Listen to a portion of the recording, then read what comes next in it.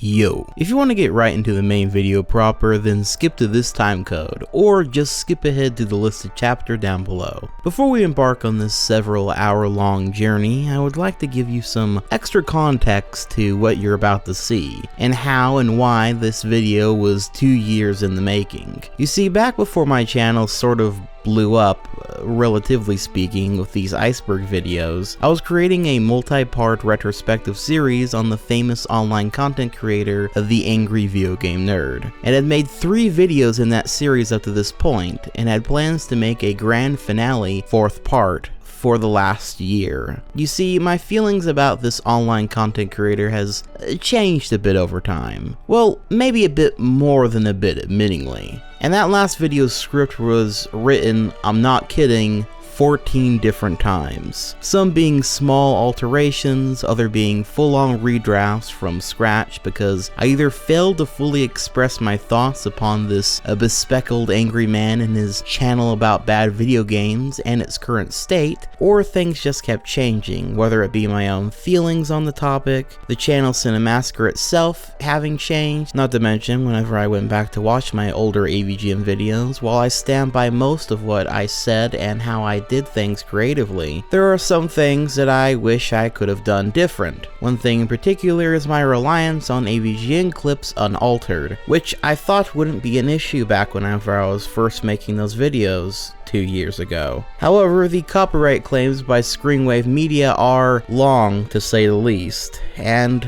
for that reason, those videos sort of got washed away in the algorithm a long time ago. And that made putting this entire thing together into one giant video an issue without there being some edits and alterations. So for a while, a year in fact, I kind of just put the whole thing off, which put several other projects off, primarily my Internet Fables series as a whole, that I've had planned to make more entries in for a while. That was all until I decided, why not just remake the entire series into one giant video, refining my thoughts on the earlier parts and finally finishing this thing once and for all. And thus, the video that you have before you. The old ones are gone. The grand finale is here, as are the final drafts of this retrospective 2 years in the making. We will be covering James' early creative years and earliest stage of the AVGN, then on into the golden years of the Angry Video Game Nerd, and what ultimately defines that era as well as its significance in internet culture and general creativity. Then we will do a deep dive into the production of the Angry Video Game Nerd film, and then onto the film itself, and its impact on the series, James Rolfe, and overall why it failed to meet its goals. And then finally into the modern age of AVGN, the age of Screenwave, and where we find ourselves today. If you have never seen or heard of AVGN, well, I don't know for sure why you're here, but rest assured this video will show you where to find his best stuff. And if you have any interest in the history of YouTube as a whole, there's still plenty here to learn from. If you're, however, a longtime fan like me, then I hope this video will be a trip down memory lane at the very least, as well as a reflection upon how far we've come. I also want to get this out of the way now. All of the clips of the AVGN show, or anything made by James, Screenwave Media, etc., has been toned down 1 or 2 in their audio, so everything's going to sound a little bit deeper than it normally would in the normal videos, and they will also be overcast in special effects, VHS effects, all that sort of stuff, to try my best to avoid copyright claiming of this video from Screenwave Media. I do not pretend to own these clips, and I am using them and editing them in such a way that is more than fair use. With that said, sit back, relax, get nice and comfortable, we're gonna be here a while. And actually, before the video starts, maybe get a snack or two. And let's talk about the Angry Video Game Nerd far more than any one man should.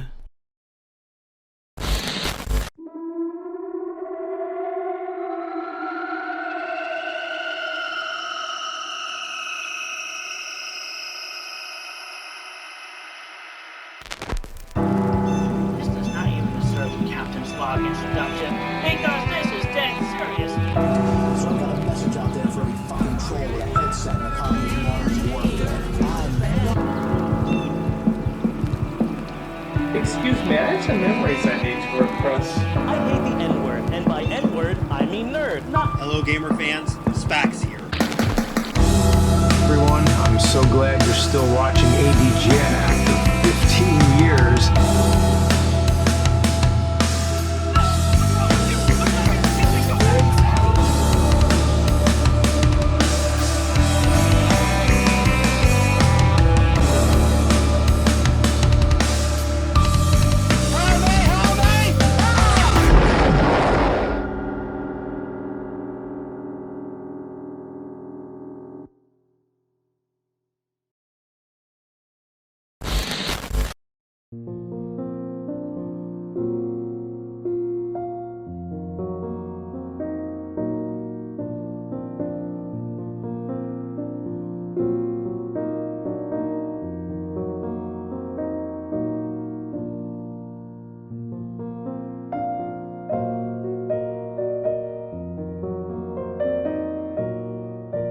YouTube is home to some of the most interesting, expressive, and creative pieces of content and art of all time. And I truly mean that. The documentaries, skits, personalities, fan films, and stories that have come from this place are truly a place of pure amuse for myself. The same can be said for nearly any medium, however, be it literature, film, video games, music, etc. All full of art that can and shall inspire for years to come. What makes YouTube different is the ability for anyone, any random guy or gal, to make a grand impression, to go viral, to become famous or infamous within moments. One day you're a hero, the next day you're a clown. There's nothing that is in between. Now you're a 21st century man. What's more, you, the individual watching this video, have the ability to influence all content that comes after your wake, to influence at least a small bubble of internet culture by simply expressing yourself. And a little luck and hard work, of course. Today we'll be looking at one such guy, a 21st century man, not just any random guy, but an internet phenomenon, more than a mere surfer of the web, but a shaper of the wave, an artist, an actor, a nerd,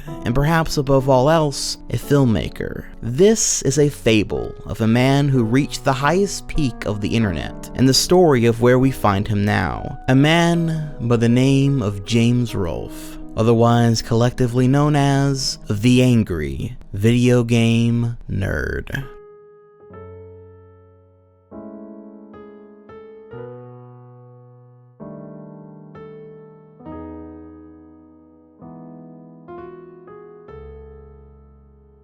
James Duncan Rolfe was born on July 10, 1980 in Penns Grove, New Jersey to father Scott and mother Marlene Rolfe. From a young age, James was a creative boy with a fascination over storytelling, horror, video games, and filmmaking as a whole. From childhood, James would show a particular talent over sharing and creating stories of his own, an early example being when he would illustrate comic books based around The Legend of Zelda, which he updated monthly. His parents would later buy him an audio recorder as a Christmas present sometime in the early to mid 1980s, and later he got a camera and took photographs with his friends, performing fights for new projects and creating stories around the pictures. Eventually, that camera would be upgraded into a video camera, which would unlock a whole new world of creative tools for him and his friends. James started filming shorts in 1989 and continued his hobby into the early 1990s. His early films did not have scripts or rehearsal.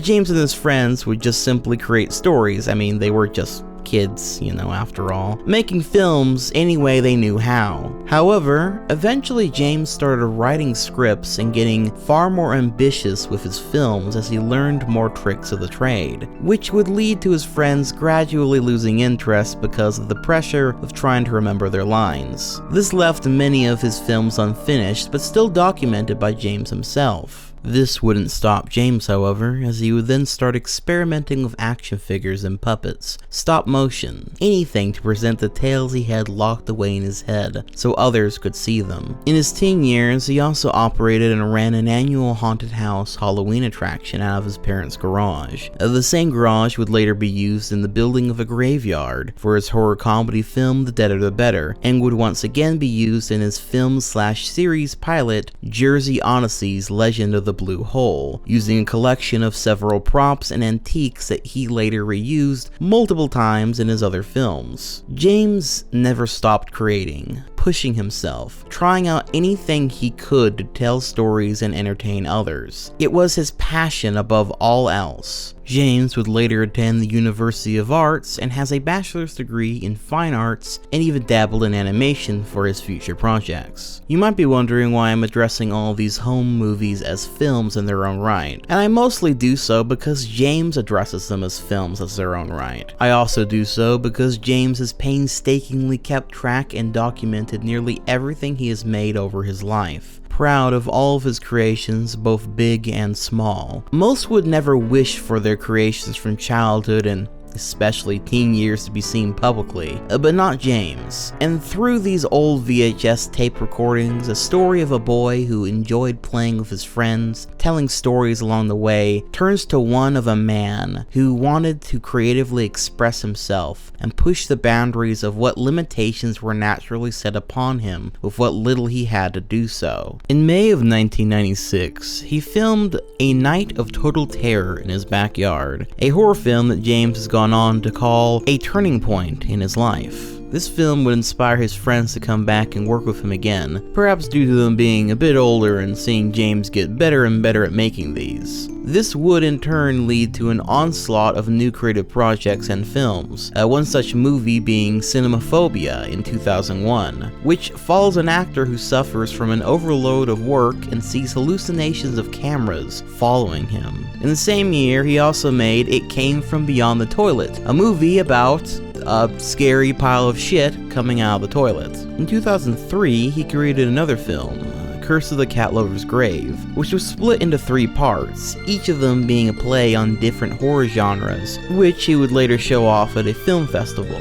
Another film he would show off to an audience is the pilot of a planned web series entitled The Jersey Odysseys, Legend of the Blue Hole, which is based around the urban legends of the state of New Jersey. Said episode centered around the legend of the Jersey Devil. James loved being able to finally show off his stuff to a larger audience, to see their reactions to his hard work. Many of his early projects and movies would also come to be stepping stones for James as he experimented with editing films.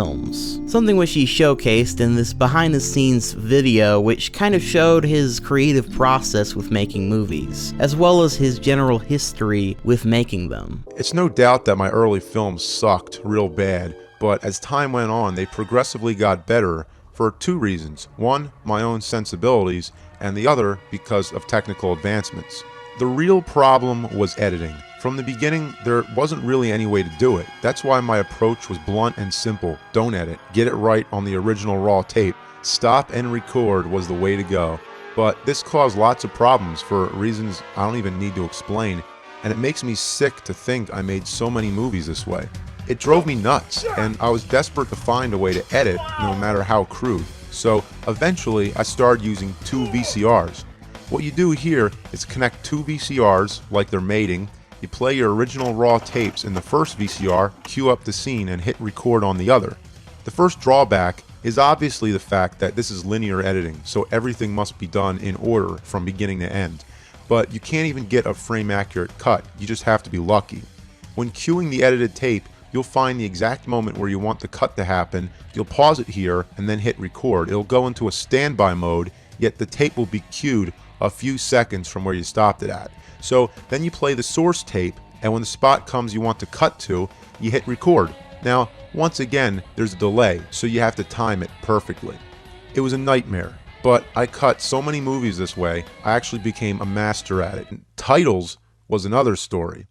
Back in the old days, I used to just write them on paper and shoot it, but I wanted to know how to superimpose them on the screen, like they do in real movies. So I put some plastic wrap on the TV screen and I wrote on it with a marker.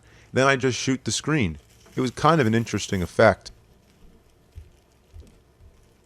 But the one effect which I could use consistently was when I discovered my camera had a titling feature. But it was really weird. You still had to write the title on paper, preferably in a bold black marker. You point the camera at the paper and you hold down the memory button, and then it makes like a digital image of it on the screen. You had to be careful not to get shadows in there, and often the effect was quite messy, but it did the job.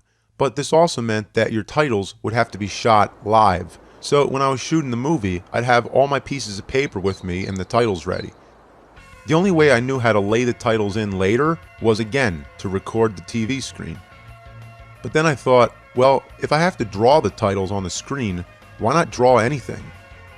So lots of times I used to make my friends interact with ghosts and all kinds of weird creatures.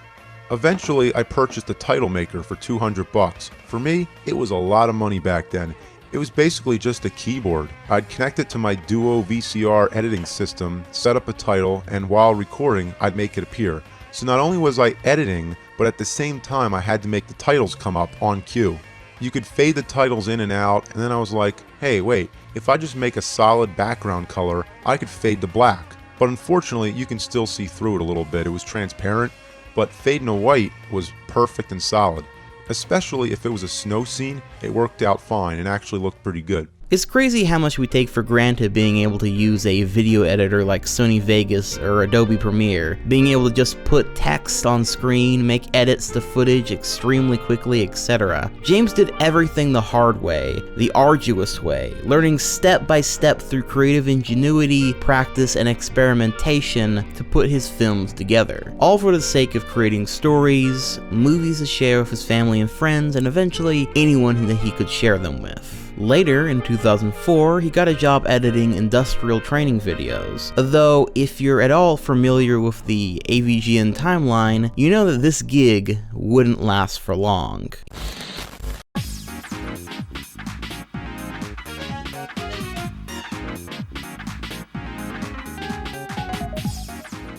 In May of 2004, James would suddenly come up with an idea for a funny short film to share with his friends, while attending his last year in the University of Arts of Philadelphia. James had an idea to review a really old NES game, something probably no one cared about anymore, but play it up as if he really cared about it, like a nerd, if you will, bitching and moaning about an NES game.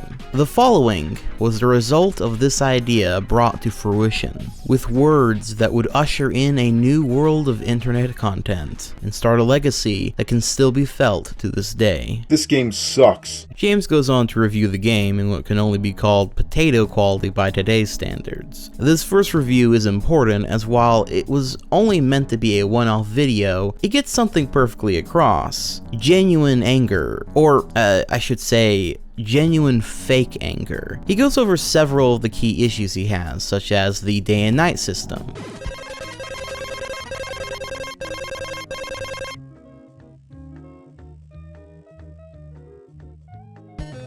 Why does this need to happen so often? Like every 5 minutes? Why does it take so long? Nobody feels like sitting through this every time. How would you like it if you were playing a game and then every 5 minutes I came over and paused it, then counted 10 tedious seconds and then let you continue to play the game? Now, I mean, why did they think that that would be a good idea and interrupt the gameplay? Did they think it would be more realistic? I mean, in real life, I don't have to stop in my tracks when the sun sets and a fucking box doesn't pop up in the air. I mean, this is one of the most annoying features in any game ever. What's the point? The insta-death water. And why do you have to die when you fall in the water? That's the stupidest thing I've ever seen. This guy can go all over fighting hordes of evil monsters, but he can't even fucking swim?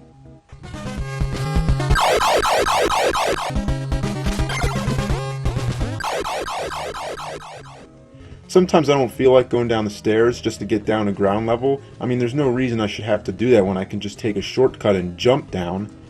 But oops, I shouldn't do that. There might be water down there. As well as a bevy of other issues in a fairly detailed and visually instructive manner, all in a short package. That once again, feels like someone really complaining about a game they dislike. I can just imagine some guy making this video because he has had problems with this fucking NES game from his childhood for years now, and just decided that today was the day he was gonna finally fucking voice all of his issues about it. All his anger about the game and reveal it to be the piece of shit that he feels it is. But all the same, James is playing a character here. There is some ounce of truth to it all, since he did grow up with video games, and he's probably complaining about things that yes, he's always thought were kind of bullshit about the game, but it is, once again, a character, something that would be further established in the second video.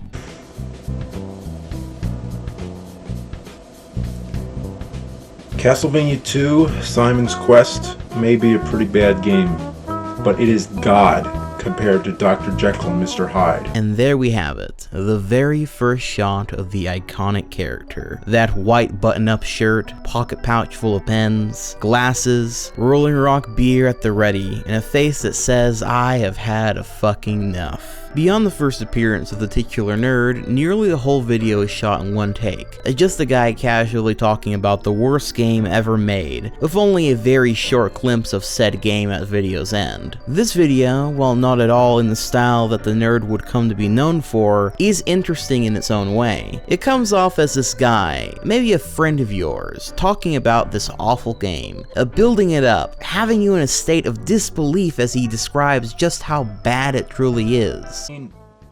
With Simon's Quest, you heard the sincerity in my voice, but now see the sincerity in my eyes. This game is fucking horrible! I love, by the way, how you can tell James is on the brink of laughing every once in a while, and he uses the beer to hide his smirk, while at the same time presenting it like the nerd has to drink beer just to get through this conversation about the game, as if it pains him to just be describing it. It's quite ingenious, really. When he does eventually show the game, it's just him recording his TV with a camera half tilted, not even having the game fully in frame. Now, some have suggested that this was lazy or just what people did back in the day, but it's clear this shot framing was done bad on purpose, to emphasize how little of a shit the nerd cares about trying to doll this game up for you. It's an oddly meta idea or joke for a video made in 2004. A few catch lines were created in this video as well, the first being, what were they thinking? It makes no fucking sense. It's like, what were they thinking? Like, I seriously can't believe how bad that fucking game is. As well as the you'd rather bit. I mean, you'd rather super glue your asshole shut than play that game. You'd rather drown in gasoline. You'd rather, you know, the thing is, you think I'm joking, like I'm trying to be funny or something. You know, the fact that that game exists is a horrible abomination of mankind. That game is so fucking horrible. And I am not kidding. I am dead fucking serious. Dead fucking serious. The Dr. Jekyll and Mr. Hyde review was meant to be the last of these types of videos. That game was the nerd's most hated game after all. These videos were also meant to be private, just shown among friends. Though they did eventually end up on James' website he started using for hosting all of his films and projects, cinemassacre.com, named after what he felt to be his personal touch and style of filmmaking that he had developed over the years. It would also be featured on these Cinemassacre VHS tapes under the title of the Gold Collection. This one, entitled Cinemassacre The Gold Collection, The Quickies, would be the home of 2 videos along with a slew of other shorts, animations, and other short and sweet experimental stuff from him and his friends. This would remain the only home for these videos for 2 years. That is until James' friend, Mike Matei, having been such a huge fan of the character since its inception, convinced him to make another video of the nerd character. James agreed and made what is arguably the most important episode in this series' history. We start with the first ever name given officially to this character, the Angry Nintendo Nerd, alongside probably the best introduction to this character. This game is ass.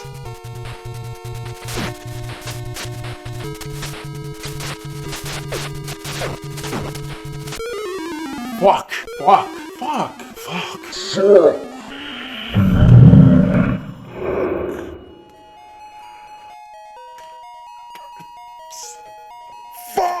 Die!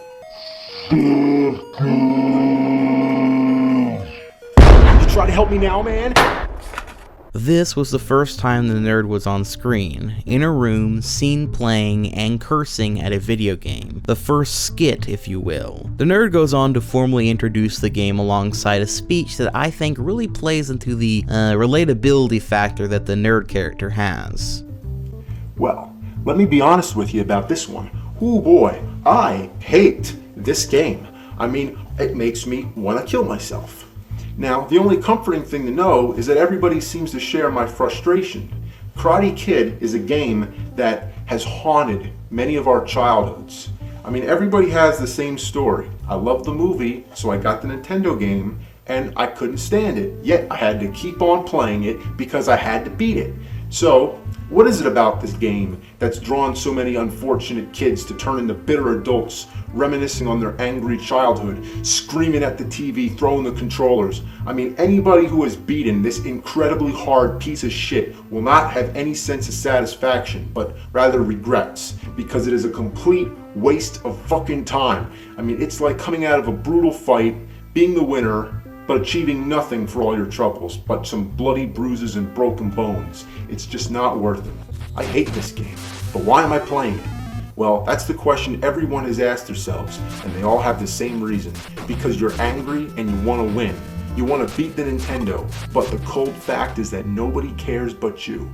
He then goes on to do what he did in the Simon's Quest review, go through the game, breaking it down in a quick fashion, and showing some examples of why the game is awful. The video then ends with the nerd lamenting how awful the game is, and why it's not worth buying even for $1, proceeds to spit on it and then flush it down the toilet. While this video is very short, I think it ultimately acts as the core foundation for the rest of the series. A formula, if you will. We see the nerd getting angry at a game, then we see him go through it, breaking it down, and then dramatically getting rid of it in some fashion. While this formula would change and evolve over time bit by bit, you can still feel this episode's influence as a whole on the series. And I think that's why when you go to watch the season 1 video on the official Cinemassacre channel, it doesn't start with the Simon's Quest or Dr. Jekyll and Mr. Hyde video, it starts with this one. Maimete would then convince James to release these 3 videos onto a YouTube channel, at the time named James Nintendo Nerd, on April 8th of 2006. Due to the success and overall positive reactions these videos were getting, James decided to make some more angry nerd videos, with the next being released on April 24th of 2006, about the NES game Who Framed Roger Rabbit. I won't go into extreme detail with this episode, as it's honestly a fairly laid back and not one of my more favorite episodes from season 1, mainly due to it feeling a bit rushed, especially when compared to the Karate Kid episode. Although there is this one bit where the nerd calls Jessica Rabbit up that always manages to get me though for how out of left field it is. This is Jessica Rabbit?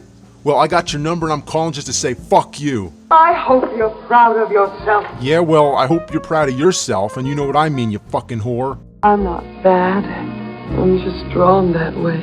Yeah, well, wait till I draw your suicide note in your own blood, you bunny fucking bitch. I'm coming over, I'm gonna kill you. I'm gonna kill your whole motherfucking family.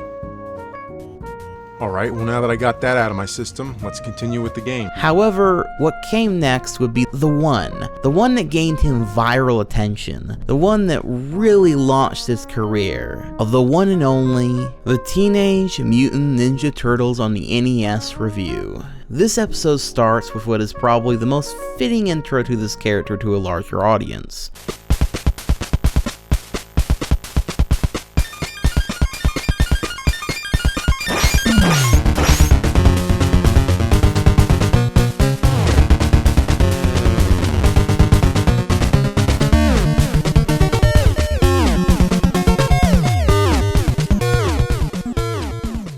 We start with a shot of the fridge opening to a full shelf of Rolling Rock beer, the signature beer of the nerd, decided as such as it was what was available at the time in James' house, in case you were wondering. We then cut to another shot of James irritatingly nabbing one out of the fridge, door closing behind him. We then get our first ever title card, the angry Nintendo nerd, the music ramping up as we see the game's title screen, before cutting to the nerd frustratingly putting the game in, taking it back out and blowing on it, a common practice for anyone who grew up with cartridge-based systems, before finally wiping it off with a Q-tip and shoving it back in. The reason I take time to break this down is because we go through several shots, presenting a short little story before the review begins, before a word is uttered, and the quick way he presents all of this really showcases James' ability to tell a story through images. And might I just add that all of this production value, while you may scoff or say, so what at it now, at the time, in 2006, most of YouTube was nothing like this. Most of YouTube was just random people filming random things, the occasional rant or animation, home videos, cat videos. You just didn't see stuff like this at the time. It was a great first impression. The nerd then goes on to go into the detail about all the issues he has with the game, pointing out every flaw, annoyance, and clear case of bad game design in quick fashion. Throughout the video, he also begins to make puns with his curse words, and get a bit more creative with them. Come on, get over here, you fucknut. Okay, all that just for a pizza? Pizza shit. Come on. Oh, you fuck rat. This is just a bunch of cockadookie. This is bullfuck. There are also some greatly timed jokes and bits of commentary throughout this video. And look at this shit right here. These spike walls come at you like an Indiana Jones booby trap, and some game designer who's laughing their ass off just decided to put a pizza down there. Okay, well, what's the point? I mean, are you gonna be suicidal enough to go and try to get that pizza? I mean, who's gonna do that? It's impossible. What a joke. Then there's that level where you have to save the dam. April O'Neil says, "You have my support." Okay. What the hell did she ever do for you? Stupid banana raincoat wearing bitch. Of course, it's the finale of the video that really sells it, and what really brings it truly all together on a different level. After finding out a jump he had tried to get over for some considerable amount of time in the video can be passed by simply walking over it is revealed to him, the following proceeds. You can just walk over it. Cowabunga. Cow a fucking piece of dog shit. This game is diarrhea coming out of my dick. This game is as appealing as a fucking ooze-infested, dirty fucking sewer rat shit. I've had more fun playing with dog turds. Shudders my ass and splinters my balls. This game is an inside-out asshole, regurgitating putrid anal fecal matter. I'd rather fucking yank all the hairs out of my scrotum. I'd rather drink diarrhea vomited out of a buffalo's anus. It sucking fucks, it fucking sucks, it fucking blows, it's a piece of shit. And I don't like it. I think it goes without saying that this symphony of curse words and display of anger is a huge part of what made this video go viral at the time. It's not just that the curse words themselves are funny, but oftentimes the delivery of them that really sells it. The build up after this extended skit within the game itself, add that with the higher production value, and overall being the best video that he's made yet, and you have got yourself a recipe for a series to blow up into something so much more. Of course, the actual video was released on June 21st of 2006 and wouldn't go viral until September 12th of that year. But nonetheless, James' character, his series, was gaining droves of new attention, unlike nearly anything anyone could have imagined, which was then doubled when James had his videos uploaded to ScrewAttack and GameTrailers.com, both being websites tapped deep into the online gaming community of the time. Now, up to this point, I have been analyzing each episode in accordance to the historical relevance to James' rise, as well as the rise of the angry video game nerd as a franchise. How each episode, barring maybe the Roger Rabbit one, has been experimental, while at the same time evolutionary, each connecting to the last in a meaningful way that better defines the style of the series, as well as the character of the nerd. I'd now like to quickly come through the rest of Season 1's episodes to showcase how far this evolution would go by season's end. Back to the Future. This is another one of the classic AVGN videos. Between the commentary on the game, the quotes like, I'd rather have a fucking buffalo take a diarrhea dump in my ear than subject them to this horrendous garbage. What were they thinking? I'd rather eat out the rotten asshole of a road-killed skunk than play this game ever again. This is yet another one of those episodes that would simply come to define the series. In the original cut of the episode, a lot of jokes the nerd would say would then be followed up by a quick reaction from the Back to the Future movies, which I personally don't think worked out very well.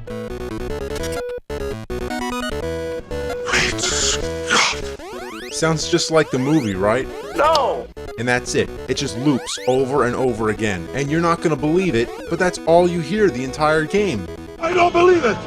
Yep, from the title screen all the way to the end, the same fucking music.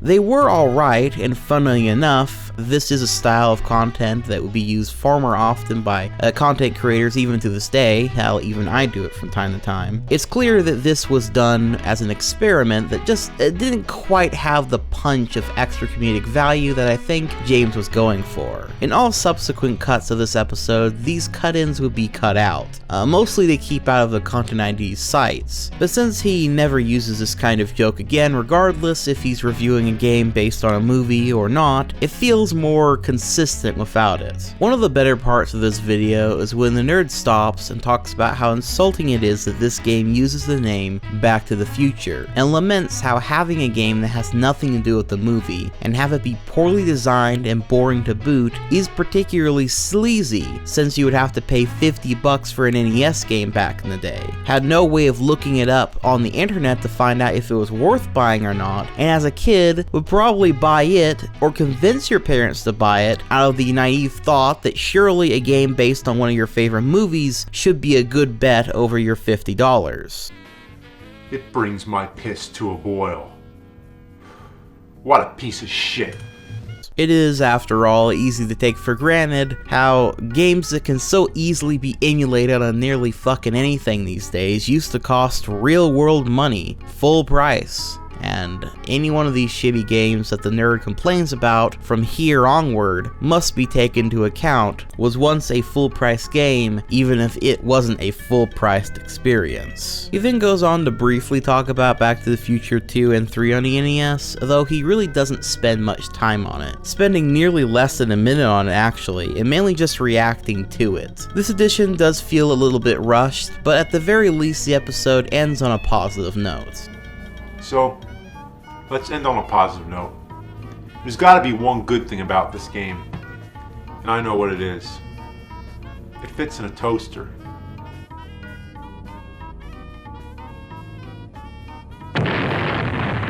Overall, a fairly good episode of The Nerd. McKids. This episode is notable for one very important piece of nerd history, the theme song. Created by James Fred Kyle Justin, this song was once again something that made James' videos stand out from the crowd and made it feel like it was an actual show. The song itself is great, catchy, and as Kyle notes, has some alternative notes that I think defines the nerd as well.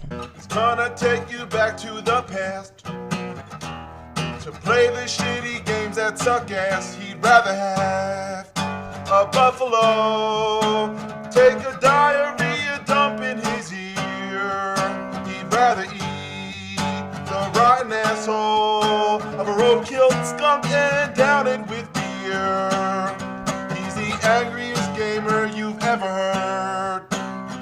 He's the angry Nintendo nerd. He's the angry Nintendo nerd. I also like that you can clearly see James trying his absolute best to not burst into laughter as Kyle sings. Though obviously, my one complaint is that this song seems really unfinished, as it doesn't have the additional notes and pieces of the song that would later be included when the series was changed to the Angry Video Game Nerd, but we'll get to that later. As for the review itself, it's fairly good. It's not one of my all-time favorites or anything, but it does have its moments. I feel like the nerd is particularly cynical in this episode, like he kind of knows it's done reviewing this game about McDonald's, and knows it's a waste of time, but is doing so because he just doesn't give a fuck. Overall though, this one does feel like a bit of a downgrade from the last two, Wally Bear and the No Gang. This episode is kind of weird for me. On one hand, it's kind of funny in bits, the game lending itself well to witty and cynical commentary, and there is some of that here, but honestly this episode is just way too short, coming out to just under 4 minutes. I think this game deserved way more attention, and the potential for jokes was truly missed by virtue of the video's length, especially with how well JonTron would later rip into this game. It just kind of paints this old video as sort of outdated in comparison. I do like the ending that was later added to the Season 1 DVD release though, where the nerd calls the Wally Bear hotline to see if it still works. It's just too bad it's sort of disconnected from the rest of the video. Hey, tell him. Shit pickle. Tell them your name. Shit pickle. Yeah, this is Shit Pickle. Shit pickle. And Shit pickle. Shit Pickle's gonna. Shit pickle. Shit Pickle's gonna attempt to help me comment on this game. Master Chew and the Drunkard Who. I'm not really sure if this is a hot take or not, but I'm just gonna come right out and say it. Shit Pickle was never that funny. The joke is, it's an animated pickle with shit on its head, and it says Shit Pickle, and that is it. It's sort of that lull, random humor that the early internet was full of. I suppose in that sense, it is kind of charming, but I can't say it's particularly funny to me. It never was that funny to me even as a kid either. Throughout the review of this game, which is pretty weird in its own right, you hear Shit Pickle saying Shit Pickle randomly as they go through the game, which always kind of distracted me from the review of the game itself. That might be why I honestly forget this episode exists beyond Shit Pickle being in it. I always forget what game they were actually reviewing in the Shit Pickle episode. There is one sort of payoff to the joke of Shit Pickle that I do kind of like when he hands the controller off to the pickle and asks him what he thinks. Shit pickle, shit pickle, shit pickle, shit pickle, shit pickle. So what do you think? Shit. Exactly. But that's pretty much it. I'd say it's one of the weakest of this season, but again, shows that James was definitely experimenting with new ideas for the show, episode by episode, whether they worked or not. Top Gun. Top Gun sort of marks the beginning of a genre. It was one of the first flight simulation games for the Nintendo Entertainment System, or at least one of the most commonly referred to.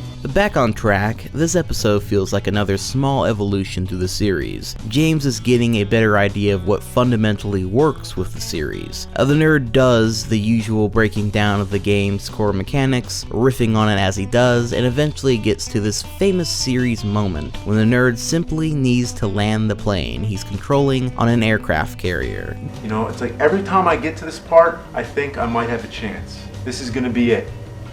Finally gonna land the plane. Speed down, left, left, speed up, right, right, speed up, speed down, left, left, speed up, speed down, up, up, up, up, I'm hitting up.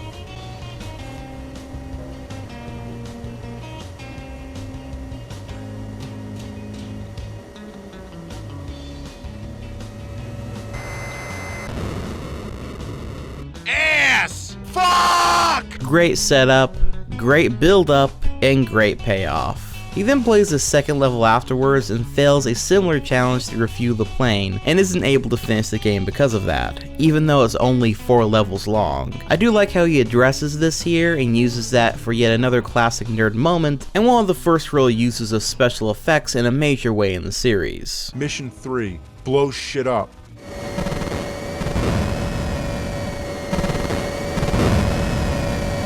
Mission 4. Vent your anger and destroy the TV. Die! Hadouken! Sonic boom! Ooh, I know what you're thinking. How dare you pick on Double Dragon? But I'm not. Double Dragon's awesome. And so's Double Dragon 2, The Revenge. But Double Dragon 3, The Sacred Stones, is just a fucking waste. Double Dragon 3. The video is fairly short and sweet. I don't have a lot to say about this one. It's what I'd call a middle of the road, maybe slightly rushed episode. Honestly, any episode where we don't actually see the nerd on screen is starting to feel that way. A bit rushed. A testament to how good those portions of the videos are and how much they add to the overall series. Something I think James was all too aware of by this point, which is why the next 2 episodes of the series are, without a doubt, the greatest evolution to the series yet, and some of the best episodes ever made. Well, Friday the 13th on Nintendo. What can you say? Friday the 13th. This review is without a doubt one of the best episodes of the Angry Video Game Nerd ever made, and one that I remember rewatching a ton as a kid. The review is a fair bit longer than the others by this point, clocking in at about 12.5 minutes, and starts with a very different tone. I mean, the concept is just brilliant. Adapting a series of R-rated slasher movies for all the kiddies to play? Great idea. You have the nerd talking about all of the core mechanics of the game like usual, but in a completely sarcastic manner, which makes for some great comedy to start. But then, shortly after, we start to see the nerd look around himself and reveal his true feelings about the game without this facade. But then, out of nowhere, Jason Voorhees jumps in and snatches up at the nerd, played by Mike Matei himself. With this added information, the sarcasm now has an extra layer to it. He's not just being sarcastic, he's trying his best to pretend that he actually likes the game so that Jason Voorhees doesn't murder him, which only makes the nerd angrier, having to constantly hold in his anger for the sake of his own life. It's comedic genius and lends itself so well to so many funny moments throughout the episode, as he explains all the core mechanics of the game. Hear that sound? That's the Jason alarm. When you hear that, you have to switch to the map screen and see which cabin's blinking. See right there? That's where I am. And over there, that blinking cabin way over there, that's where I'm supposed to go to fight Jason. And I have a time limit, so I need to get all the way over there as fast as I can, or else Jason kills one of the camp counselors. So, which way do I walk? I guess left, because it's left on the map. Sounds self-explanatory. Oh, fuck. Look at the map. I've just been walking in the wrong fucking direction. This eventually leads to the nerd wanting to make an escape from his house. The shot composition, once again, for an old YouTube video here is great. The way the light puts sort of a halo around the nerd surrounded by darkness. It's all great stuff. Eventually the nerd is caught up by Jason, and you get this great scene with the nerd trying to unlock all the locks on his door while Jason slowly comes down the stairs, all leading up to this amazing punchline. Shit. Son of a fuck. Oh, shit. Don't kill me.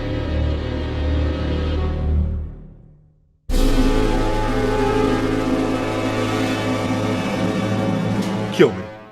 Though I will say that the original episode had Harry Manfredini's Friday the 13th score playing throughout the episode, which I think is far more thematically appropriate and adds to the tension a fair bit to these scenes, rather than the stock type of music that they had to replace it with on the future releases of this episode. Luckily, it doesn't detract too much though. After that incident, Jason is now looming over the nerd, watching him play the game, forcing him to continue. And this one joke shortly after always gets me rolling after hearing it. I love all those options on the right, most of which could be condensed into just the simple use of the A button, but this game just overcomplicates things because it's so good. That sarcasm is just fucking top notch. James' delivery is what is key to this working out so well. And what's even better is it's then followed by what is probably one of my all-time favorite scenes in the series history, right after the nerd gets a game over in the game. So, I'm dead. So once all 6 of your camp counselors are gone, the game's over. That's ingenious. That's the best game over screen I ever saw. For real, I'm actually being dead serious. Dead fucking serious. That's brilliant, right? You and your friends are dead. Game over. It's priceless. Like, I can't believe it. Isn't that a mean thing to say to kids? Nobody ever dies in Nintendo. They're either defeated or they turn into an item and like float away. But here comes a game like Friday the 13th that just cuts the bullshit, shows some balls, comes flat out and says, you're fucking dead. And your friends too. Beautiful. And what if there was a sequel? It would have to say something even worse. Like, I got it. I got a good idea what it should say. It should say, you're dead, your friends are dead, your family's dead, your fucking pets are being skinned alive, your mom's a fucking whore, you suck at life, the whole world hates you, you're going to hell, live with it. Game over. Fucking priceless. In a twist, however, the review doesn't end here. Jason isn't going to allow the nerd to just stop playing the game like he does normally in his reviews up to this point, forcing him to play more of it. Once again, the camera work here is just great. I like this shot in particular here when the nerd doesn't know what else to say, and we get this extreme close-up of his face. A great way to visually show how trapped the nerd is, and how he's not going to be able to hold his anger for much longer, which does eventually eventually lead into a spiraling rant and the nerd confronting Jason head on and killing him with none other than the NES Zapper. Every goddamn screen looks the same. I can't tell where I am or where I'm going with this shit. And the cabins, just fucking horrible. I'd rather play Doom on Atari. I'd rather play Halo on a Tiger Electronic wrist game. I'd rather drown in diarrhea. I'd rather fucking eat my fucking balls off and puke them up my fucking ass. The music is fucking worse than life itself, and I turn the volume down except for the fact that I have to hear the Jason alarm. It's all just a test of patience, and it can kiss my fucking asshole. You're easier to beat in real life than you are in that fucking game, you no good piece of... This game is fucking horrible! What I love about this whole finale is that, by this point, the suspense of the whole episode is layered. On one hand, there is the suspense due to the horror elements and shot composition of the video, notably with Jason always appearing above the nerd in nearly every shot, besides the one of him actually defeating him, of course. But also, there is the suspense of when the nerd will finally crack. When will this facade of pretending to like the game with sarcastic remarks that go over Jason's head end? When will he unleash his anger? James himself said that it was from this episode onward that he started taking the series seriously and wanted to try to do something more with it than just simply review games. And I think he definitely accomplished that here. He also said that Jason himself was sort of a meta joke about the people who liked some of the games that he was reviewing in the show and was forcing him to play it, something that would be expanded upon even more in the next episode.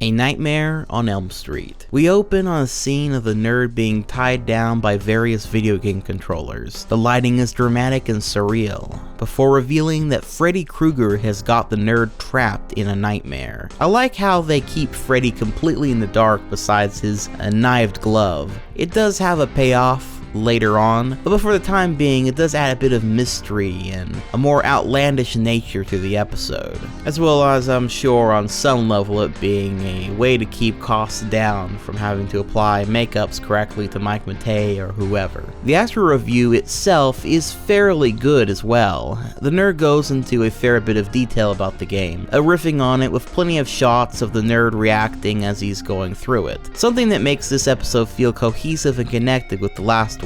There is also the occasional bit where Freddy makes a comment on the nerd in the game, though I will admit I think he could have been utilized a little bit more, with most of his jokes just simply being, yeah, enjoy that shitty game, that sort of thing. This is made up for with the nerd's commentary on the game though. Near review's end, due to the whole review taking place in his dream, the nerd clones himself so he can play the 4-player mode in this game. This is a fairly cool effect, and the joke of each one trying to outdo the other in anger is also pretty funny, especially when you know the extra meaning behind this scene. That being that James was poking fun at all the angry game nerd clones that was already running rampant by this point on YouTube and beyond. James said before that he never minded it and always found it flattering that his videos inspired others to follow suit. But this scene is also a little bit of a critique on how, with each new clone, the other feels the need to outdo the other in anger and vulgarity, an aspect of AVGN history we will be getting into a little bit later. After one of the clones takes a literal shit on the game, which was peanut butter and chocolate syrup by the way, Freddy comes out and starts killing the clones one by one. We then come to the finale with the nerd hiding in the closet. I really love this shot of the light cascading on his eyes through the door slits. He then finally confronts Freddy face to face, only to reveal that he is actually himself, which is a pretty good thesis on the character and the nerd of himself up to this point, and quite meta for a series this early on. In the end, the nerd beats Freddy with the awesome godly power of the Power Glove, which then leads into yet another cliffhanger, ending with yet another great episode. These two episodes raised expectations for what a nerd episode would consist of: better acting, great skits, great commentary, special effects, and overall, something that was so far and away ahead of nearly everything else that was made online back in 2006. Even if you were somebody who was reviewing bad video games on YouTube, no one was doing it quite like James was doing it. And frankly, no one had the talent that he had for filmmaking to truly pull it off either. We got this, man! We got this by the ass! To quickly graze over the last few episodes of this season, the Power Glove episode is a great finish to the last 2 episodes, with a ton of great gags with the Power Glove's awful control scheme, as well as him revisiting some of the games that he had played previously. With now even worse controls, this one is yet another great episode. Chronologically confused about bad movie and video game sequel titles, honestly feels a little bit like a precursor to the You Know It's Bullshit series that he would come out with later, with him bitching and being overdramatic about his confusion and general anger towards the titles of film franchises and game series, with little bits of truth sprinkled throughout. In that regard, it's pretty good, but it's not really much of a nerd episode. It is really much more of a rant style video. Next is the Rocky episode, which is pretty good, though not as strong as the last trilogy of great episodes, mind you. This is the first time that the nerd is reviewing something that is not on the Nintendo console as well, and is the first time that he is ever referred to as the angry video game nerd. This change was done for 2 reasons. The first being so that he can review games outside of the Nintendo consoles, and the second reason being that Screw Attack Entertainment wanted to distribute James' series on their website, and wanted to avoid copyright issues with Nintendo, so it was a win-win all around to change the name. Overall though, this episode is just alright, a middle-of-the-road angry video game nerd episode overall. Finally, we get the season finale of Season 1, Bible Games, which was originally split into 2 videos back when it was released on Screw Attack's website. This episode is significant in that it features the first new intro by Kyle Justin calling the nerd the angry video game nerd, this one being Christmas themed. He's playing some games, the worst he recalls. He's gonna find out which one sucked the most balls. The angry video game nerd is here. Oh, he's making a list and checking it twice. He's gonna go home and eat chicken and rice. The angry video game nerd is here. He hates the games that stink. He knows which games to break. He just might even hate them all, 'cause he's mad for fucking sake. You better watch out, don't give these games a try. You better not play them, he's telling you why. The angry video game nerd is here. Really gets you in the holiday spirit, doesn't it? Anyway, this one is definitely a great episode, both parts together making this the longest episode yet at 21 minutes. The nerd goes through droves of Bible-based games, all of which were made illegally, which is honestly the most interesting part of this video. It's the story of how these illegal Bible games ended up on the NES system. It's also just a fun one to watch around Christmas time, and by season's end, you can tell James is much more confident in his character and the series as a whole. The future was overall looking very, very bright. I'd say the best episodes this season was without a doubt Friday the 13th one, and the worst was probably the Master Chew and Drunkard Who, or maybe the Wally Bear No episode, just for mainly being forgettable. After the landmark first season of The Angry Video Game Nerd and the success that the series had seen online over the last year, 2007 was set to not only be a year of further evolution and growth for the show, but would also start what I would consider to be the apex of AVGN. A time of laughs, a time of innovation and inspiration, a time when the series was not only at its absolute best, but was also influencing literally everything else around it. One of the most important times for YouTube as a platform, and perhaps the internet at large. A simpler time, of the golden age of the angry video game nerd, and maybe even YouTube itself.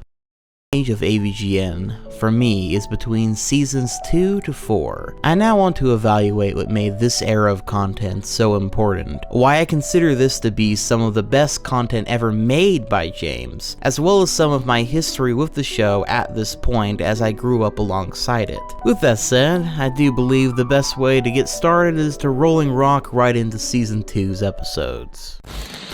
Teenage Mutant Ninja Turtles 3. So, this is a weird one, because outside of the Cinemassacre website, or re-uploads, this episode of The Nerd is mostly lost in any official manner. The episode is quite different from any of the past ones thus far, and notably because it's actually a movie review. It was originally a 2-part video, later taken off of YouTube due to copyright reasons, and then re-uploaded to Cinemassacre and ScrewAttack.com as a sort of hidden exclusive episode of the series. The video has the nerd reviewing the infamous third Teenage Mutant Ninja Turtles movie, and opens with the subtitle of The Angry Movie Nerd. It's now just officially a one-off joke, but originally James had an idea to do this more often, maybe making a side series out of The Angry Movie Nerd, where he would review shitty movies instead of shitty games. It might have even developed into its own character in a similar fashion to how James covers other media later on.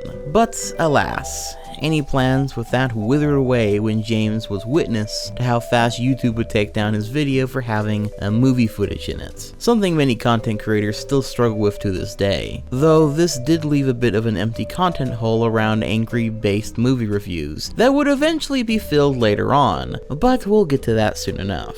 The actual review itself is well made. James does a good job not only describing some of the issues with the film, but also comparing it to its two predecessors. Now, I'll be honest, I never really grew up with Teenage Mutant Ninja Turtles and have little to no interest in it really. But James at his very best makes the angry performance feel personal. It comes from a place of actual frustration with the film and trying his best to describe that feeling even if you're not familiar with the franchise he's so passionate about, while still playing this over-the-top character to add spice to the whole thing. I also think that James' love for film was starting to show through his videos by this point. Hell, you probably noticed that almost every single thing that he reviewed in season 1 was a game based on a film or film franchise. In addition to his videos taking a much more filmmaker approach to how everything is shot and presented, but also this would eventually lead to full-on reviewing films on his channel, albeit in a different format from this video in the near future. With this video out of the way though, it's time to dive into what many consider to be the first real canon episode of season 2.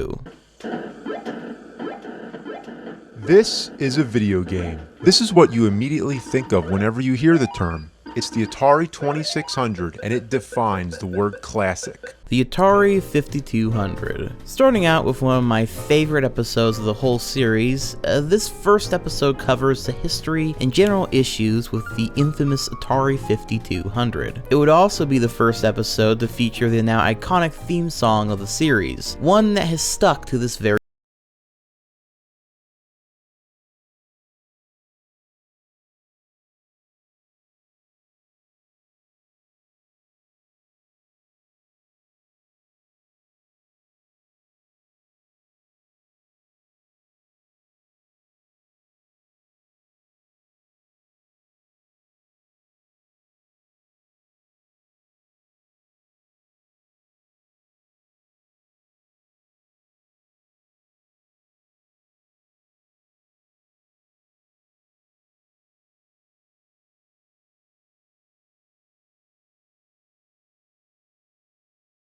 This theme, as stated before, perfectly fits the Nerd series, that being this funny video game review show with a real bite and edge to it. It's no wonder it stuck around to this very day and has more than likely a couple hundred remixes to go along with it at this point. We start with a very different tone for this Nerd episode, with him calmly talking about the history of the Atari 2600 and the atmosphere and general charm of these very old games, juxtaposed by the introduction of the console of the episode's namesake. Because it's a pile of fucking shit. Why? Well, just look at it.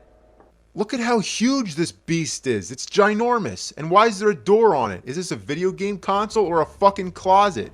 What I love about this episode is that the majority of it is just the nerd setting up the console, giving little bits of history and complaining along the way. There's also a lot of physical comedy that makes this one fairly unique from other nerd episodes. One of my favorite gags being when he drops a TV on his foot. Get out of here, you motherfucker.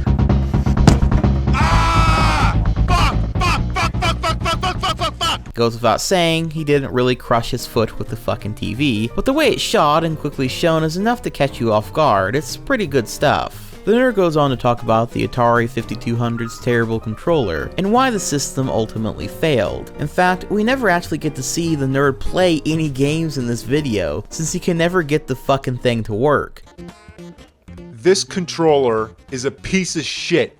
What's the most important aspect about any fucking game? Well, being able to fucking play it. And what do you need to fucking play it? A fucking controller. So what do you do when the controller doesn't work? You're fucked. This is the reason the system failed. This. But honestly, he really didn't even need to. The script and physical humor of this episode is enough to make it more than entertaining. This episode is also the first time I can really call the nerd comfy. As the episode goes on, we get a good sense and feel for the room the nerd is in, and the relaxed tone of the episode always made this one a great one to rewatch over and over again. I don't really want to jump the gun too far, but I will say that this comfier vibe exhibited here really seems to be one of the defining traits of Season 2, and I would argue all of the Golden Age of AVGN. A perfect combination of cozy atmosphere and good humor. I'd go even further in saying that this comfy cozy vibe is something of an interesting trait to online creators that they have at their disposal that is much more difficult to pull off naturally in a grand sweeping narrative of a film, or even a TV show. Unlike those things, a YouTube video is much more personal, more real, I guess. I know that I personally get a similar feeling from content creators today like JonTron and Brutal Moose through atmosphere, setting, and lighting. And once again, get that same feeling through tonality and subject matter through content creators like Frederick Knudsen, Mahler, Cybershell, Civvy11, Running Shine, and Red Letter Media to name a few. In the former examples, room dressing is very important to the coziness, and something distinct about early AVGN episodes was the way any given room was displayed. You always get a good sense for all the surroundings James was in. You could pause at any given moment during the live action sequences and see the various posters, action figures, game consoles, cartridges, and just stuff that made it feel very lived in. Even in his less elaborate and more normal looking household areas, you always get to see nearly every angle of that room, which for me at least has an immersive quality in letting me sink further into the atmosphere. It also makes the whole thing feel less like a set and more like an actual fucking house, which I mean at the time it was. This paradoxically chill atmosphere against the unhinged bitching of the nerd character is key number one to what makes the Golden Age of the AVGN so good, something that we will continue to see time and time again. Next we have the Ghostbusters video trilogy. Just like the best episodes of Season 1, Season 2 also has a set of trilogy videos that all come together to make a greater video overall. An AVGN narrative, if you will. Like the TMNT 3 video, this video starts with an intro of James' history with the Ghostbusters series, and the cultural pull it had at the time of its release. I particularly like how James shows off some of his childhood toys here as well. If you've noticed, the last few videos have started off with the nerd in a good mood, talking about the history of a series, a console, and his personal connection to it before eventually breaking that tone drastically with the nerd introducing the game or thing that's going to be reviewed. This is, in my mind, a clear evolution to the AVGN formula from Season 1 into Season 2, and one that makes these videos far more interesting from the get-go, slowly dipping you into the time frame when the game and thing was first released, in a way that always managed to catch my attention and made me ultimately care and feel for the nerd's anger and complaints in the process far more. And once again, that's coming from someone who didn't grow up with really any of this shit James did. Hell, I couldn't care care less about Ghostbusters as a kid. I mean, what the hell was that? But when James talked about it, I immediately cared and saw it in a totally new light. Hell, James is probably responsible for quite a few films and series I would eventually give a try when I was very young. And while that's of course the perspective of a kid looking back on it, looking at it today, as someone who does enjoy Ghostbusters, this is still a very interesting video as it's a callback to a time when that particular series was at its peak in popularity and cultural pull, going from just rant-based content to informative content as well. The review itself is also excellent, especially since Ghostbusters on the NES is one of the most blatantly terrible games he's probably ever reviewed, in my opinion. He goes through every single aspect of the game in extraneous detail, really selling the mind-numbing nature of the gameplay, its monotonous music, extremely dull graphics, and the general repetitive nature and time management of the game, going through it in its entirety, ending with this great final moments. What the fuck?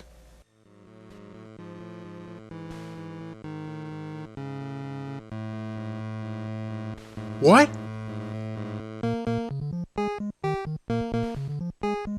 What?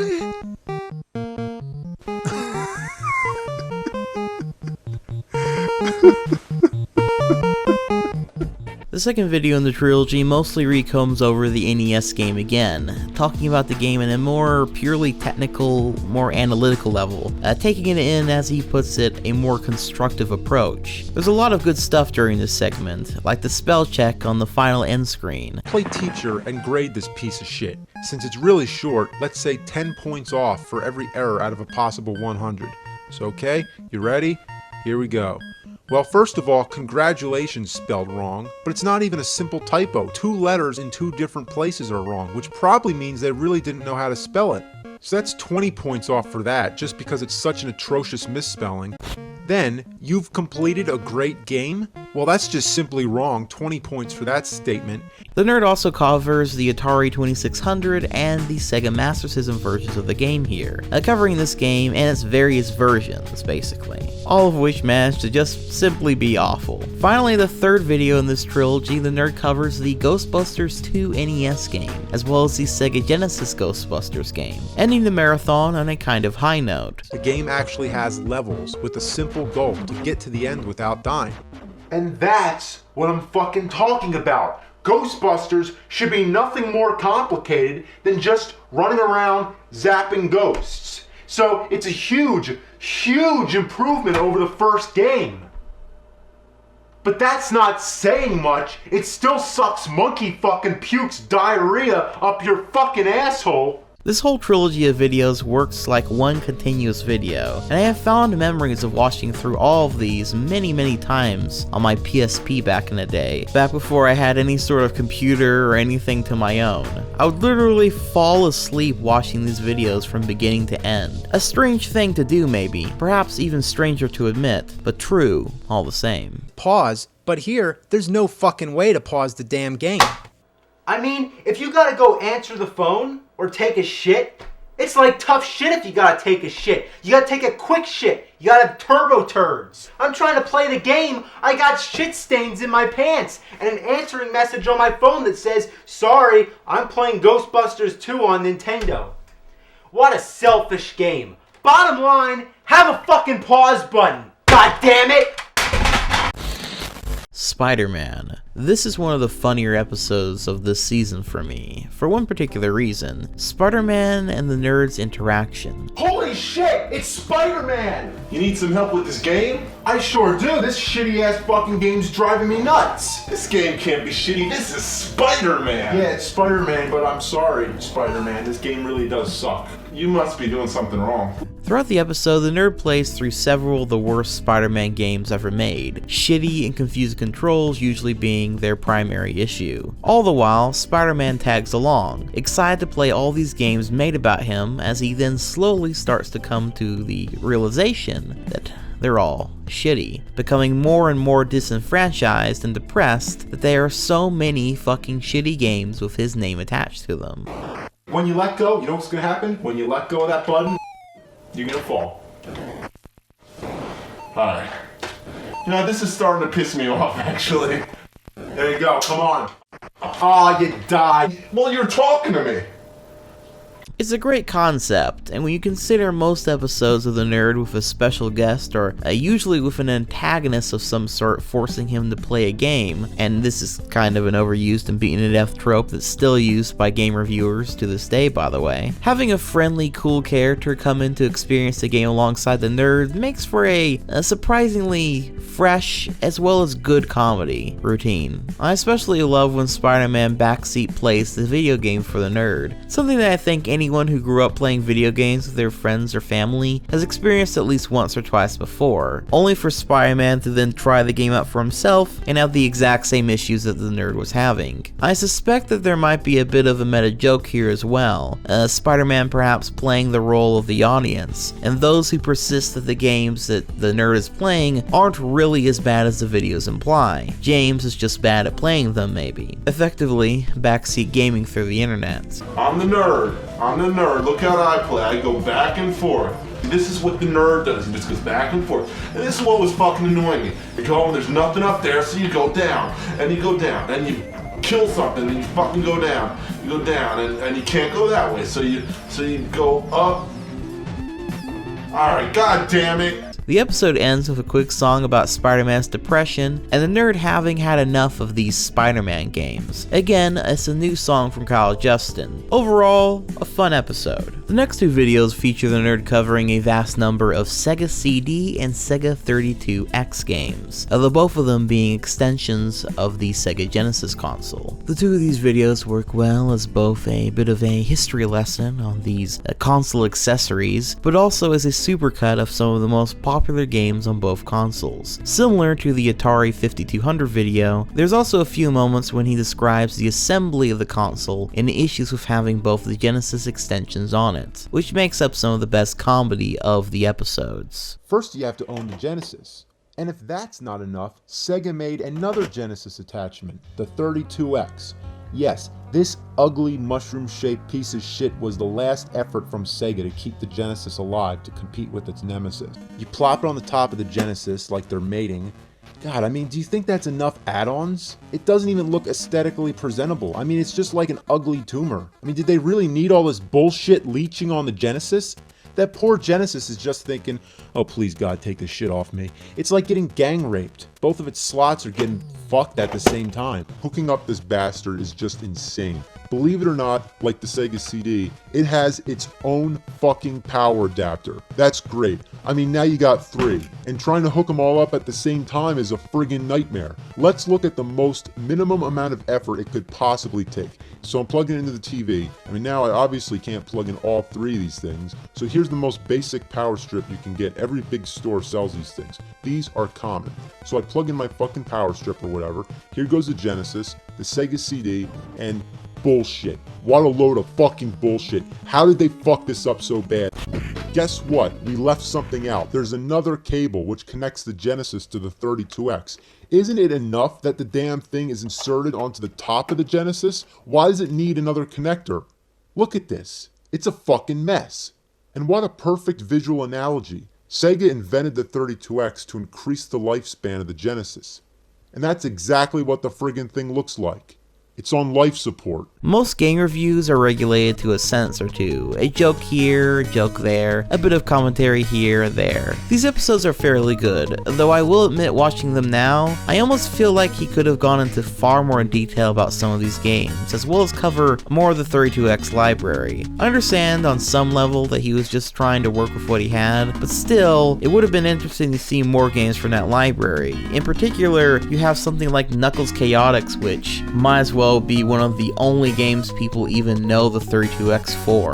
So this is also a time constraint because back then these videos were coming out basically every 2 weeks on a very consistent schedule. But overall, there are some pretty good jokes throughout, in particular the mockery of just how ridiculous the Genesis looks with everything attached to it. Next episode is the Silver Surfer episode, and is one of the more interesting ones of the season for two reasons. One is it has has some of the most genuine feeling anger from the nerd yet, and some of the most funny in my opinion. The game itself is also so blatantly difficult and frustrating that it's pretty easy to relate and see why he's so pissed off about it, with some of the best delivered lines of rage in the series history. But the other reason is, you can kind of tell some corners were cut here and there for this episode. You can tell that the colors in this video are off, with this piss yellow hue to the whole thing. Same with the next episode as well, and there is a few moments when the nerd's voice doesn't line up with his mouth movements when he's saying curse words. James has said before that he forgot to fix the color saturation in this episode, which showcases just how busy he was making episodes and other projects at such a quick rate at this point, as well as how much of a difference such a little step will make. Anyway, this episode has a few moments that make me laugh out fucking loud every single time I see it though. Look at that. That's not fair. I couldn't see that tiny bullet coming through the trees. It's like camouflaged. And the way those waves move, it's just like a bunch of flickering blue lines. It plays with your eyes and fucks you all up. What a cruel game. You know, it's so easy to die in this game, and every time you die, you have to see this. This sad, pathetic image of Silver Surfer just trembling in defeat.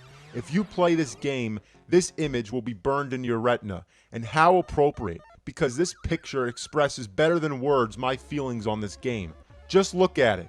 That sums up the whole thing. There's so many obstacles, it's unbelievable. I can't touch that red pot! I also like these bits where he visually shows the game's dead zones to really give a clear picture as to how unforgiving the game is, as well as trying his best to describe how hard the game is through his simile. Imagine if I were to draw a maze on a sheet of paper. I'm asking you to draw a line from the beginning of this maze to the end.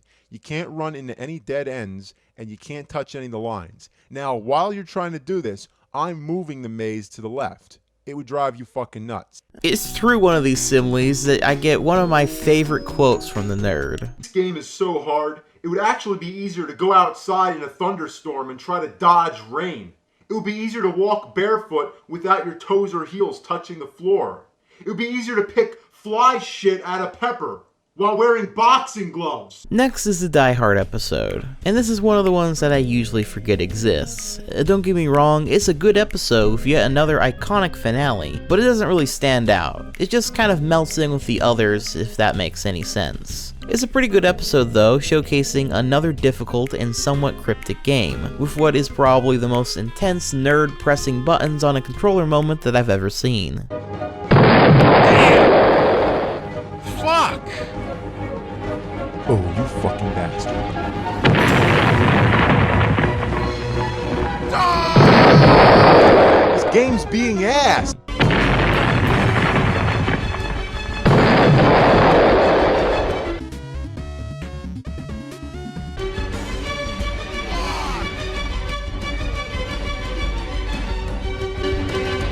Yippee-ki-yay, motherfucker! Next is Independence Day, and this is probably the most boring episode of the lot. You can kind of tell that James didn't have a lot to say with this episode, or was working on something else while making this one, and thus is kind of phoning it in a bit here. Most of the episode, the nerd just sort of says the exact same thing about the game being boring, slow, and unintuitive. But even when he's phoning it in, James' writing still has its moments. The worst thing about this is that it makes me feel really guilty to be playing it. Like, I should be doing something better with my time. Like rolling dog turds in cement. Like, I gotta get away from this game. I gotta get out of this room. I gotta go out somewhere and do something wild. Like get a tattoo on my face of a goat holding up a baby snorting cocaine off its penis. Fucking, where did he even come up with that?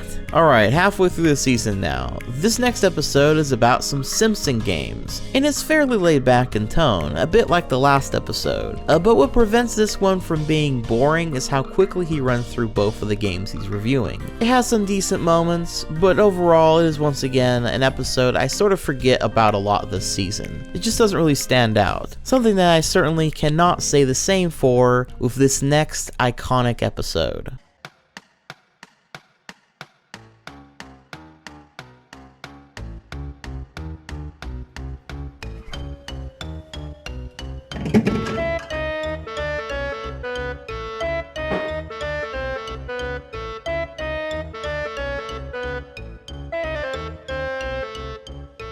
Wow, how awesome could this be? Bugs Bunny's birthday blowout. Well, it was a blowout alright. Blow out your ass. Bugs Bunny's Birthday Blowout is one of those episodes that gets me to laugh every single time I watch it. The script's on point, the cinematography's good, the anger feels genuine yet over the top in just the right way, and the soundtrack for the game somehow accidentally fits the skits and attitude of this episode to a T. Mike Matei is here playing Bugs Bunny, one of the best characters for the nerd to play off of in the series history. Basically every single moment of the nerd interacting with Bugs Bunny is comedy gold, for sheer a delivery of these lines. Oh my god, it's Bugs Bunny! Yeah. What's up, Doc? I can't believe it, in my own house, it's Bugs Bunny! Bugs fucking Bunny! Ugh, ugh. Yeah. What's up, Doc? This is garbage. I'd rather put my balls in a crocodile's mouth while shoving my head up a unicorn's asshole! I love the way he moves over to Bugs like that. I think James wanted this episode to act out sort of like a Looney Tunes cartoon itself, given the subject matter of the episode after all. And he does that exceptionally well with this over-the-top performance. And with Bugs Bunny not being fazed by the multiple beatings whatsoever, being this smart-ass sort of character like he is in the cartoons, makes for some great comedy with the nerd.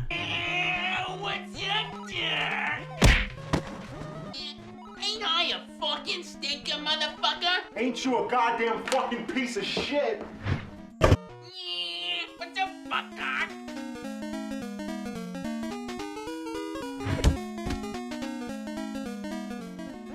Yeah. What's all the hubbub, bub? Now I mentioned before that Bugs is being played by Mike Matei here, and up until this point, nearly all the extra characters that were in this series, and so many more to come, will be played by Mike as well. He's also, as mentioned before, the man behind the initial push for James to continue the series early on. He also made the cartoon titles for each episode, which acted as custom thumbnails for them at the time as well. These might not always be the best, but they have a certain homemade style to them, kind of an indie grit that matched the episodes perfectly. Mike was also helping as a co-writer for pretty much every episode of The Nerd. While his exact involvement is unknown, from what I've gathered, James was the main man doing the most of the writing, and Mike was sort of the idea man, coming up with concepts, maybe some of the skits and jokes here and there along the way, but it's hard to point out which ones were his and which ones were James. Though, if we go off of what Mike Matei has said on his live streams, it seems that it was a very collaborative effort, with James writing some episodes, while Mike wrote others, the two of them playing and taking notes about the games together often, both playing off of one another. There's the part in the Angry Video Game Nerd episode where, you know, you can just walk over it. So back when we were doing that, I kept falling down the hole over and over and over, and then I was like, oh yeah, I think you can jump up if you use like Michelangelo or something like that. For some reason I thought Michelangelo could jump higher. I guess because Donatello, he's kind of like stronger with the bow. Donatello can like jump up, you know, really Donatello can kill things like stronger than like if you're using like the nunchucks or something like that. So I thought that maybe the turtles had different jumping abilities too. So I kept trying to jump up there with Michelangelo. I'm like, fuck, okay, it doesn't work that way. I keep falling down every time I try to jump over it because you hit your head on the little gap. And then accidentally out of nowhere, like I walked over it and I was like, oh Jesus, you can just walk over it. And James started laughing at me. He's like, oh my God, all that time. The Ninja Turtle one is really, that's sort of what made that series what it is that video, because it established the end rant. It established, you know, a more like in-depth sort of review. It sort of took all the best elements, plus it was like the first one that I think the fans really had a huge reception to. And I helped write that one and do the gameplay and stuff, so I also felt kind of partially responsible. When I was working on Mick Kid's one, he was working on one of the other ones. So I've talked about that before, how like sometimes he'll work, at least back then, he'd be working on one and I'd be like working on another one. One that I totally wrote was Zelda Timeline. That I wrote the entire thing. I told James the ET landfill thing because I used to go on Atari Age a lot, if you guys know that site, and I learned from it from there, and I thought it was such an interesting story. So I told that whole story to James about the landfill and the 2 million carts and all that. And then we were gonna make that episode. It was like right after Back to the Future. I think it was gonna be episode 8. Star Trek? Yes. I did the NES review, and he did the rest, because there was also whatever the other games were in that. He did that, but I did the NES game. And then there was like the Superman episodes. I wrote the Superman episode, but then James wrote the Superman 64 episode. So I was working on Superman while he was working on Superman 64. Another one that we both did was Frankenstein. So he did that Dr. Franken Super Nintendo or whatever that game was called, and then I did the NES game, which was Frankenstein the Monster Returns. So I did that part. Mylon's Secret Castle I wrote, Bubsy 3D I wrote, Kid Cool I wrote, Hide Light I wrote, Zelda 2 I wrote basically that whole thing, but James did the part at the end with the power glove. Like, he added that where he's on the ground with the power glove, so it's kind of like a collaboration. You know what I did for Power Glove? I helped him set it up, like, on the TV, and I told James about, you know, the black thing that goes around the sensor bar that goes around the TV, because I had the Power Glove when I was a kid. I don't think he did, so I told him about the whole sensor bar and set it up. Double Dragon 3. James wrote that one, but I think I did a lot of the gameplay. Akari Warriors, I recorded some of the gameplay.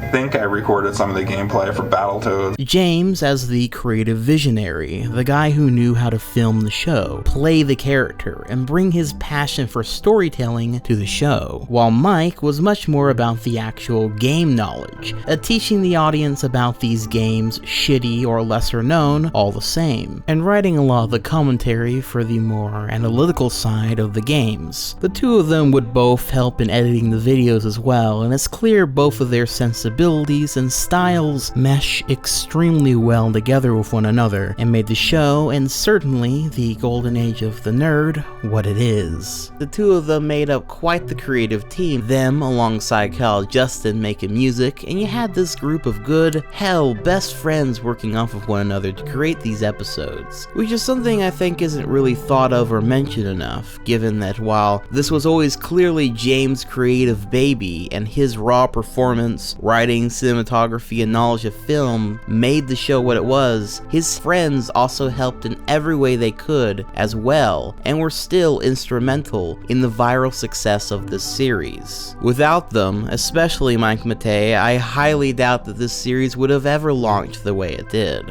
Now, I won't lie, Mike is an interesting fellow, someone who we are going to need much more time later on to fully examine. But for now, he's just a guy who helped in creating one of the most popular internet series of all time, so nothing to scoff at. Pretty big dick energy, you might even say. At any rate, the episode ends with Bugs Bunny getting one more birthday beating, with several iconic gags at that, including the nerd blowing his ass all over the bunny, something which I will never forget seeing for the first time all those years ago. You want some shit? Bombs away, bunny bitch! Oh shit, me! Oh, man. Don't worry, folks. It's not real. Fuck you, Bugs Bunny! Fuck you, Bugs Bunny! There you go. Got your ass handed to you. The next is Atari Porn, otherwise known as the banned one, the one too risque, too spicy for YouTube. You won't find it on James' YouTube channel, but instead through his DVD and Blu-ray releases, and YouTube re-uploads of course. The actual video itself is also pretty interesting, as to my knowledge, no one has really ever covered all the random porn games on the Atari, quite like this video does. It is interesting to think about all these behind the counter Atari games that only adults could buy, the contents of which had high quality Atari 2600 nudity in them. Though it does beg the question, how you're supposed to play with your joystick if you're busy playing with your joystick. Anyway, this video is also pretty funny just because having the nerd react to this weird, archaic Atari porn is pretty novel in of itself. It leads to some great bits of extremely edgy comedy. You get an extra life if you get 69 points. That's clever, right? You know, there's really something wrong with this whole scene. You gotta be a total fucking whore to stand naked at the bottom of a building with your mouth wide open to catch jizz from some guy jerking off on top of a roof. What kind of sick bitches are these? And what's the deal with this guy? Either he has a huge dick or he's a dwarf. I mean, what the fuck kind of game is this? Anyway, this is a pretty good episode, despite it being harder to find. It was also the newest one at the time when I first started watching AVGN. A fun fact. Next is Nintendo Power. Oh yeah, y'all wanna talk about some good real shit? This is the shit. Get the power, Nintendo Power. Get the clues that you can use, Nintendo Power. Higher and higher, fighting your way through enemy fire.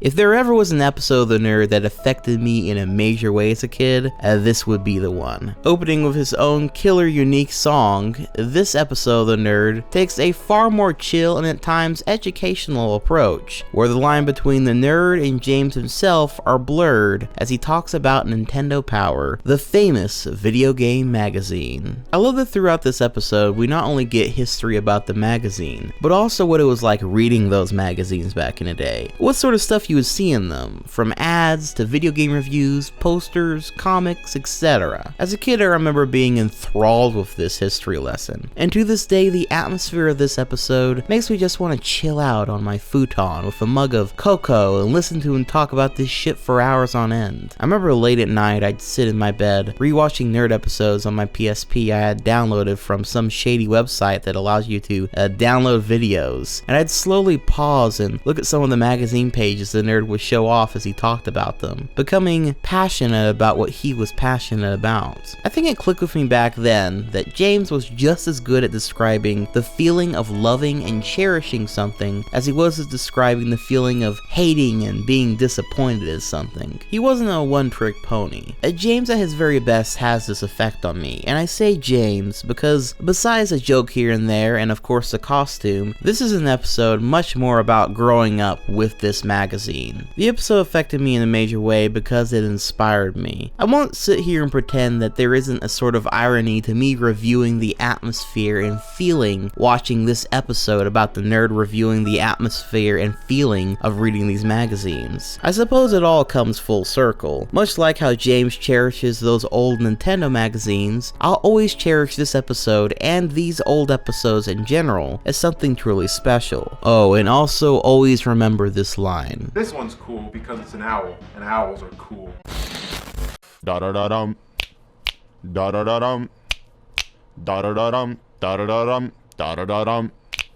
The next episode focuses on Fester's quest, and it's definitely a in-between sort of episode, but still a solid one overall. The actual game itself in question is one of those that's fairly self-explanatory, why it's annoying and a hassle to play through. Though I will say the skit of having the nerd dressed up as all these Addams Family characters isn't really utilized very well. Most of the characters don't even speak, and while the nerd notes that there are several other Addams Family games, he only plays one other for like a minute. This is one of those episodes that if it had been given the time and played more games, maybe there had been a gimmick where each one of the different Addams Family members have a different game that they suggest wanting to play with the nerd or something. This one could have been great, but as it is, it's just an okay one. But it's a little bit of a taste of the horror-themed main course that this season would soon be serving up.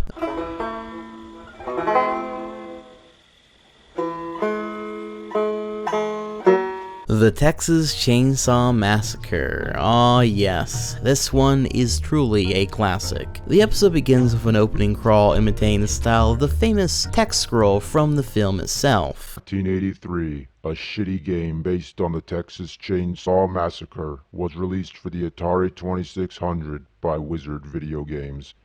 It was a tragic failure and tried to aim for the adult market. Its pixelated violence was enough to get it banned from stores or hidden behind the counter, limiting its sales to obscurity. For them, an ideal hit movie-based game would become a nightmare. But had the game been well known, nobody would have expected, nor would they have wished to see, as much of the mad and macabre doo-doo diarrhea bullshit as they were to see in that sucky-ass game. Close to 25 years later, it would be discovered by one of the most frustrated gaming geeks on the internet, the angry video game nerd. I love the tone that this sets up, giving us a bit of history about the Texas Chainsaw Massacre video game itself, as something which again would be a fairly obscure thing to even talk about at the time. The episode then opens on a very different setting than usual, the AVGN opening playing on shots of a deserted area, far away from society, giving off that distinct Texas Chainsaw Massacre look pretty well. We then see the nerd out in some lonely place trying to haggle shitty old but rare Atari games off of a sweaty old man with a banjo. I love these two characters' interactions with one another, in particular how the old man's smartass is exploiting the nerd's fascination with shitty games to get the most amount of money out of them. How much is this one right here? 100. 100? As in like $100? No shit for brains. 100 centavos. Of course $100. We are living in the US of A, ain't we? Are you gonna buy it or are you just gonna look at it? Okay? Because if you're gonna look at it, you can put it right back down on the fucking table. When we get to the actual review of the game itself, there really isn't much to say about the game itself, besides the oddity of its existence, of course. Even still, the nerd combs through the game, discussing every detail. We then get to this next skit where geniusly this Chop Top type character is here and claims to be the nerd's biggest fan ever. Has broken into his house, incidentally. Fuck this game. What a piece of shit. It's A&M, more like a AVGN. I'm your most far out fan, man. You see, here's the games. What kind of editing software do you use? Because, you know, I actually would like to become an angry nerd reviewer just like you. But, like, I was thinking, like, what would be easier is if I just, like, got a knife, cut you open, and, like, got inside of you and actually became you. If you haven't noticed by now, this entire video has a grainy filter over it. Not my video, but rather the nerd's video does, imitating the gritty cinematography of the Texas Chainsaw Massacre even more. A lovely touch. Then, much like the actual film, the nerd is pursued by Leatherface, only to end up pleading for help from the same old man from before, and ending up knocked out on his ass by the exchange's end.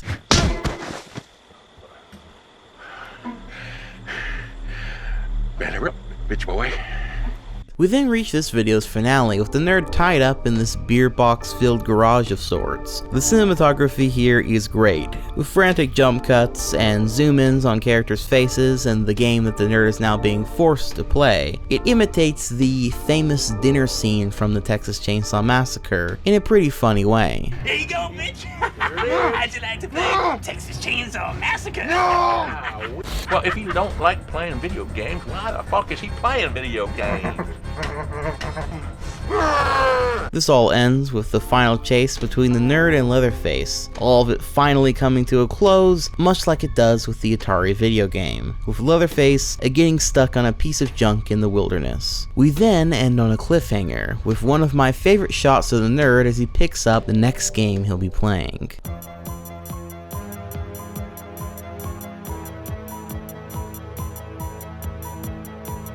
Halloween. The next in this duology finds the nerd reviewing the Atari Halloween game, along with a few other Halloween related games, all while the shape of evil himself, Michael Myers, stalks the nerd from the shadows. The commentary here is top notch. Even with it being a simple Atari game, there's a bit more meat here to actually talk about as far as game goes. After that, the nerd then pays tribute to the famous speech from the 1979 Halloween film, talking about this shitty game. Alright, now, that's enough. You know, it's all coming back to me now. I remember once long ago, I had this game in my possession. I just remember seeing this blank cartridge for a pale, emotionless game with the dullest graphics, the most awful gameplay. I spent 8 years trying to figure it out, and another 7 trying to keep it locked in my closet because I realized what was living behind that game was simply evil. Then we get one of the funniest fucking interactions with the nerd, period. Trick or treat! Oh, you want some trick or treat? Okay, here's some trick or treat for you.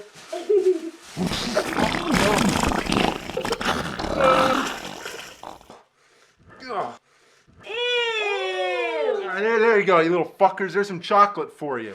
That's not chocolate, that's poop. It's not chocolate, nor is it poop. It's shit.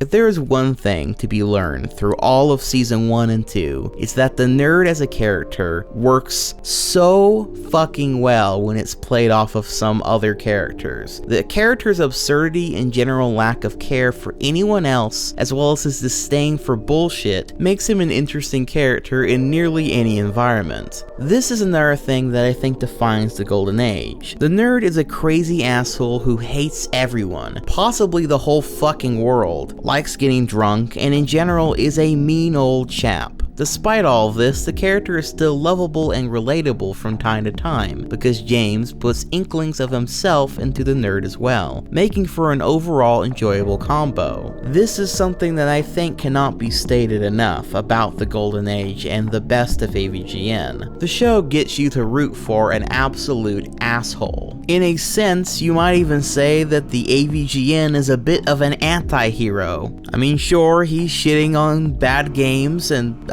random horror movie villains and the like that certainly deserve it. And then of course, you know, then you have them shitting into little kids' bags of Halloween candy. So truly an amazing character, to say the least. Later, the nerd reviews 2 more games before heading off to his babysitting job, Michael Myers stalking and waiting for his moment to strike. We then get a follow-up to the nerd's interactions with the kids from earlier, as he now has got to babysit them and gets a bit of comeuppance for, shitting in their candy bag. Both of them demanding he plays the game that he gave them before, mocking him vigorously as he does. And you smell like poop.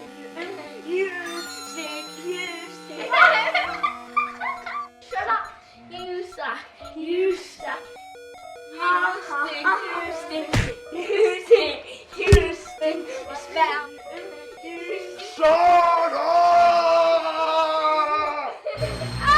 Then suddenly all the lights go out and the nerd has to go investigate the breaker downstairs. Once again, the cinematography is great here, with several good angles being used to showcase the basement, as well as the nerd's reaction to the general area. Michael Myers then starts walking after the nerd and ends up getting a face full of shit as a courtesy, as well as both eyes gouged out by Atari controllers along the way. The episode's finale then begins as the nerd escapes Michael's grip by giving him his own game to play, which seems to confuse and just piss him off more, I guess. Then, just as he's about to kill the nerd, both of the kids come in to beat the ever-living shit out of Michael Myers, the nerd cheering them on as they do so. Once Michael Myers is defeated and then disappears as he does, the episode ends on a cliffhanger. I distinctly remember thinking that the next Halloween, or one of the next Halloween AVGN episodes, would bring the famous Michael Myers back, out for revenge on the nerd. Maybe the nerd will even be in the hospital for some reason to play out the whole Halloween 2 plot. But unfortunately, that never happened. Overall though, these are definitely my favorite episodes this season, and some of my favorite episodes of the series overall. And once again, they showcase James in his element. There would be a few more episodes that came out this season, most of which were also pretty good, but clearly James always knows how to go all out for Halloween season. Which, speaking of... It's that time of year again, that's right. Another Halloween is upon us, and guess what I have to celebrate?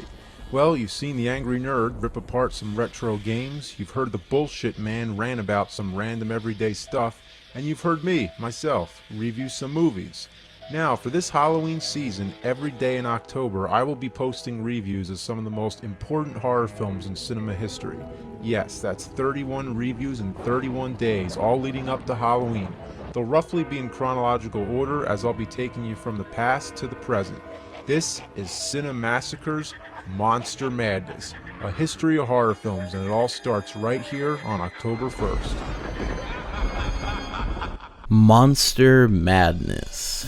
Starting in 2007, James would start a yearly tradition he would uphold for a decade in releasing a video every day in the month of October in a marathon he would call Monster Madness. Every year, James would have a different theme of some sort of horror films that he would cover, with the first year being a history of horror, going all the way back to the silent film era on into today. Or today, back in 2007. I remember watching through this series for the first time as a teen, realizing how little I really knew and understood film history, even as much as a buff as I was even then. In this first marathon really got me into the history of horror and film as a whole back in the day. I also really enjoyed James' commentary throughout the marathon, not only discussing why these films were so important, but also what they represented as times and fears changed over the many decades of film, and how each era of horror films reflected that.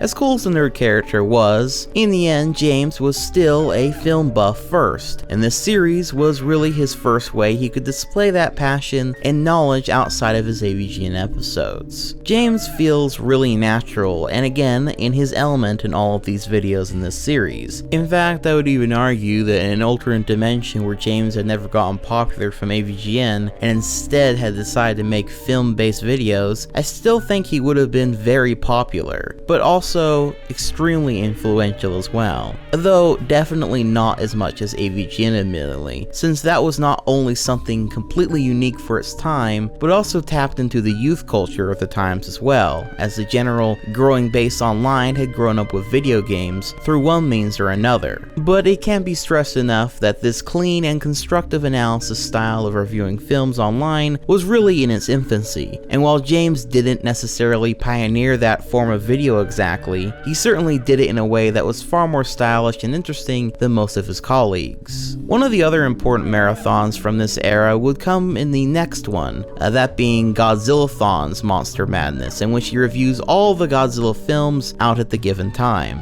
As someone who grew up watching Godzilla films, constantly renting every one of them at the local Blockbuster as a kid, you could imagine how cool I thought it was that James reviewed all the films. I can also attest that while I had always loved Godzilla, I think I was at a stage in my life where I hadn't really thought about the giant lizard for quite a bit, and I can say that James' marathon really revitalized my love and appreciation for the series all over again, something I'll always be thankful for. Of course, besides this iconic Monster Madness series, which became a staple for James' Cinemassacre website, the other titular series James started during this time in 2007 was You Know What's Bullshit.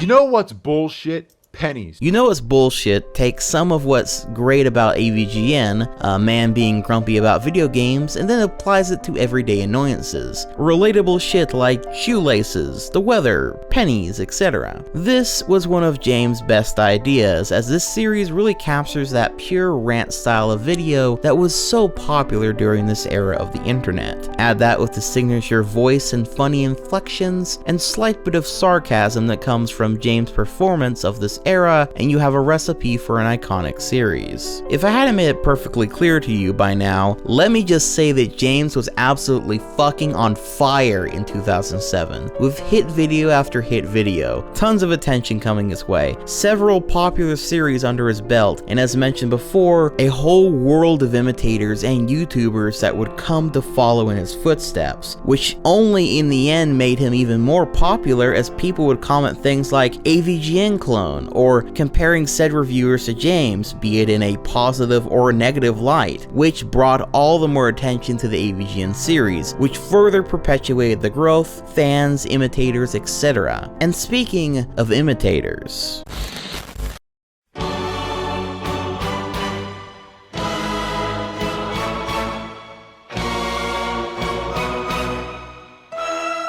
there were many AVGN clones, but as much as that term is often thrown around, it's really more of an insult that looking back didn't often apply very well. Because if I'm being frank, most AVGN clones were more just dudes looking at a camera, if even that, and most complaining about a video game as they play through it. While there isn't anything necessarily wrong with this style of content, in fact, some of my all-time favorites of the classic age of YouTubers came from this sort of content, a very few of these so-called AVGN clones were really imitating the nerd all that well, as very few of them had a script, even less knew about film and lighting, and even less had the ability or capacity to keep up with the nerd's production values. I feel like many were unfairly branded as an AVGN clone, when they were just making videos of that genre, that being angry game reviews. With that said, when most people refer to AVGN clones, it's mostly one person that they have in mind, one who truly lived up to the title of AVGN clone, or perhaps,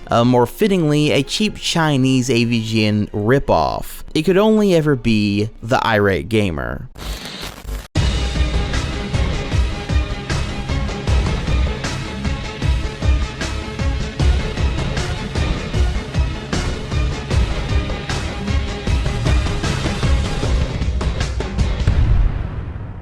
The irate gamer is a character created and acted out by Chris Bores. While Chris is worth a video all of his own, which he will be getting by the way, it's important to understand who he is and how his existence caused controversy on the website. Chris Bores released his first irate gamer video on his YouTube channel on April 28th of 2007, in which he played the Back to the Future video game for the original NES. As many pointed out, this was not only a review of a game that James had already reviewed, but it was also remarkably similar. This caused many fans to call him out and respond to his video and note how he was being a copycat of the nerd, and while the shot framing is not at all as good as James, the back and forth between on-screen character being angry and then the game itself made him stand out as a clone much more. This blatant copying would continue and would end up haunting Chris his whole career. Many mock channels, parody videos, and as you'll see soon enough, even mocking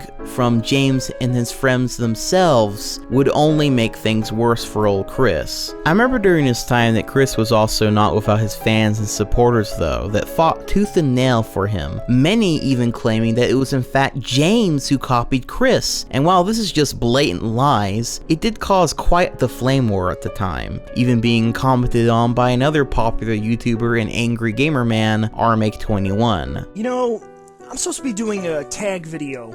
You know, when somebody tags you and you tell them all about yourself. But really, I only have one thing to say to the general audience out there, and especially to a problem that seems to be getting worse and worse over the days. Now, I want to address the fans of the irate gamer. It's okay if you like his work. I don't care. Watch his work. Be my fucking guest. But the moment you claim that he came before me and YouTube has modified it so that it looks like me and James and a bunch of other people came before him, that's where you fucking crossed the line. You crossed it so hard that I'm going to break my foot off in your ass verbally. This is what I think of the irate gamer. I think that every time I put on one of his videos, my insomnia is fucking cured. Literally, he puts me to sleep. He is not funny. He's unrelentlessly boring. He could put anybody to sleep.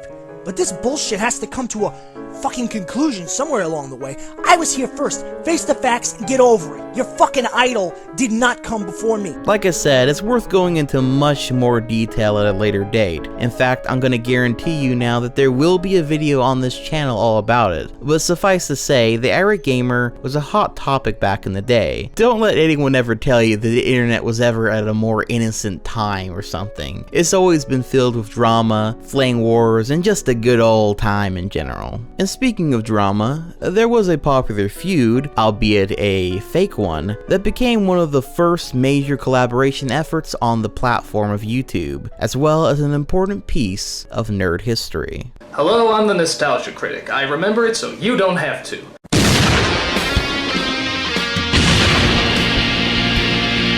The Nostalgia Critic, Doug Walker's signature series. No matter how you feel about it today, it was instrumental in the evolution of online content creation. Its shockwaves still being felt, for better or worse, to this day. Originally having started on YouTube on July 3rd of 2007 with a review of Transformers, Doug's time on YouTube, at least originally, didn't last for very long, due to his videos' heavy use of movie clips. His videos were originally all copyright claimed, forcing Doug to move all production of the series to his own website, thatguywiththeglasses.com, later renamed to Channel Awesome.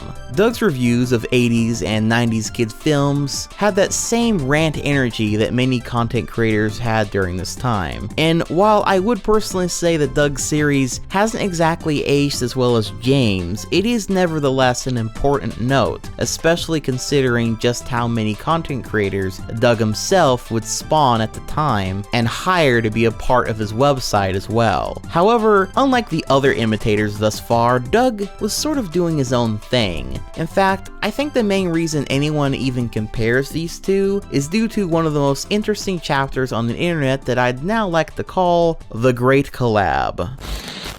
So this whole thing starts with a video from Doug Walker, quote-unquote, responding to the AVGN fans who've been calling him a copycat. One of your fans comments on my video saying that I am very similar to you. Oh yeah, an angry critic who's obsessed with the past? Never seen one of those before. But the fact of the matter is, these comparisons keep coming and coming and coming. As both you and I know, there is no comparison. I am by far the greater talent. I mean, you may have reviewed bad video games, but I reviewed bad movies based on bad video games, which is far worse. You may have reviewed the third Ninja Turtles movie, but I had the courage to review all 3 in a row. P.S. Horribifuckus is still copyrighted. And you may have beaten the shit out of Bugs Bunny, but that's nothing. Here's a taste of what I do to myself.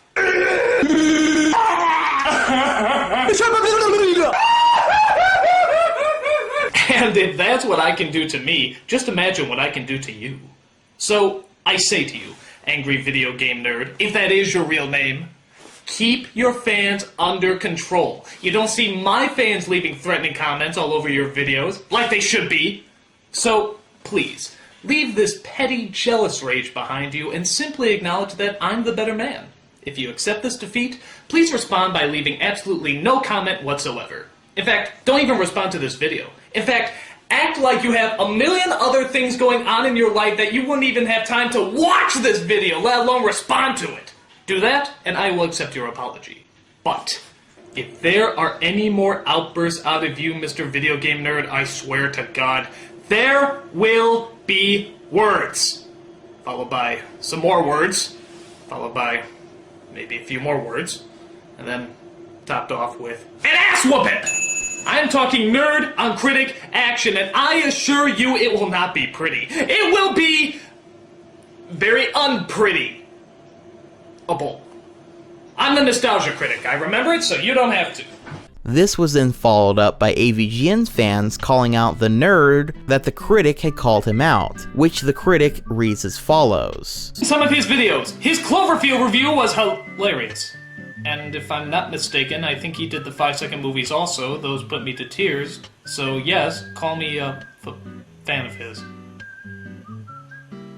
Well, what the hell am I supposed to do with that? This is followed by the critic trying to find the hidden insult that the nerd has for him in said post, which leads to a pretty funny payoff. After a really long time of investigating, I think I finally figured out the secret of the message. And so, the angry video game nerd's message translates out to Tis ein Ketsil Sit Turk I Glassen, which isn't German, isn't Latin, and isn't Gaelic, which means it's complete and total gibberish! I just wasted hours and hours of research to come up with absolutely nothing! True, I discovered an untraceable pattern in the stock market that would lead to nothing but higher returns, but that's inconsequential! I've wasted my life, dedicated everything to complete bullshit! I mean, look at me! Look at me! I look like a roadmap for dizzy people!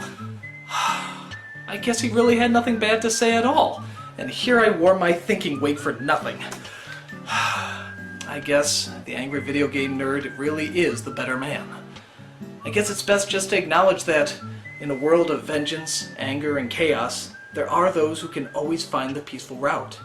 And in the end, maybe that's the essence of all mankind.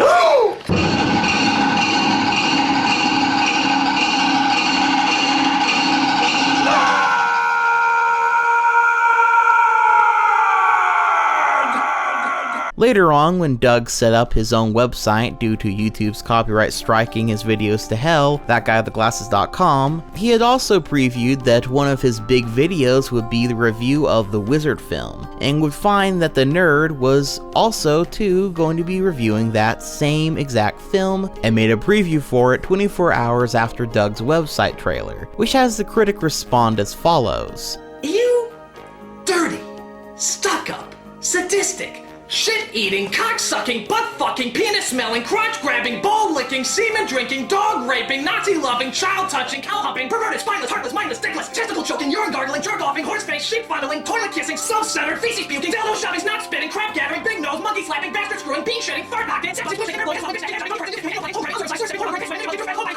asshole! Ending on an insult that was just too far. You just couldn't let me get to it first, could you? You just had to steal my thunder.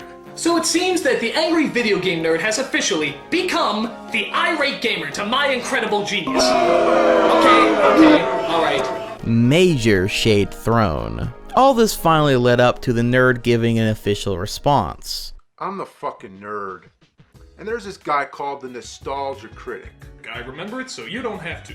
And he's been talking about me an awful lot lately. I have a bone to pick with one angry video game nerd. So here's my big comeback to you, Nostalgia Critic. You suck. Yeah, I got pens, and I'm not afraid to use them.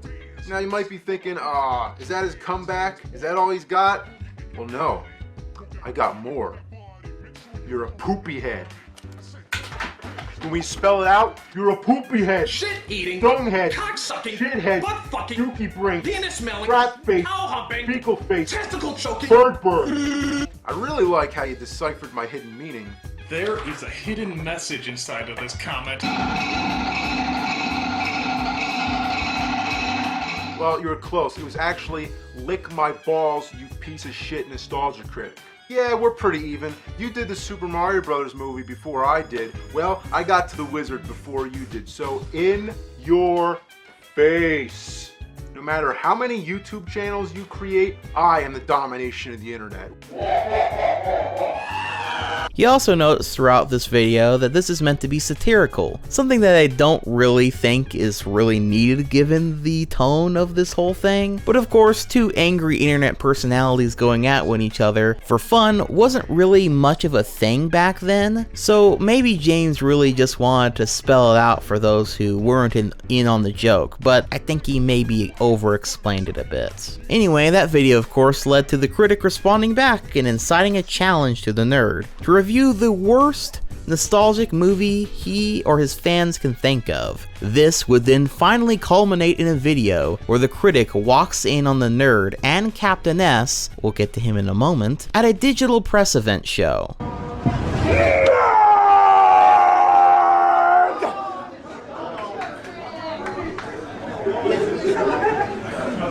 Gotta fight.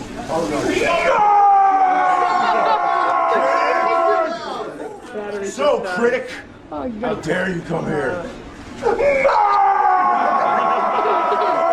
Critic! Have you accepted my challenge to review a horrible, nostalgic movie? Yes, Nostalgia Critic, I do accept your challenge. But you must suffer at a bad game. E.T. Hold on, guys. Hold on. I'm on a bad game. The drug department. I thought this beef was all online. I didn't think this was for real. You stay out of this, You have like 10 disclaimers on your video. Listen, just because we saved Christmas together doesn't mean you have to be involved in this. You can, this has Get out of this, ass. This isn't your business. James. Who are you? Sorry, are you on YouTube or something? And the nerd. I was almost as popular as him. I was like number 50. This leads to the nerd accepting the critic's challenge and putting him up to a challenge of his own to review a shitty game in return. With the challenges set, the two were now ready to prove who was the real internet angry guy. The best internet angry guy, that is. But not before they both have a slow-mo fight in a parking lot, which Captain S sort of is just there as a third wheel. The nerd would go on to review Ricky 1, a Rocky knockoff/parody film to the best of his ability to best the challenge. The review is pretty laid back, no skits or anything, but to be fair, the movie he's reviewing is so fucking weird and out there, I'm not really sure how much commentary one could give besides look at it. Though in a really ironic twist, I now understand that this was done to best imitate the critic's style of reviewing and making videos. Just a still shot of a dude sitting down and complaining about the movie he's watching in a linear fashion. Meanwhile, the critic, admittingly, does the better of the two videos because he's now imitating the nerd style of the time, with actual camera work, an intro, etc. The intro even has a remix of the AVGN theme. He's gonna take you back to the past to pull these reviews out of his ass. He'd rather have a crocodile pin him down and suck on his cock. He'd rather eat some rotten dog shit than drown it down with rolling rocks. He's the world's biggest and greatest cynic. He's the angry video game critic. He's the angry video game critic. Done by Kyle Justin himself. As for the review itself, it's pretty funny actually, with his reviewing of the SNES Baby's Kids, which the critic describes as the following. For those of you who are fortunate enough to pass this movie up, I'll give you the premise. The film is about a guy who has to take 3 bratty kids to an amusement park as they do nothing but cause trouble and panic. The film was so bad that even the trailer couldn't make it sound good. I mean, listen to this tagline. Baby's Kids. It's animation. And that's about all they can say about it. They can't say it's a good film, a funny film, or even a film. All they can say is, it's animation. That's pretty bad. Because someone at Universal foolishly thought this film would be a hit, they did a video game tie-in for the Super Nintendo. Now this film was based on the stand-up comedy of Robin Harris, which he based on real-life events. So let me get this straight. I'm reviewing a game, based on a movie, based on a stand-up, based on some woman's annoying kids? Well, if that's not the setup for the best damn video game in the world, I don't know what is! Let's review this fucker! Yeah, as you can tell, it's been a while since I used this. The review has a couple of well-acted bits of anger and jokes here and there, and you can tell Doug is hamming this whole roll up since this was bound to be one of his biggest videos by this point in his career, and it really shows. Being, in my opinion, one of the best videos and funniest videos the critic has ever made. A time limit? There's a time limit? I can eat my way through a wall faster than I can defeat these assholes, and there's a time limit! God! Alright, so there's a baby dropping some glasses and a guy catching him at the bottom. Okay, well, good luck with that. I'm gonna see where the real adventure is. I can't leave the screen. Great, so I guess this is the adventure part. What a fucking load. Alright, so I finally beat the glass level. What's next? Holy hell! It's the exact same level again!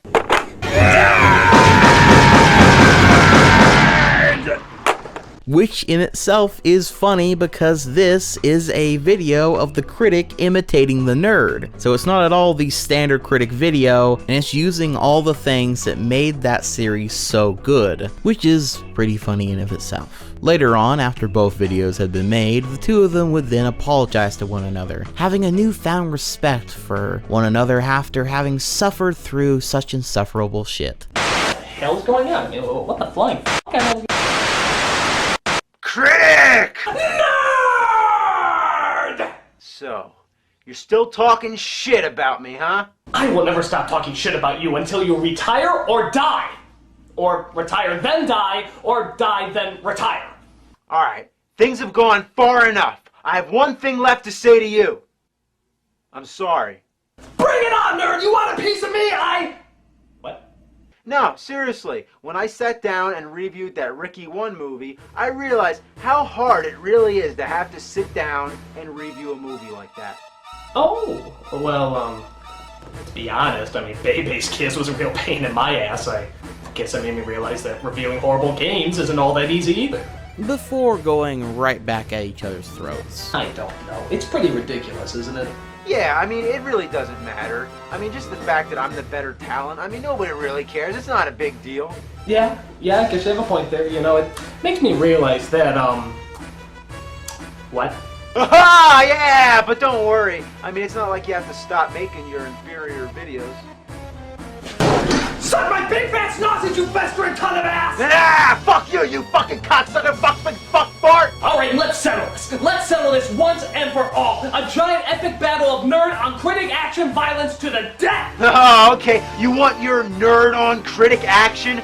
Well then, show me that you have the balls, get your ass over here, and we'll have the final battle. Alright, nerd, let's settle this. Let's settle this forever! Get your ass over here! Fine!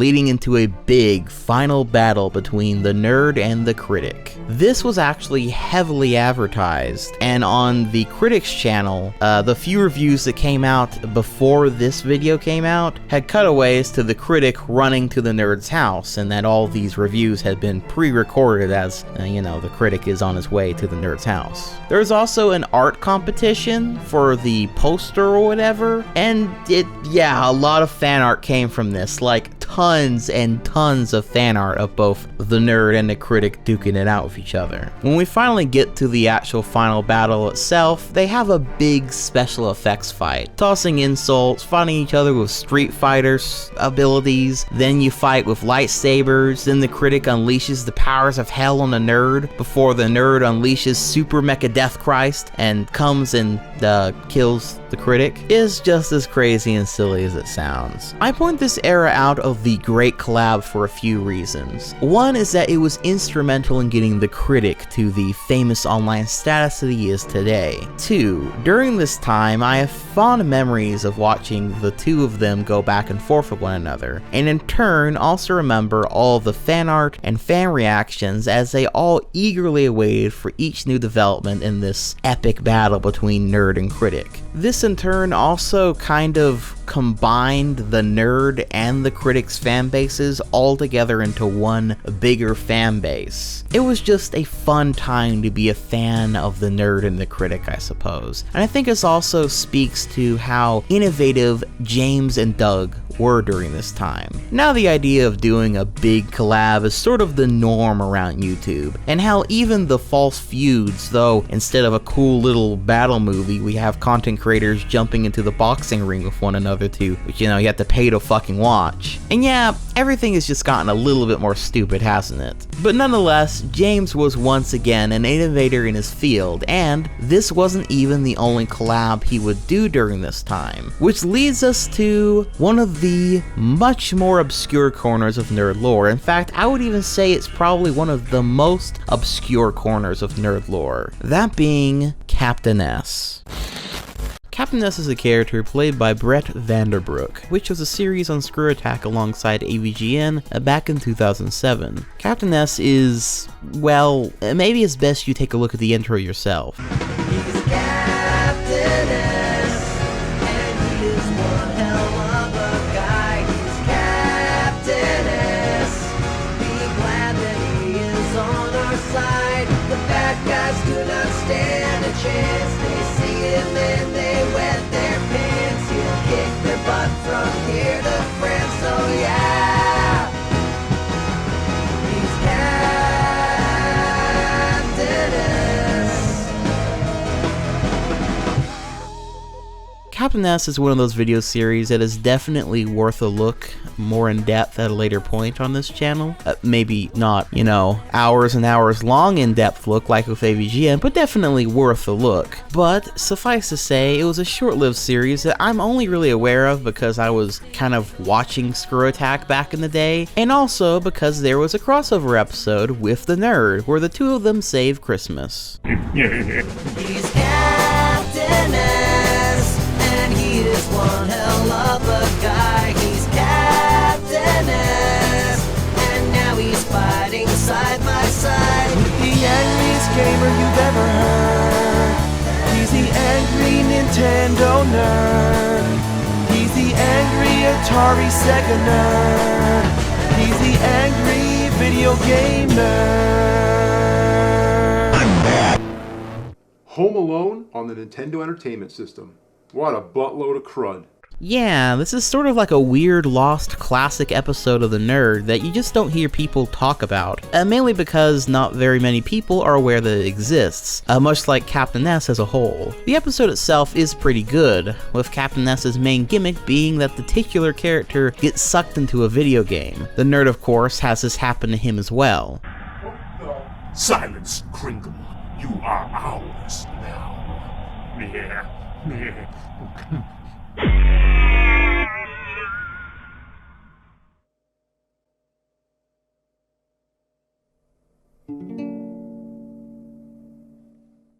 Are you kidding me? I'm inside this abomination? God! This house looks even uglier up close. It's like a different blind person decorated every room. Who would do this to this expensive mansion? Is this a trap? It looks like a demented building block. Why can't I move any faster than this? I'll go hide upstairs. Okay, and climb.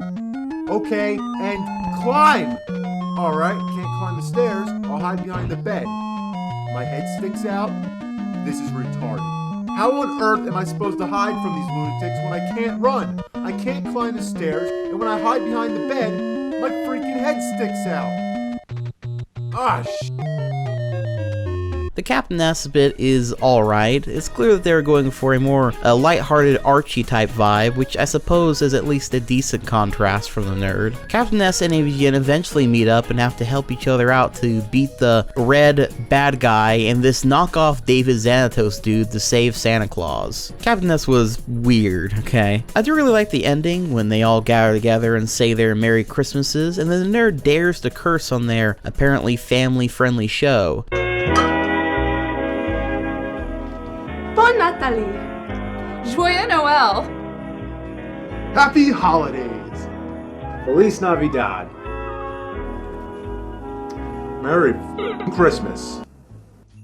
Which, I must say, it's censored here, and I kind of feel like it would have been a lot more funny if it wasn't censored, but it's whatever. But then when Santa Claus teleports him back home, he is then presented with a Christmas gift, and for his bad behavior, he is rewarded with yet another shitty game.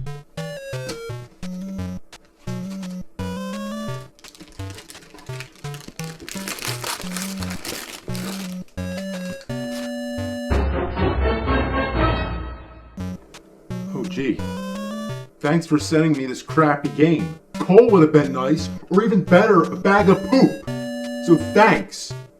Anyway, I just wanted to bring up this more obscure bit of nerd lore, as well as showcase that James was working close alongside those at Screw Attack during the time, with their series and influence over general gaming-related culture and media being pretty significant at the time, especially when you consider the fact that James was releasing a new episode of AVGN, like I said, every 2 weeks on a very consistent schedule, while maintaining a growing level of quality, creating new and innovative series, collaborating with other YouTubers and content creators alike, and generally just being at the forefront of internet entertainment as a whole. This is the other defining trait of the Golden Age of AVGN, how consistent, massive, and experimental it was, as well as James was, in general, during this time frame. So what about the other 2 landmark seasons of the Nerd during this Golden Age of AVGN? Well, I don't think it's necessary to comb through all of those episodes, plus I don't think you would want an additional 2 hours of this already extremely extremely long video. But needless to say, everything that I've outlined about the Golden Age of AVGN up to this point that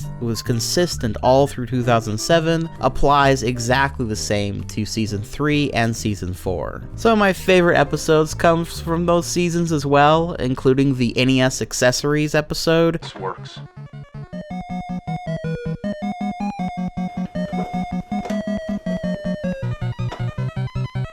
No, of course not. It doesn't. It doesn't work. It just doesn't work. I need a beer.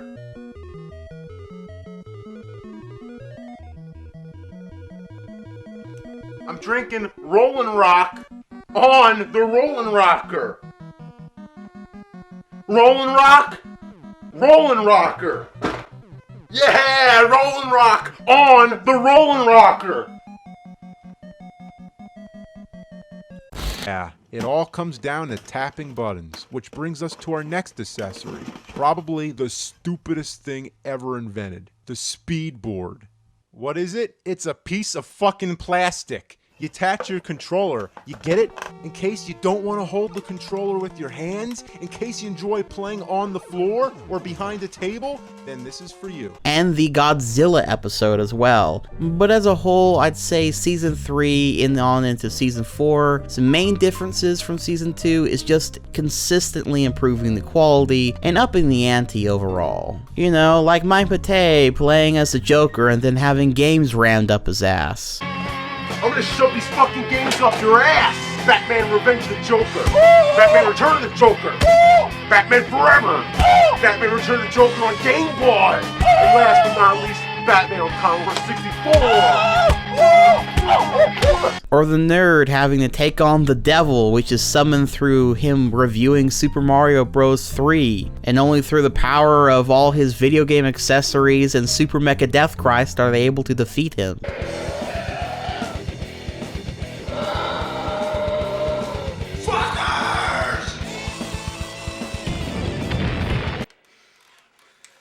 Alright. Who wants some? Motherfucker!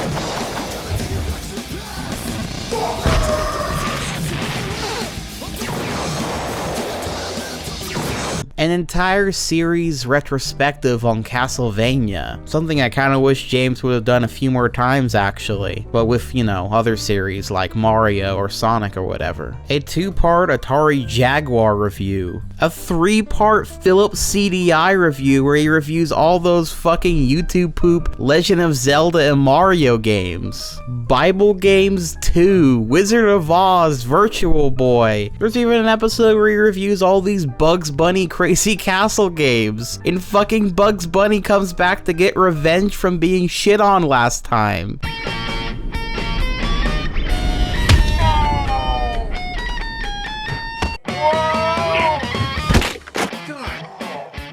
Nintendo dork, you broke my fucking house. Come on, I thought Toons liked to get beat up. We do, Doc. But you know what we don't like? Getting shit on the fucking face!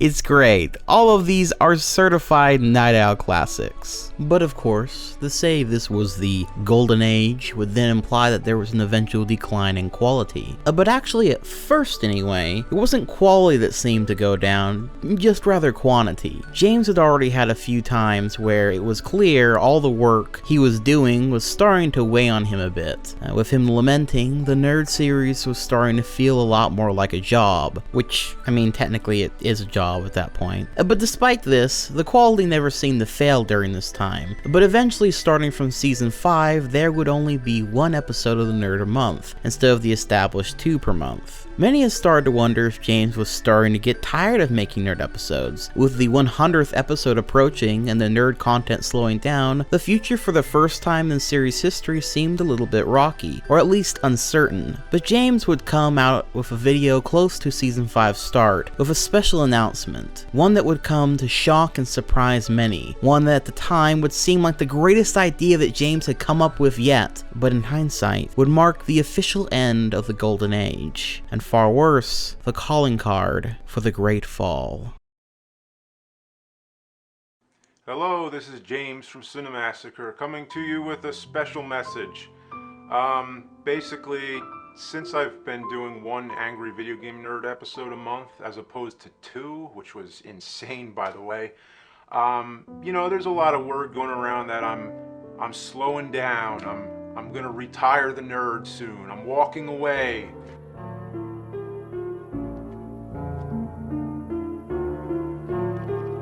This is the script to the Angry Video Game Nerd movie.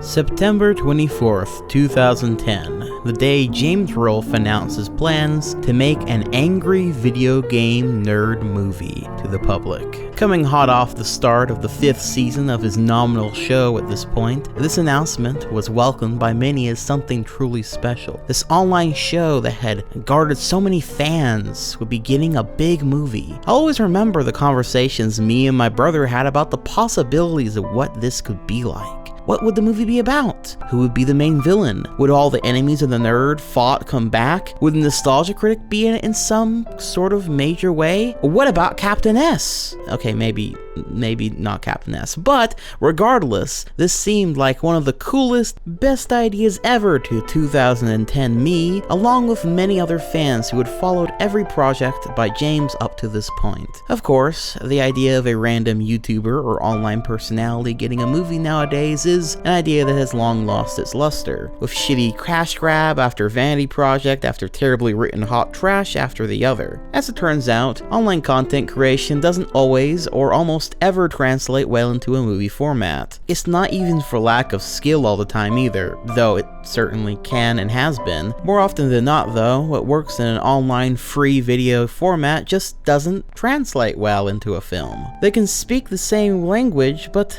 they know little of each other's vocabulary. The difference, of course, from James from your average random YouTuber who somehow got a movie, is that James has always had a passion for film. He is a filmmaker first. He's been doing this since he was a kid. It's always been his dream to make movies. In James' online show, The Angry Video Game Nerd was always much more like short films or a TV show, you know, just maybe a bit more low budgets, versus what everyone else was doing, which was very clearly just a guy in front of a camera ranting about stuff, sometimes not even on a camera ranting about stuff. But hindsight's 2020. These days, if a random YouTuber suddenly said they are going to be making a movie, there would be a lot of skepticism about it. But back in 2010, this seemed like a pretty good idea. With all that said though, where does this leave the AVGN movie? Well, before we get into that, I'd like to first go through some of the development of this film, the lead up to its big release, as not only does it give us a good idea of the mindset behind the ideas of this film's inception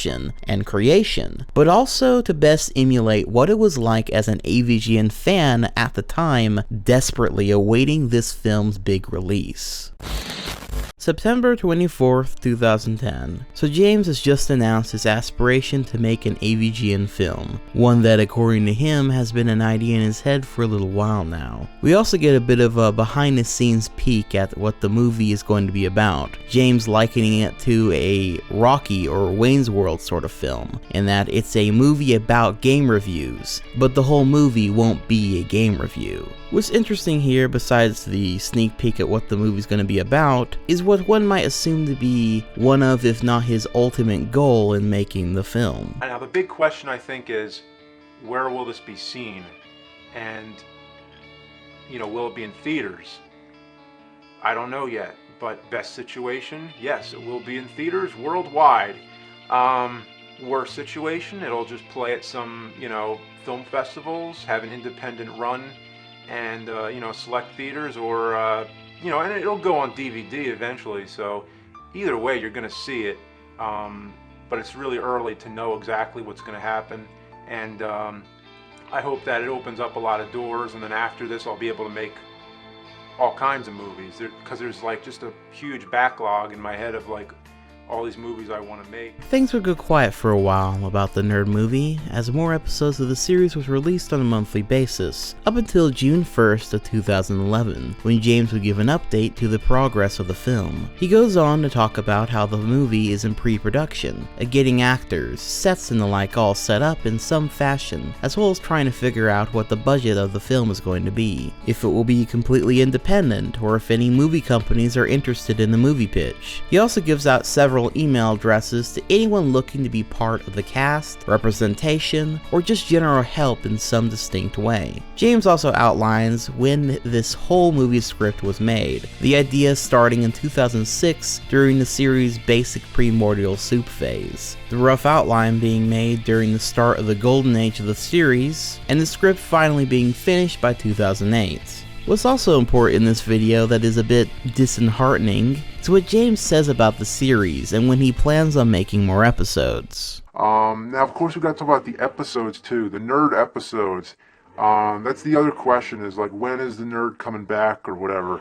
Well, to begin with, I'm really surprised that this has gone on as long as it did. Originally, the first 2 episodes were made in 2004. They only existed on VHS tapes. Pretty much at the advent of YouTube in 2006 was when like the nerd started getting popular, you know, and I made the 3rd episode, which was Karate Kid. So the first 3 episodes was a trilogy, and that was it. That was meant to be it. And then I got talked into doing a 4th one because people liked them a lot, which was cool. So I did a 4th one and left it at that. The last one was Roger Rabbit, and then, you know, kept going. Then I was like, okay, fine. So I did Ninja Turtles, and whoa, blew up. And then I made 100 episodes. So how about that? 100 episodes, 101 actually. So as that went on, it got harder and harder to, like, you know, keep them fresh. Like, you know, how many times can I say shitload of fuck over and over again? So I did what I could, and I kept going. And I'm really proud of it, honestly. I'm really happy how it went. I never knew I would have made 101 episodes. So I was pretty much happy to stop there. But I realized there's still a high demand. And, you know, I need to start on the movie. I can't do both. If I keep doing the episodes, I'll never get to do the movie. But with that said, guess what? I'm doing both. Yes, I am going to continue the nerd episodes. Now, here's the deal. They're not going to be like, you know, they're going to be efficient. They're going to be basic. I'm going to try and knock them out as quick as possible, so they might not be as good. You know, I'm just going to do the best I can, but the idea is that I think any nerd episodes are probably better than none at all.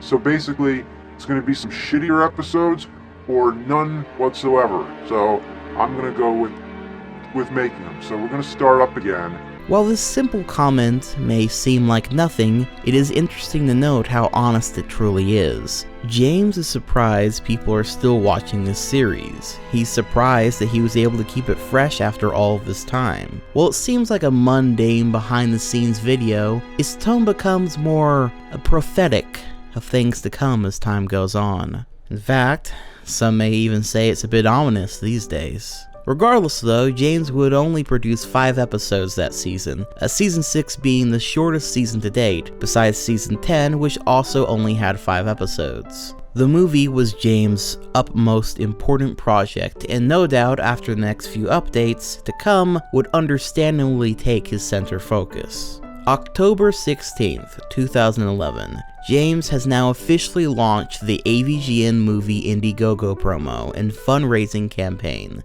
Besides, once again announcing the film, James also notes what to expect out of the film in relation to nerd episodes, that being the Nintendo World Championship and the Rob the Robot episodes. Now, we didn't really talk about those, but the Rob the Robot episode was episode 100 of The Nerd. It was kind of a big deal at the time, and I remember there being murmurs in the fan base that episode 100 might even be the final episode of the show. The episode starts with the nerd complaining about all the awful shit that he has had to look at over the last 100 episodes and why video games, he thinks, were a mistake. What's the difference? All these games suck. All these games suck too. I'm surrounded by filth. Might as well just cover my walls in shit. I'm living in shit. Fucking video games. We wasted so many hours of human life with this vile crap. We failed in our existence when we were cursed with the technology to invent such horrible mind-rotting catastrophes. We were better in the fucking medieval times. I wish we were just sitting on a riverbank playing with fucking rocks!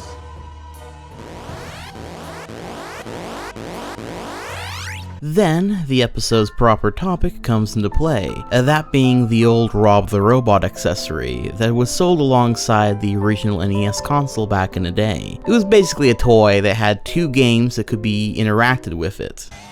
Now this whole setup is like something Doc Brown or Pee Wee Herman would use. You ready now, Rob? You happy? You got enough shit to work with? Affirmative. Affirmative your ass! Let's play! So this is how it works. When you want to control Rob, you press start. Now the screen flashes different colors, which somehow communicates with Rob through the sensors in his eyes. Creepy. And now we're finally ready to move that gate. It's kind of cool, but more novel than anything worth playing for that long, and ultimately is now more known for its inclusion in the Smash Bros. Games than the original toy. Nonetheless, Rob wants the nerd to play those games and only those games with him, and when the nerd eventually contests and tells the robot to fuck off, Rob turns his entire game collection into just those 2 games that he's compatible with, uses the nerd's consoles against him, and makes a grand speech about taking over the world and gaming in general. What have you done? Prime objective, eliminate all games that don't meet criteria. Criteria equals gyromite and stack up. Prime objective complete. No more inferior games. No more long passwords. No more annoying music. No more despicable controls. No more barf-inducing graphics. No more useless weapons. Like before. In 1983, the video game market was oversaturated with inferior games, all a product of human imperfection. The video game crash left many game companies bankrupt. A prophecy was told that a hero would rise from the ashes, a robot warrior, that is I. Fuck you! Fuck you! Fuck you!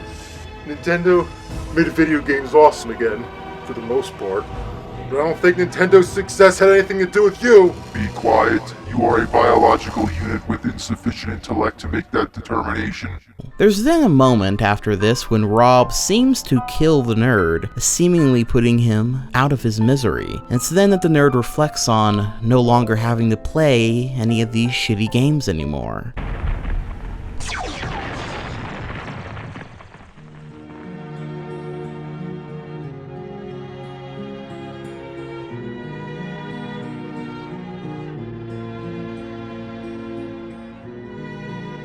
No more shitty games.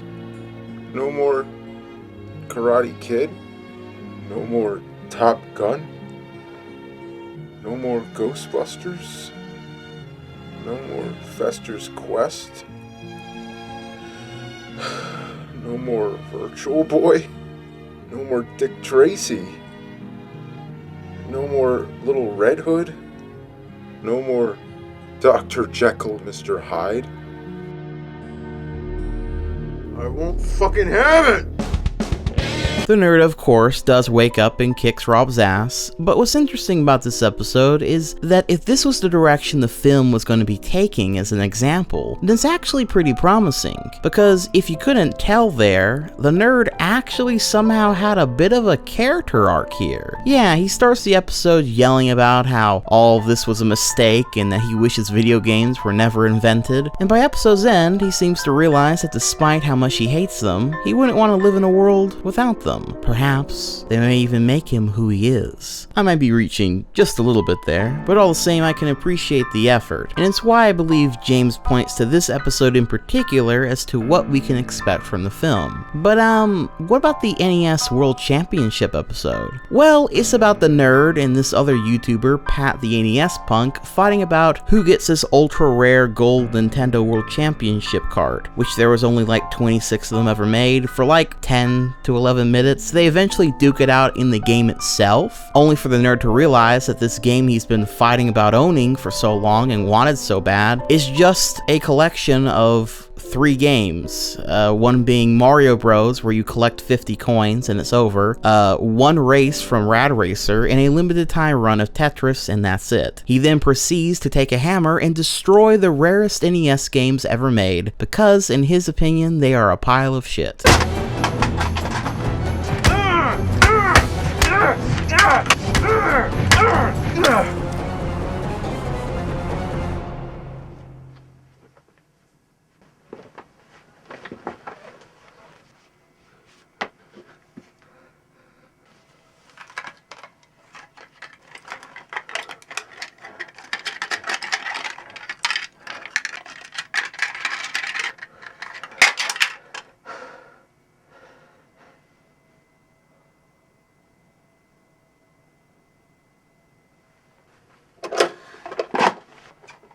Here you go. You can have this one.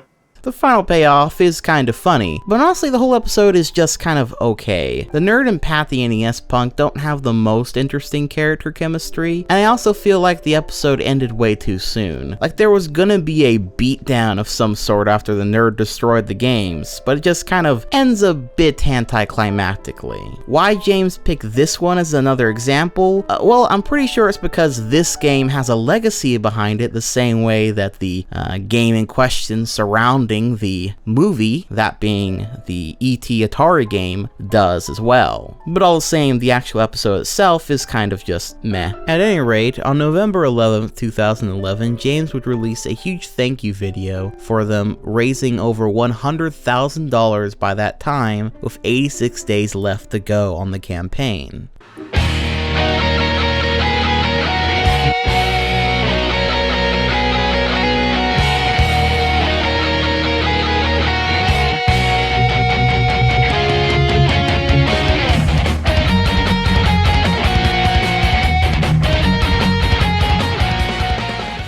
With the funds raised and James and his team now able to fully go independent, giving James complete creative control, not to mention the file donation numbers coming in at around $325,000, things were looking very promising.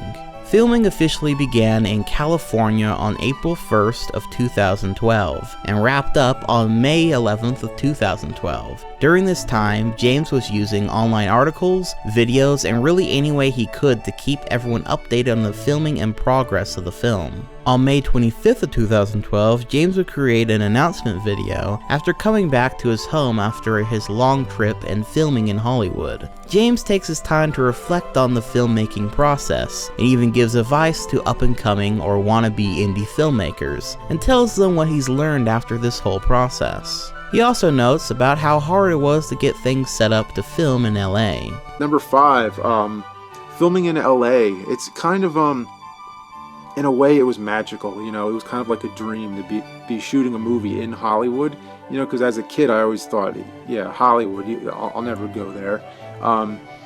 But you know, you're surrounded by film history, the weather is usually more consistent, and you have the deserts, you have all the different landscapes and all these locations that you need, which is the reason it's so appealing to, you know, it's why the whole film industry is out there. But then the bad side is that it's just so expensive.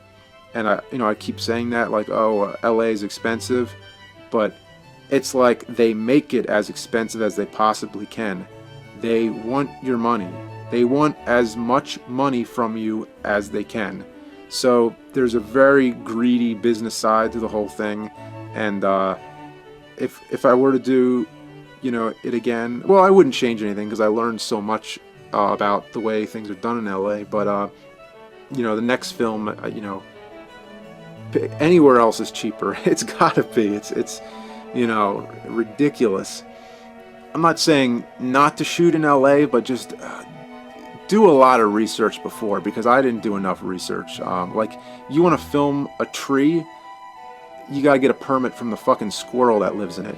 He also updates the general progress of the film, with what he calls the hardest work out of the way, and now editing, green screen shots, CGI, fixing things up, scoring the film, etc. are left. He also mentions how he hopes the film will be done by Christmas that year, but would be safe to say that it will be done within a year. This did not happen at all. During this time frame, James would frequently post update videos on his progress with the film, something that I remember feeling extremely inspired by at the time. I mean, after all, James' series was something that I had more than cherished for years by this point, and seeing him go through so much hard work to get this film made, while still releasing AVGN episodes that, while yes, were much more infrequent, were still damn good episodes, and kept up with Monster Madness as best as he could every year, while making new series like Board James, a series where James and his friends play and review board games, and eventually develops into a darker narrative as the series goes on, was something to behold. Oh, and to top everything off, James had just had his first child born this same year, so on top of everything else, he was now a new father trying to take care of his baby. By November 10th, 2012, James would have his first trailer publicly available for everyone to see online, which gave people a look at what the film would be about. Well, at least more about visually. The movie would be about the infamous Atari ET game, the once urban legend now proven fact story about Atari tossing thousands of games into a landfill to try to get rid of all the excess. The game often being associated with the great video game crash of 1983. The trailer looked promising. Ignorance is bliss, I suppose, and I will say I remember getting pretty excited for this movie when the trailer came out back then. It finally being some actual evidence of the film being somewhere close to release. By September 2013, James would have an update that gave people more information, and was honestly very candid as the film was now taking way longer than he expected, which seemed to be taking a slight toll on him as he now had so much to manage, and he coined the term he calls creative constipation to explain his feelings. When's the movie gonna get done? That's the big question. It's like I love when people ask it. I love that everybody's enthused about it, because everybody's really nice. Nobody's like, what the fuck are you doing? Why is it taking so long? It's not like that. People are really nice that they're looking forward to it. But to me, it's just like, there's no way to know. I said December 2012 in time for the 30th anniversary. Oops. Then I said summer 2013. Oops again. So I'm not going to jinx myself. There's just no way to predict it. As it gets closer and closer, it'll start getting easier to predict.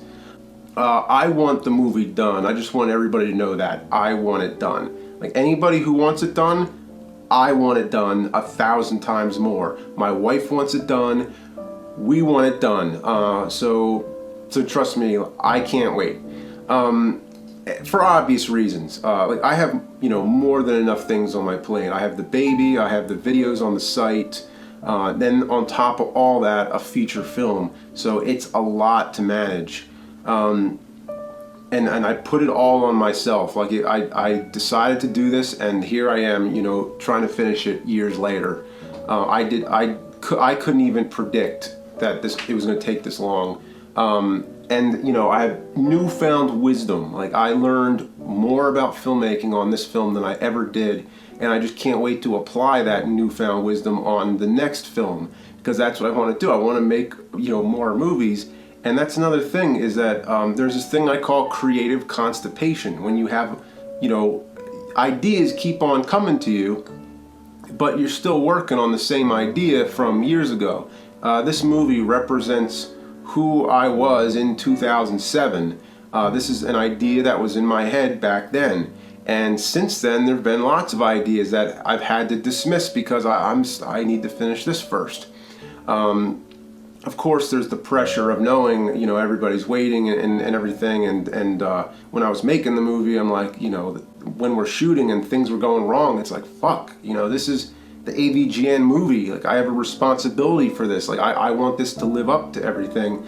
And you know, and now most of all, now on a more positive level, it's like I just want people to see it because it's coming out great. Which is something that I can personally attest to having myself in the past. While I may not be a big content creator by any means, I am always thinking of new video ideas, new creative outlets, ideas for my book series, stuff I could live stream, and sometimes I just get lost in the weeds of this creativity that is going nowhere because all these ideas are just ideas, no actual content. James comments about wanting to live up to people's expectations and trying to deliver this film to everybody who is desperate to see it is also a bit heartbreaking, given what would soon follow. Skipping ahead to June 13th of 2014, a lot had changed by this point. For instance, James was no longer a part of Screw Attack. To be fair, no one was really by this point, but he had instead gone fully to uploading his episodes and series to YouTube and Cinemassacre.com. Hell, the landscape of YouTube by this point had changed as well, with many content creators who had first been inspired by James going on to be big successes in their own right. But amidst all this, James finally had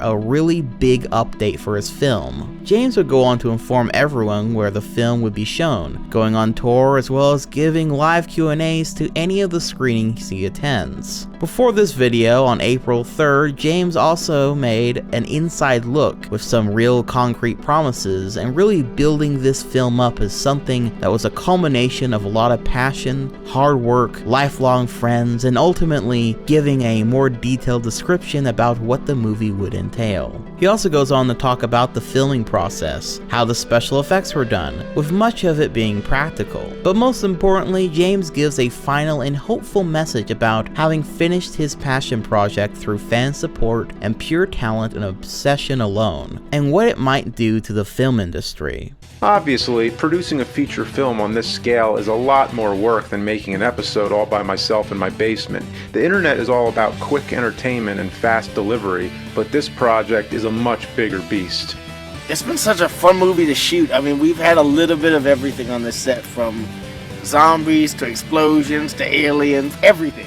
But I remember sitting with a lot of actors for those like coffee meetings, and they would read the script, and inevitably it came up with, "How are you gonna do this?" And they were like, "I don't even care. You can bring me on as an extra. I just want to see how you even try to make this happen." Yeah. 3 brand new idiots are gonna make this movie?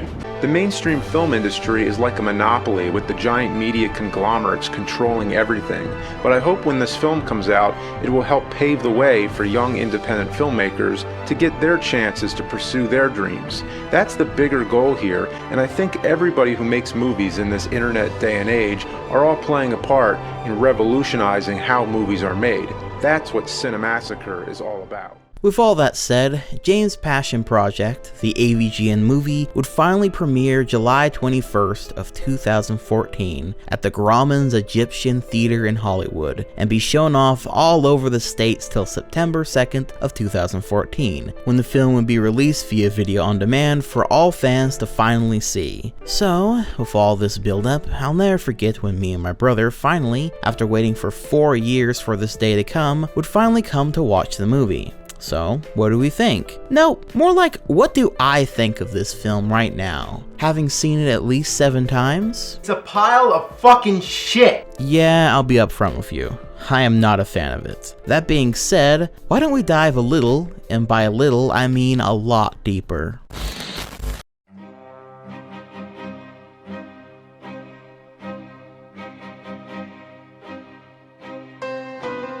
The movie opens with a brief history about Atari, the ET Atari game, and Atari going bankrupt, the video game crash, etc. This leans into the narrative of the movie, that being about the legend of the ET Atari game landfill, as something that ended up being 100% true, but at the time of this film being made was still a popular urban legend. The art style and the way the story is told is nice, establishing an interesting tone from the start. That is immediately followed by this presentation being revealed as a pitch for an employee at Cockburn Inc. to make ET2. This businesswoman named Mandy believes that if they make a sequel to one of the worst games of all time, and make it even worse, it will sell like hotcakes, as she notes that gamers lately have been playing games they hate instead of games they like. When she is asked why they are playing awful games, she attributes all of that to the online sensation known only as the angry video game nerd. We then open into what is actually one of the better parts of this film, the introduction to the nerd, with him waking up and getting ready for his day similar to how he might in one of his videos. A really great rendition of the AVGN theme song playing alongside it. After that, we get a sort of mock-up compilation of clips that are reenacted lines from previous AVGN reviews. His videos are now hosted on youpoop.com, you know, so they can kind of avoid all that copyright business. And then we get into a long section of real-life AVGN fans giving fake reactions for this long extended section, which is Go out in a thunderstorm and try to dodge rain. Like, what were they thinking? In other words, it's pretty hard. They just want to cover up the truth with their awesome cover that makes the game look great when really it just rips kids off their hard-earned allowance money. It would be easier to pick fly shit out of pepper while wearing boxing gloves. Love the nerd. a little bit cringy, you know, a little cringy. The nerd also feels a little bit off here. Like, the performance James is giving feels like it's deliberately different from the AVGN episodes. Balls! It's a catastrophe of ass! This different tone is followed up by the reveal of a brand new character for this film named Cooper. Cooper is helping the nerd film his latest video here, which seems to annoy the nerd a bit as he notes that he usually makes these videos all by himself. When we then suddenly cut to the two in the car together driving to work. On the way, the nerd has a discussion with Cooper about the unique sacrifices he needs to enact upon himself to be a true nerd like himself. The most important of which being a no girls, noting, no girls. Nerds before birds. It does call into question why Cooper wants to be like the nerd. Why is the nerd helping Cooper to be like him?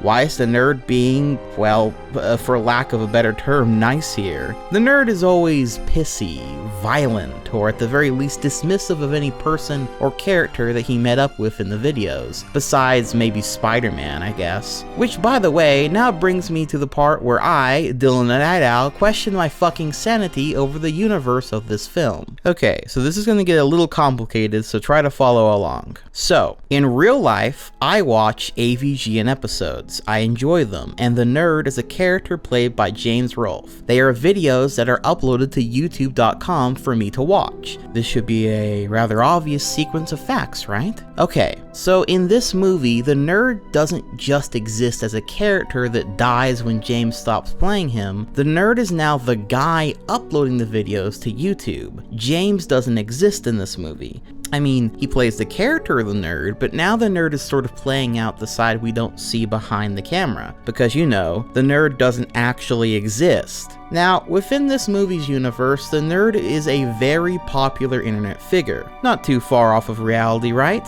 Almost. But see, the nerd in this film's universe is so popular that damn near every single person he meets in this fucking movie immediately knows who he is. Be they old, young, whatever. Companies like Cockburn Inc. are trying to get him to endorse games so that they will sell better. Everywhere this guy goes, there's a cabal of loyal and loving fans that are always at his side. Even the villains, as we will see later, fucking love the guy. So it's more like a cartoonish version of reality. A little self-masturbatory as well, but regardless, the movie is meta in the sense that we as the audience are no longer being talked to directly from the nerd. In every single video up to this point, the nerd would always talk to the camera being you, as if you were there in the room as he showed you this shit. The fourth wall is being broken constantly because the character James is playing is talking directly to us. Now, we as the audience always hide behind the fourth wall in this film, since James, or rather the nerd, never addresses the audience here. So, given the context that the nerd is now technically real in this movie, in this film's universe, it then begs the question, what else is real from the AVGN videos in this movie's universe? For example, in real life, we obviously know that James is playing the nerd beating up Mike Matei playing Bugs Bunny here. But in accordance to this film's logic, did the nerd, who is real in this film's universe, beat up the real Bugs Bunny? Does Bugs Bunny, Spider-Man, Jason Voorhees, etc. really exist in this film's universe? Or are they just characters being played by someone else? And the nerd is the only real person with real reactions here. Are you beginning to see how confusing this is conceptually yet? Fuck, it's so hard to even talk about it because it's like 4 layers of meta-narrative to get through to fully examine it. And it doesn't stop there. What about the special effects and monsters the nerd would face in his videos? Was any of that stuff real or part of the creation process of the nerd in this movie? In this film's universe, is the nerd this godlike fucking being who can summon Super Mecha Death Christ like an SMT demon and fight the actual devil? Or was that all fake in this film's universe? I begin to understand why so many people follow him blindly if that was the case, or at least since he would be a literal fucking god. I ask this because no one else who has reviewed this film online has ever brought this up, despite it in my eyes being the most crippling part of this film narratively, because it shows how from the very conception of this movie, they didn't really think things through very far. And this narrative confusion is all the more tragic when you consider the following. Is the character of the nerd an act, or is it real in this film's universe? If it's all an act, then do we even know who the fuck this guy in this movie is all about? I know in real life, James is a cool guy who plays a cool character called AVGN, but in this film, I know nothing about this man. And it honestly kind of shows since James' performance of this character is pretty different here, which I honestly can't tell if it was a conscious choice to address the fact that the nerd wouldn't be the exact crazy fucker he is in the videos in real life, or to better make him more relatable or softer for general audiences, or if James just decided he wanted the nerd to be a different character for the film, or if it was just all a natural accident. But different, he is here all the same. I know this is a lot to bear on you all at once with this review of this film, but it is a question that stays relevant throughout the entirety of the film and is never ever addressed. God, you know we have barely even gotten into this film and I am already questioning if this film's narrative beforehand is real or just a shadow of something even more real being showcased. And you want to know what makes it all the more confusing as well? Being that the nerd is this ultra popular internet celebrity that everyone adores in this film's universe, at the very least being established, you might imagine the dude is kind of rocking in cash from all the ad revenue. Well, you would be wrong, as the nerd and Cooper work at GameStop, or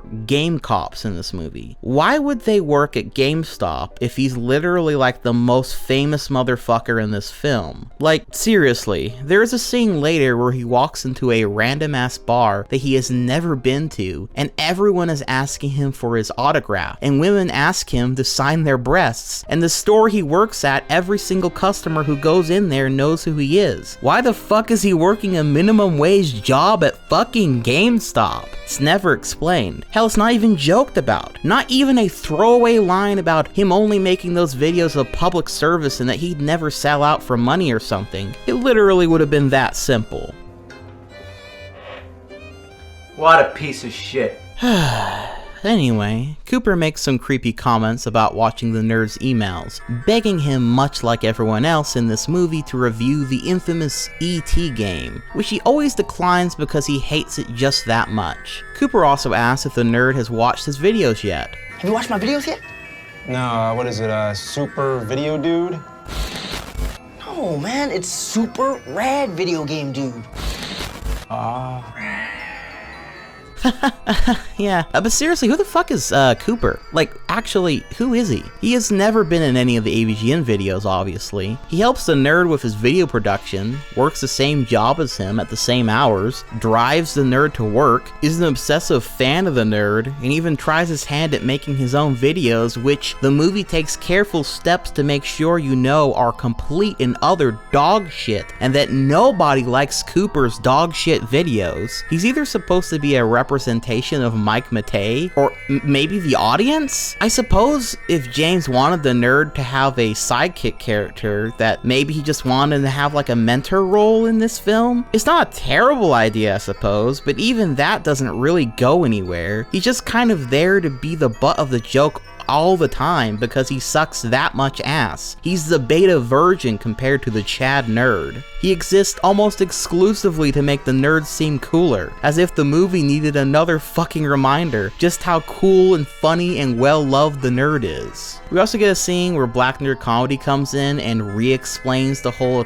E.T. Atari landfill thing, which we just got explained to like a few minutes ago. And then there's this scene that falls right after where everyone in the store stops what they're doing and chants to the nerd that he should review the E.T. Atari game, something which Cooper also talks to him about afterward, only for the nerd to say no. Even though he has reviewed plenty of shitty games in the past, for some reason he doesn't want to review that one, I guess, and we don't really know why. At any rate, skipping ahead, that representative at Cockburn Inc., Mandy, eventually meets up with the nerd to discuss it with him endorsing / reviewing their new game ET2. However, the nerd projectile vomits upon seeing just how awful the game is and doesn't take the deal and goes back home, only to be submitted to a nightmare. We flash back to the nerd's childhood, on Christmas Eve, opening his present to find the Atari ET game within. This is meant to be a character-defining moment for the nerd, why he refuses to play that game, though to be honest, almost every other game he has reviewed in the actual AVGN videos has had similar stories. He played the game as a kid, he hated it then, and now he's taking revenge and bitching about them now. At least that was the in-universe reason why the nerd was reviewing games, so I sort of feel like there could have been a better reason for him to not want to play it. But then again, were any of those stories real in this movie's universe? I won't go into all that again, but this is again a flashback to a character that isn't real, but also is the same guy in the videos on YouTube, but not exactly? Moving on. The nerd falls up and down the infamous pits over and over again after that, only to wake up in a cold sweat, only to reveal that it was yet another nightmare, which admittedly does lead to a pretty funny payoff joke. Even my dreams are low budget.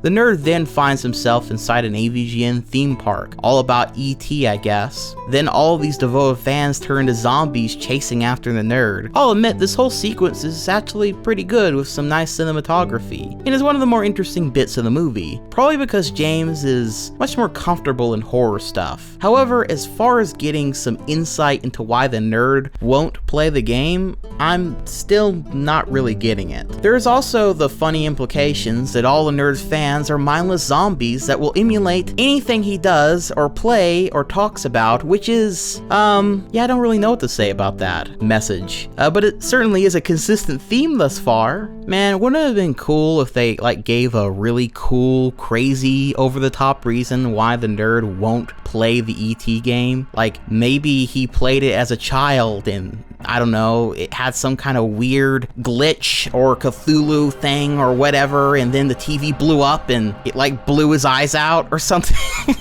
And now that's why he wears glasses, even though like in the scene his eyes blew up. Now he's perfectly fine because he has glasses or whatever, turning him into the signature nerd he is today, something like that. Moving ahead, the nerd jumps onto his computer to get onto an online MMO with Cooper. One of the few nice visual gags is displayed here, with the game that looks super new and next gen on Cooper's computer, while it looks retro on the nerd's computer. The nerd decides that the best way to stop this whole ET thing is to prove that the story of the ET landfill is a hoax, so he gets Cooper to agree to help him with a deal that if he does find any cartridges down there, he'll review the game. He'll play every single one of them. Cooper calls Mandy back to get the help of Cockburn Inc. to excavate the land, raising the stakes for that if they do find them, the nerd will also be endorsing that shitty company and their shitty game. But that promise, or that part of the setup, is almost completely forgotten once the big road trip starts. Big game review? I didn't agree to this. I also really don't like the idea of bringing this girl with us. Relax, no, she's our producer. And she's not a girl, she's a gamer. Okay, I think it's time for a commercial break.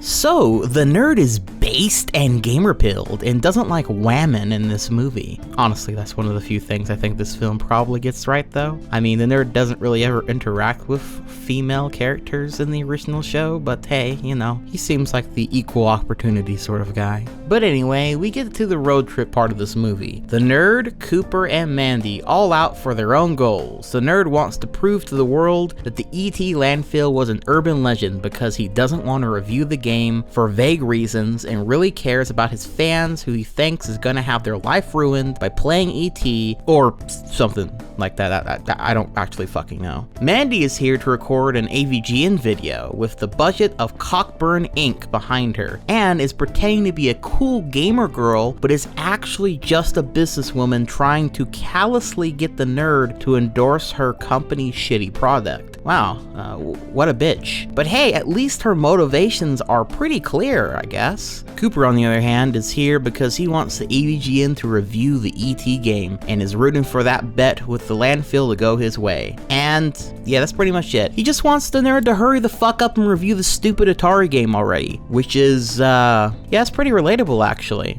Great audience surrogate, definitely represents the fans right about now. Of course, the problem is that Cooper is also an insipid joke of a character that fails at almost everything he does, and is supposed to be the comedic relief in a film that needs some tension or sincerity relief. Despite her motivations, Mandy is also just kind of a two-dimensional haha quirky girl who talks back to people and isn't your typical woman. She's crude with an attitude, you see. In other words, she's insufferable. But still, probably a better character than Cooper. Meanwhile, the nerd is... I guess the nerd is the everyman in this movie. Yeah, in this film's universe of weird, obsessive, incompetent lemmings and generally silly folk, the nerd is strangely the most normal. He has his quirks, like having his hatred of the E.T. game or being behind the times on everything. You know, he likes to use old technology and what have you. But that part of his character is never really explored at all. Some of you might wonder why that's necessary. After all, we didn't delve into the deep of what makes the nerd a whole lot in the videos, right? Well, my answer why it's necessary is because this is a 2-hour film and not a 20-minute YouTube video. What works in one medium or format, as I've alluded to before, doesn't often work the same way in the other. But even still, from the pitch about this film being the nerd going outside of his gaming room, his show so to speak, like Wayne's World, you would expect a strange world, yes, given the strange reality of the nerd episodes, but I would have never imagined by that pitch that the nerd would be the everyman. If anything, I would have thought he would have stood out, have an anti-hero sort of presence. I mean, think about it. In his videos, the nerd is a man in his late 20s to early 30s, bitching and moaning about old-ass NES games, while constantly getting drunk off his ass and being a mean motherfucker to anyone he meets. Sometimes with reason, other times with none. Now, does that sound like an everyman? Or hell, even a functioning member of society? Putting that character into the real world would make for some seriously good comedy given the right writer and scenarios attached. But instead, we have this weird nerd light who, by comparison to his internet video counterpart and every other cartoon character in this film, is just sort of swallowed up by it all. Imagine this movie had the real nerd character in it. Imagine if Mandy was more of a prude who hated the nerd's shitty attitude. Imagine if Cooper was just fucking Mike Matei playing some sort of character. Which, speaking of, where the fuck is Mike Matei? Oh, he's right there alongside Kyle Justin as just a couple second cameo. Actually, now that I think about it, in later episodes, Kyle would end up actually being more of a character on the show itself. He was the behind the couch guy. Why isn't this film about the three of them on a crazy adventure? Fucking the couch guy would even bring his couch along with them. Maybe you could play them songs along the way. Maybe you could even use it in a battle scene. You know, his guitar is like got magical powers or some shit. And Mike Matei, even if he's not on this road trip, shouldn't he be playing some sort of bad guy right now? Hell, there could be a gag where Bugs Bunny and Spider-Man come back or something, but now they have to be the copyright-free editions. Maybe they could be working for a greater evil bad guy in the film or something. Look, I'm just spitballing here. Anything for this to be more like an AVGN movie. Speaking of the bad guys, the main ones are introduced by this point once the nerd and his lot get to the landfill. The big villain of the AVGN movie is some random general named Dark Onward, who has parts of his body get blown off during the course of the film as a running gag, and that's it. He has some other government henchmen, like his right hand being McButter. Second thought. Sir? I think I should supervise this mission personally. I don't think that'll be necessary, General. You're needed for more vital things, sir. I insist. Something important's about to blow up. I want to be there. Yes, sir. Okay. There is another villain technically introduced by Cooper when he's going on a long rant about being a flat earther or something who believes in Santa Claus, and eventually notes the existence of a cybernetic death god by the name of Death Moxis, living under Mount Fuji, who created both God and Satan with the power to end all life as they know it by the turn of a satellite on his head, which would cause the description of every universe in the universe of the multiverse to disappear, with the only thing left being a bologna sandwich. It's just a lot of lol random humor setup, and look, James really wanted a kaiju in his film. I can't say I blame the man. Kaijus are fucking awesome, but we'll get back to that later. Our main villains interrogate our nerd crew for no real reason besides they were gung-ho and bored, I guess. And we get this terrible line out of the whole exchange. All right, honey, don't get your panties in a wad. I'm not wearing any panties. Oh, she's not wearing underwear. Oh, isn't that funny, guy? Oh, it's so funny. She's a disgusting whore. Laugh. Well, through a really stupid chain of events, Dark Onward gets one of his arms blown off. Oh my god, where's my fucking arm? Manny gets the car started, and then a car chase ensues, and it's pretty bad. Which is now where I talk about the fact that many will in fact bring up the idea that this movie was made to be bad on purpose, and to tear it apart as I have up until this point is missing the point and unnecessary. To which I would say, okay, if this whole movie is supposed to be nonsensical dog shit that's never funny, is badly written on purpose, and is never taking itself seriously, then I guess me saying all of those things isn't all that offensive, is it? Unless, of course, you think that there are good parts of this film where there was real effort put in and is meant to be taken seriously and is written well, in which case, not all the movie is made bad on purpose, now is it? So if that's the case, now we have to play a game of which parts are supposed to be taken seriously and which are supposed to be laughed at because they are made dumb on purpose. What the hell is that? Fruit, sir! Oh my god! Did you see the size of those melons? Take a note, McButter.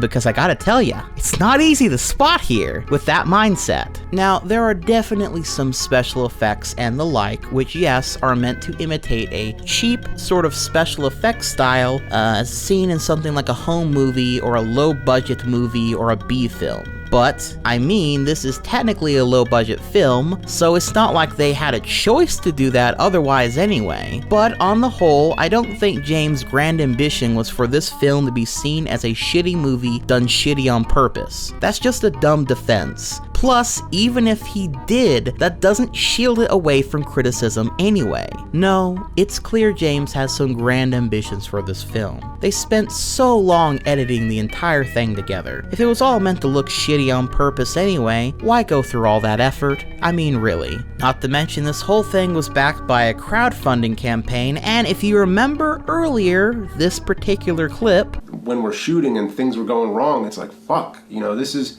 the AVGN movie. Like, I have a responsibility for this. Like, I want this to live up to everything. The mainstream film industry is like a monopoly with the giant media conglomerates controlling everything. But I hope when this film comes out, it will help pave the way for young independent filmmakers to get their chances to pursue their dreams. That's the bigger goal here. It is inarguable. This movie was not made to be bad on purpose. At least, not all of it. You could make the argument some of it was, but definitely not all of it. So after that whole car chase, they all decide to go to Howard Scott Warshaw's house, the creator of the original E.T. game, to get right to the source of its creation. I guess to prove if it was actually put in a landfill or not, to ask him, just up front. Which is sort of weird, because I imagine someone probably would have asked them by now, but whatever. And Warshaw's house just so happens to be right by the landfill, and just a few minutes away from where they were driving? Well, it turns out that that house is actually not Howard Scott Warshaw's house, but is in fact the hiding place of a character named Dr. Zandor, who is running away from the government due to a secret about the E.T. game involving aliens. And how did they find this place again? Was it Cooper that knew? Like, how? Where was the mix-up? Did, like, Google Maps say that this was Howard Scott Warshaw's house? I don't think they usually say that. Like, how did Cooper know that? And furthermore, if it's not Howard Scott Warshaw's house, why would it say that? And how were they able to find this place when the government hasn't been able to? It's like in the same fucking desert as them. It's right near the landfill. I'm just so fucking confused at this point. There was no logical progression for how this chain of events happened. It just happened. But regardless, we do get this kind of cool scene where the nerd and folk do some platforming to get through this little area that Dr. Zandor has set up to test, you know, if people who come in are true gamers or whatever. It's kind of cool, you know, it's not bad. But then we get to this actual Dr. Zandor character, who is sort of used as an exposition dump. See, he's an ex-Area 51 employee who was working on rebuilding the Roswell UFO, but decided he didn't want to anymore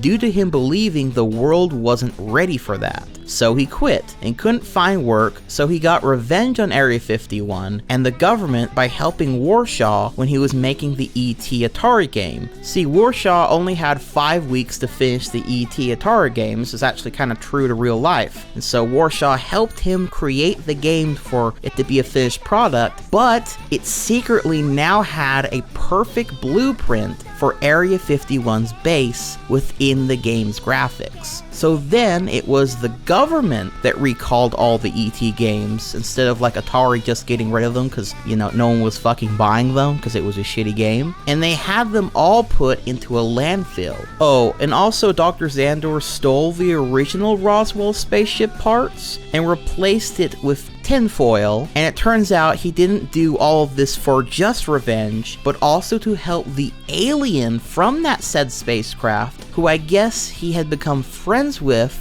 during his time working Area 51. And he tells all three of the characters here after having met them for less than 2 minutes. Did you catch all that? Good, because that's what this movie is actually about for the next hour. I'll give the movie this. This plotline is the most interesting twist it has to offer. It is a pretty interesting way of trying to make the E.T. game something grander than just a simple shitty Atari game. I do think the execution of revealing all this shit at once is a bit clunky to say the least though. But hey, I'll take what I can get. Though it does call into question how every cartridge of E.T. on the Atari having a piece of the UFO is even feasibly possible. And why the government has gone after the copies people already own, or why it's not a super rare game by this point if the government wants it gone. Why can you easily buy it anywhere? I mean, I get it that the government is almost always incompetent, you know, just like in real life.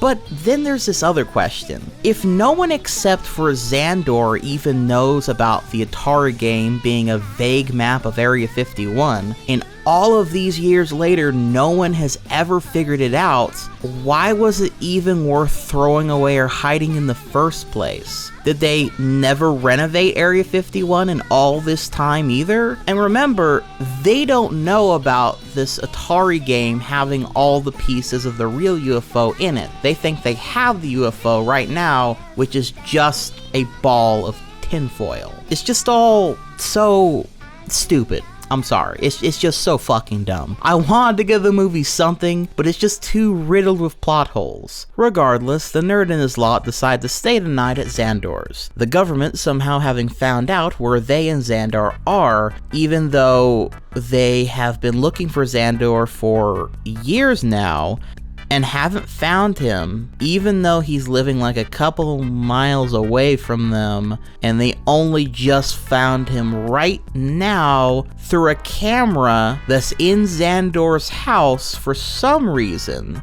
Did, like, no one think about how this scene is even happening right now when they wrote it down in the script? I think above all else, this film's script was in serious need of a script doctor. A couple of new pairs of eyes. Something to, at the very bare minimum, catch stupid shit like this that literally makes no sense. It's just objectively bad writing that gets us to a scene like this. Like, the entire reason that these characters are in this house, how they got here, doesn't make any sense. The character that's here that the film wanted us to so desperately get to as fast as possible that they even, like, try to explain how they got here, his exposition dump doesn't make sense. And now, the main villains who have been searching for this guy are able to see him through a camera in his house. I mean, what the fuck were they fucking thinking? Moving on. What follows this scene is one of the more,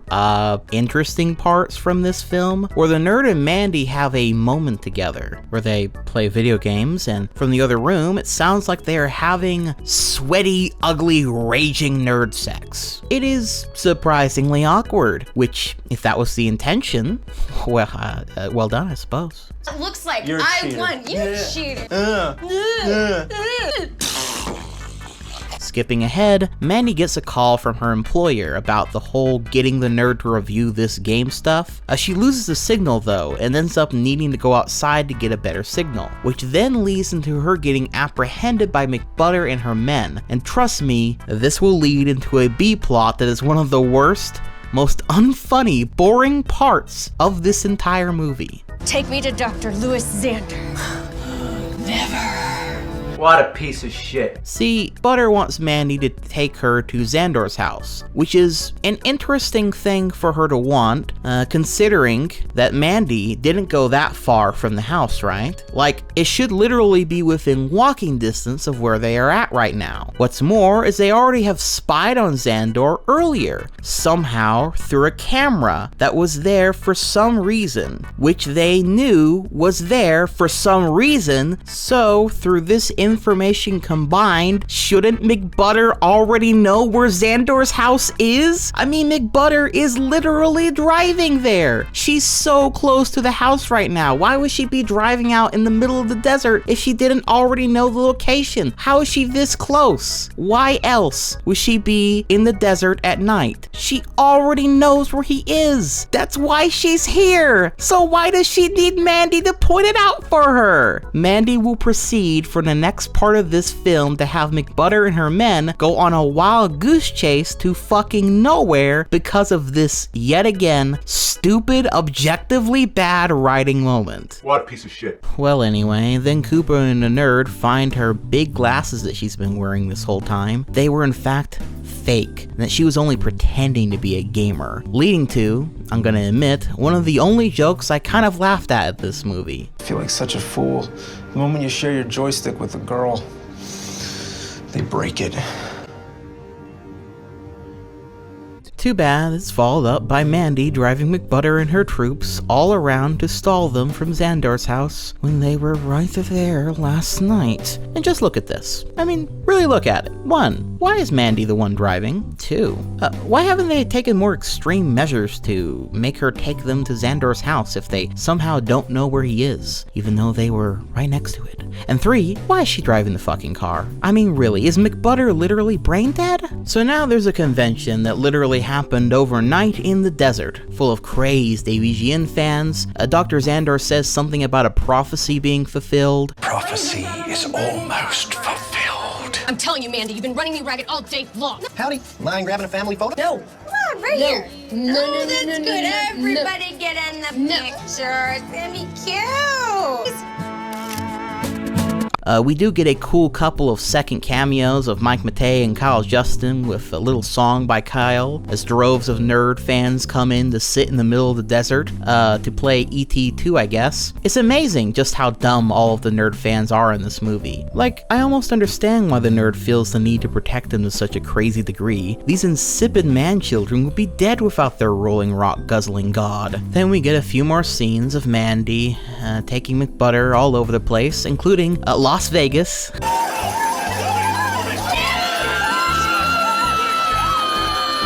Look, isn't that funny? They're all fucking stupid and a waste of time. I love it when things waste my time. I love wasting my time. That's why I made this video. But anywho, the nerd then proceeds to lie to all of his fans about the E.T. game not being there in the landfill, in an attempt to save their foolish little lives. All of them, of course being lemmings that they are, believe him. It's bullshit, and the legend behind it is a total lie. It's all a myth.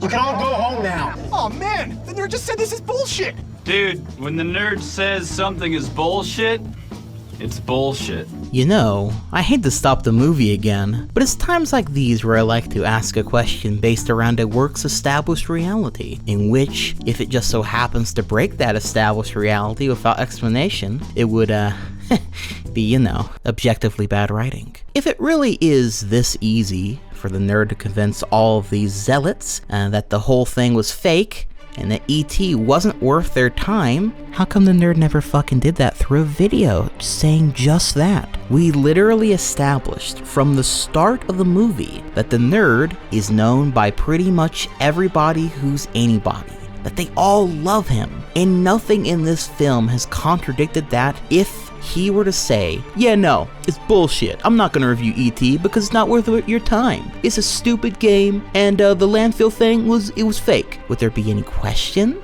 Would anyone dare to defy the word of the nerd? He doesn't need any evidence either. Remember how this whole motivation for going on this quest was going to be to provide evidence to his audience that there was no E.T. Atari landfill. Well, he just told them it was all bullshit without any evidence. So, why did he do all of this then? Oh yeah, I know why. Because if he didn't, there wouldn't be a movie. So I guess that means the entire premise of this film is hinged on the main character not doing something perfectly logical and something he literally has done with other things in the past, and that his whole career and life and the film is defined by. And instead, going on a wild goose chase for a company that is also established to represent everything he hates in gaming, which is also, you know, what made him popular to start with in real life and in the film's universe. Hey, was this whole plot line done bad on purpose? Cause, you know, if it was, that one was pretty bad. But Howard Scott Warshaw, game designer of E.T. himself, comes out of nowhere and tells the fans that the story of the landfill is in fact true, and ends up telling them about the whole game being a map to Area 51 thing, much to the anger of Dr. Onward, who is somehow watching all of this and never even attempted to stop or kill this huge group of people chanting about E.T., despite the fact that he did that very thing for far less when it was just a nerd and his crew. Oh, Oh, and we can't forget that Howard Scott Warshaw has also seen the nerd videos, because of course he has, and lectures the nerd about finding the truth, and that the world would be better if everyone told the truth. People like us, we don't cover things up. Wouldn't this be a better world if people told the truth? The truth, nerd. That is what you must find. If a lot of people love each other, the world would be a better place to live. So now it's time for the nerd to infiltrate Area 51. Oh wait, first we gotta catch up with McButters and Mandy, cause the joke hasn't stopped being funny yet, with them now going on this fake Eiffel Tower thing. You're gonna be dead. Have faith, Butterface. Oh, I will kill you, fat butt! Oh. And she dropped her... That's so funny. Hey, where did the soldiers go? Anyone know where they went? Anybody? No? Oh, okay. Well, it doesn't matter. Between clips, McButter has tied Mandy up and tries to use her as bait to stop the nerd from coming to Area 51. Even though it's, you know, Area 51, they could literally just shoot him if they know he's going there. And also, don't they know where Xandor is now? Why is no one, like, after him? I guess it doesn't matter anymore either. The nerd refuses to take the bait. You like her, don't you? No. What? It's a trap, nerd. Like I said, don't go. I'm not coming. Nerd, come up here and rescue me right now. F you FBI bitch.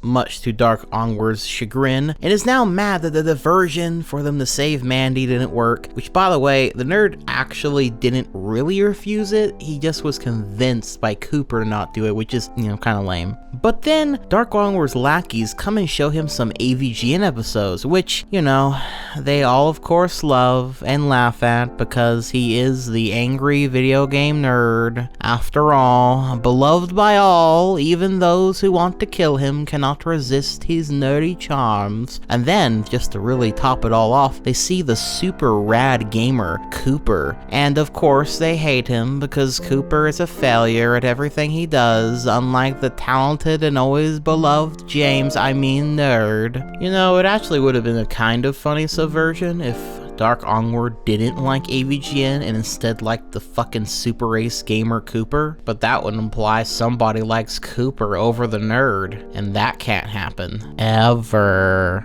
But anyway, the nerd breaks into the Area 51 base by pretending to be an alien in a UFO.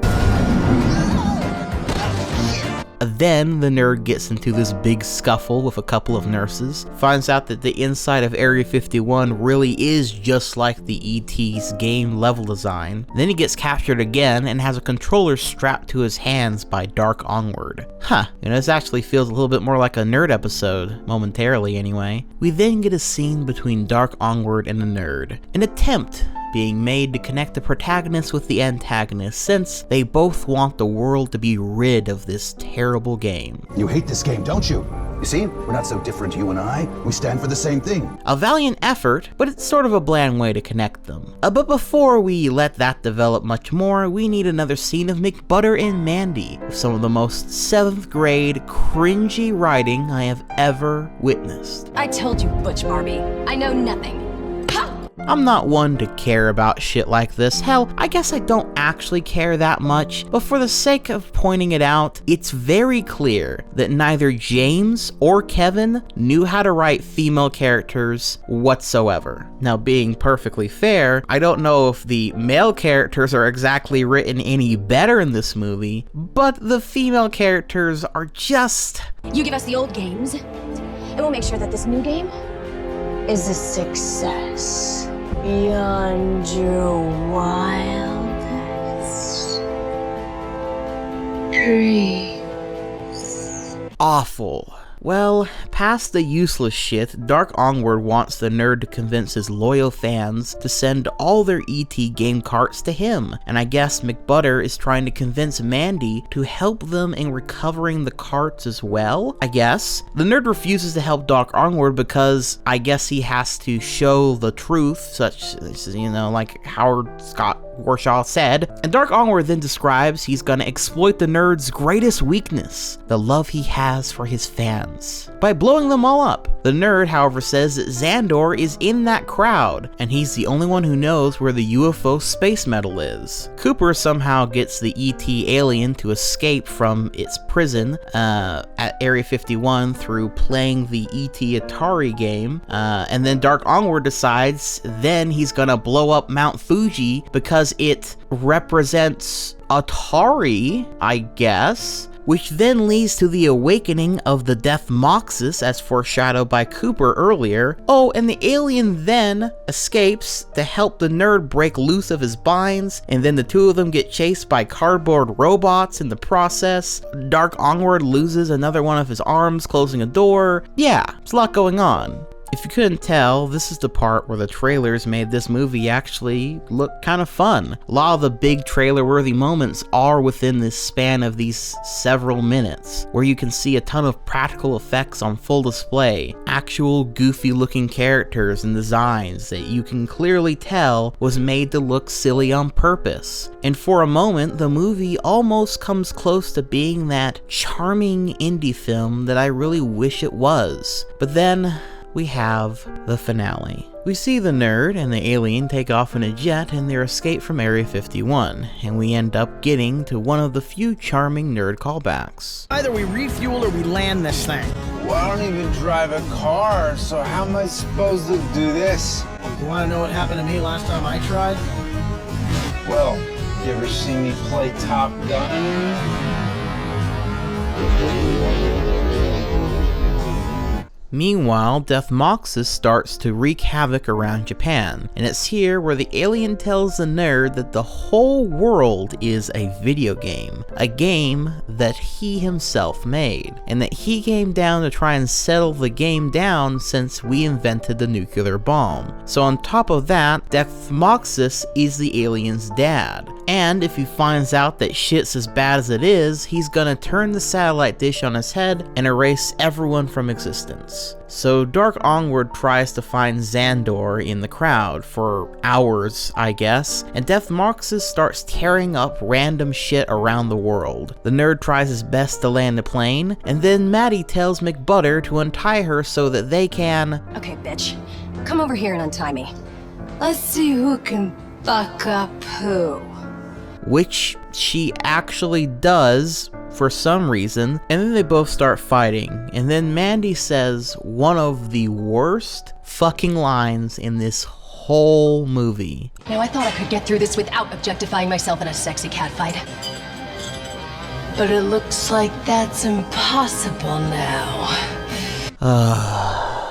It doesn't matter how many times I watch this film. That line, that one right there, is always the one that finally breaks me. On the other side of the spectrum, the Death Moxus special effects and stuff is pretty cool. You might even call it a highlight of the movie. At any rate though, the nerd does not in fact land the plane, instead ejecting, and then they get caught. Again, alongside Xandor. Death Moxus eventually reaches the Eiffel Tower thing that McButter and Mandy are fighting on, all the way into the night at this point, only for McButter to finally meet her end via a joke falling down and turning invisible gag. Oh, thank God for that. But now Death Moxus has Cooper in his vacuum thing and Mandy in his chick magnet. Whatever will they do? Well, luckily for them, all the ET games ever made come together randomly to utilize each other's parts to create the spaceship yet again. All of them are finally back together. Oh, and also we have a Nostalgia Critic cameo.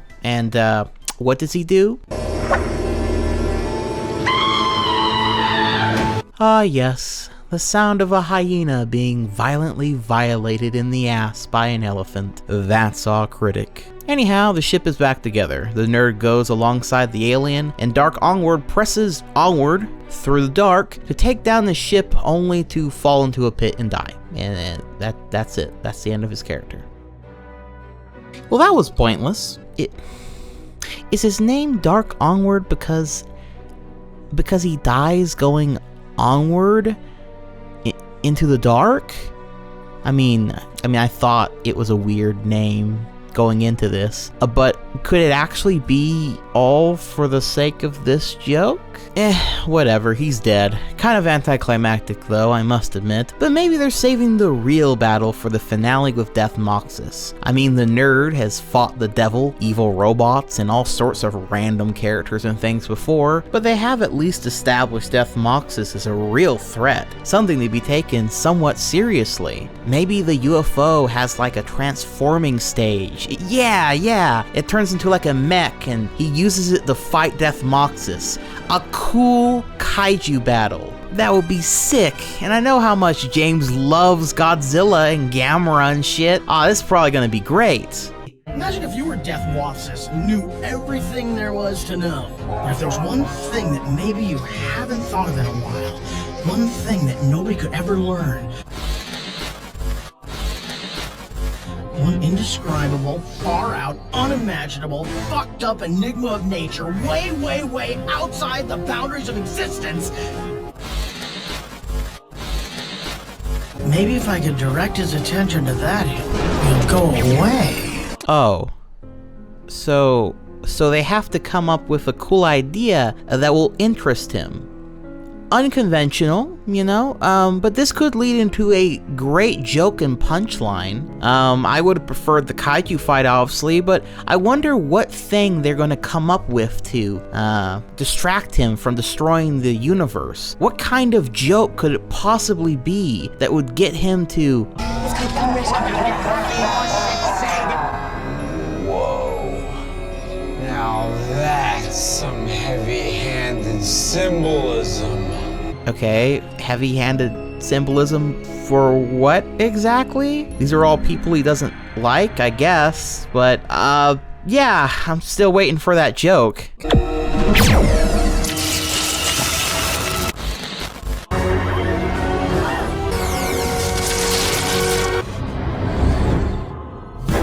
Oh. So they don't actually come up with or explain what it is that got him interested in not destroying the universe. They just shoot a laser at an easy target, and then he magically has a new thing he's interested in now? A new memory or something? That's interesting. You know what, actually, no, it's not. So you took something that could have been kind of clever and funny and did nothing with it. You had a cool concept in build-up and squandered it. Wasted it all on nonsense. Well, I don't think there could be a more fitting ending, a better summation of the angry video game nerd movie. Going back in time to the first time me and my brother had watched this film, the movie we had both waited so long to watch, had followed every step along the way to its worldwide release, I remember having some of the most conflicting feelings about it all. On one hand, I think we both wanted to say that it was a great movie, that it was fun and full of stuff that James loves, to point out the positives like the practical effects, or something. Anything from us having to face the facts that we both thought that the movie was a joke. An awful, boring, disappointing joke. I desperately didn't want to dislike the movie. Hell, looking at all the footage and behind the scenes stuff, the passion James had for this film at the time makes me feel terrible for saying that I dislike the film. I do not derive any pleasure from saying I get nearly no joy watching this damn movie that was so damn important to a content creator that I looked up to.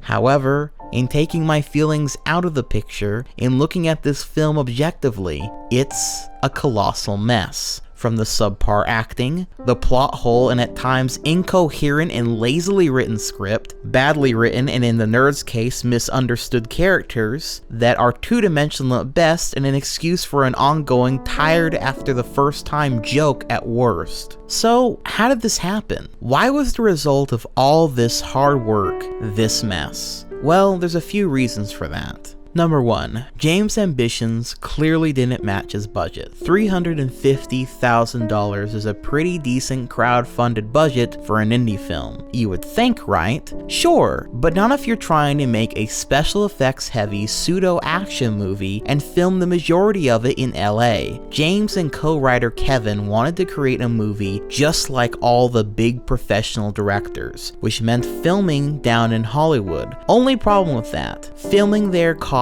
a lot of money that even James himself admits he wasn't aware of. It would have been far more practical for an AVGN film to be something far more downscaled, or at the very least filmed someplace else. But James seemed to have dreams of this movie launching his filming career to new heights, becoming the full-time director he always wanted to be, has always aspired to be since he was a child. But honestly, I don't think that was ever going to happen with the AVGN movie, be it good or not. Which leads me to number 2. The movie misunderstood what made AVGN so iconic and engaging to begin with.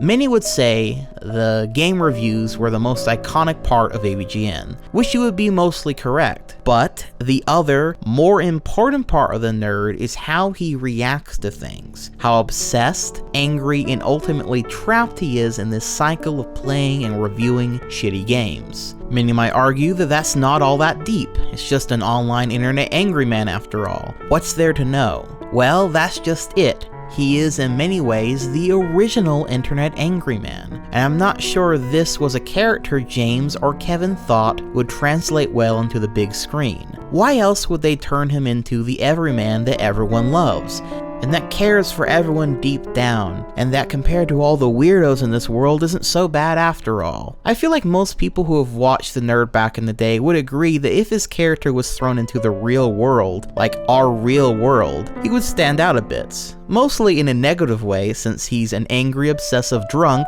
who yells about NES games. But in that there could have been real comedy, but instead, the nerd had changed into a disgruntled internet celebrity who cares too much for his fans. Woof. Talk about boring. Talk about a real missed opportunity, dumbing down the nerd and cutting away the edge, when in reality, if anything, for the big AVGN movie, they should have been sharpening the edge, not dulling it. Number 3. Finally, as noted before, conceptually this film has issues with it being in the real world and making all the past nerd continuity confused at best or just plain irrelevant to this movie at worst. It's also riddled with plot holes, and as I've stated a few times now, objectively bad writing. And while I'll admit the comedy is more subjective and if you enjoy it or not, is kind of up to you, I just didn't. And up until this point, I had thought James had some great comedic writing, but for me, nothing hardly at all lands here. And if I'm being even more honest, I don't think this movie needed to exist. I mean, what movie needs to exist? I guess what I'm saying is, whatever cool idea you could come up with for an AVGN film, it just wasn't here. At least not for me. It's at best a slideshow of stuff James thinks is cool, and at worst, it's a boring slog with awful pacing, wooden characters, and a plot that besides a couple of scenes, is mostly an E.T. urban legend movie that features the nerd in it. I don't know how it's possible to make a movie that you know had so much passion put into it, was crowdfunded, and had no distributor interfering, and come out feeling like the same disappointing, throwaway kind of films that big studios always shit out of their ass when they are tasked with the opportunity to make a film based on a classic video game, anime IP, etc. Things are changed needlessly, and it all just sort of feels like it's missing the point, you know? And again, I hate saying that, but it's honestly just how I feel. There are also many who have since come out who have worked on the film as extras, and while I won't hold their words as absolute truth, the common theme is that there seemed to be a real incompetence on set. Notably with James falling into the background and Kevin sort of taking over as the main director. There was also allegedly a lot of arguments, mismanagement, and the budget being bled dry way too early by others. But again, take all of that with a grain of salt. A lot of shit can happen while you're making a film. But Needless to say, given the final product and what we know about the whole Hollywood situation and James falling into the background in his own videos as of late, and I certainly wouldn't be surprised. Okay, but enough sour words. For now anyway. So I don't like the Nerd movie, and I feel like I've shared my reasons in a fairly detailed manner. So what about everyone else? Well, at the time, the reviews and feelings seemed mixed. There was definitely a lot more positivity back then than there is now about the whole film, that's for sure. Most reviews amounted to, it's kind of an okay film, but only really worth it if you're an AVGN fan. Which is sad because many of the changes to the Nerd almost felt like it was done to appeal to a larger audience outside of fans. But nobody cared about some guy on the internet making angry game reviews, certainly not critics, who all overall thought the movie was shit. I've also seen many fans come to terms with their feelings on this film over time, with many, like myself, really wanting to like it, almost feeling invested in wanting James to succeed, but with time have only grown to dislike it more. Of course, it does have its actual fans, and if you're one of them who genuinely enjoys this film for what it is, all the more power to you. I'm glad you got something out of it that I didn't. That's where the subjective side of art comes after all. But as a general rule, it seems most will admit that this film was a bit of a black spot in James' career. Regardless, this film's release would be a turning point for James, for AVGN, for all the fans who watched it. If you hadn't guessed by now, with all the comments we showcased from James, the larger-than-life expectations and goals James had for this film and his film career, you might start to understand that James didn't plan on doing this AVGN show forever. In fact, I have no doubt in my mind, had all James' dreams come true, and this movie really did somehow launch his career, he would have said goodbye to the AVGN, the movie being a fitting end in his mind. You know, maybe he would have made a few more videos for extra finality, but I think he never would have looked back fully. Lest we forget that this whole show was supposed to be a shitpost, a quick joke that was pushed by Mike Matei into the phenomena it became. James used his newfound fame to showcase his past work and find ways to talk about movies, which were more his real passion, while still doing the Nerd since it was his most popular series. That's not to say James didn't like making Nerd episodes, far from it. I just don't think he ever planned on having it last forever, certainly not as long as it has to this very day. I mean, imagine yourself in his shoes after all. Imagine you have this dream to be something big, to share a story, to create something you always wanted to create. But the thing that you're most well known for online is a random meme series that you made as a joke. The random meme series is fun to make, but you have bigger goals, bigger aspirations. You don't want to be defined by just this one thing. Then imagine the one time you get the chance to do just that, to create something big. You fail, and you fail hard. And now, you're stuck back making that meme series again. If you want to remain relevant after all, more than that, all your income for your growing family comes from that meme series, your newborn kids.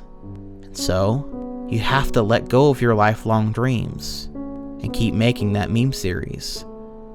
Because what are you going to do without it now? That big film took years of your life to make. And for what? No. You can't do that again. At least not for a long time. You don't have time to fuck around anymore. Which eventually leads you to believe that you can't do this thing yourself anymore. You've lost the passion for it. Hell, more than that, you're running out of ideas for it. You've used up everything from your past. And so, you decided the best solution to the problem is to hire some help.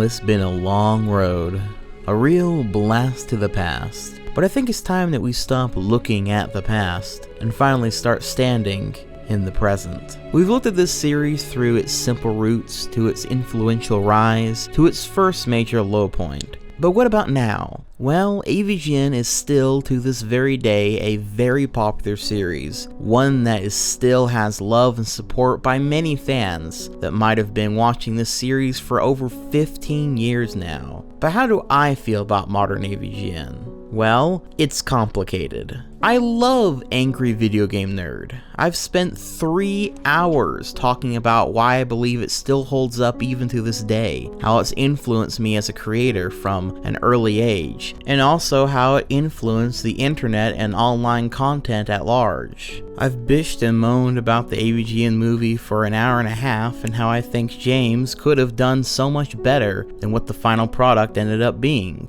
I respect James Rolfe as a creator in ways I find hard to describe in words. Maybe if I hadn't grown up watching him, I would have never felt this strongly. Sort of like how watching an anime like Neon Genesis Evangelion at the age of 14, or playing Final Fantasy VII at age 13, or playing Spiral the Dragon at like age fucking 5 or 6, all helped me in tempering my tastes and developing into the person that I am today. So I must admit that my bias in that this simple series about talking about shitty NES games no one cares about is much more important to me than perhaps I ever even imagined when I first started this retrospective. And I think it's time I come clean with myself and just get on with it. I don't like modern AVGN. Let's step back a moment. It's 2014. The AVGN movie came out. Some people loved it, as I said, and some people hated it. But I'd say the vast majority had mixed feelings about it. After the release of the film, AVGN episodes are going along just as normal.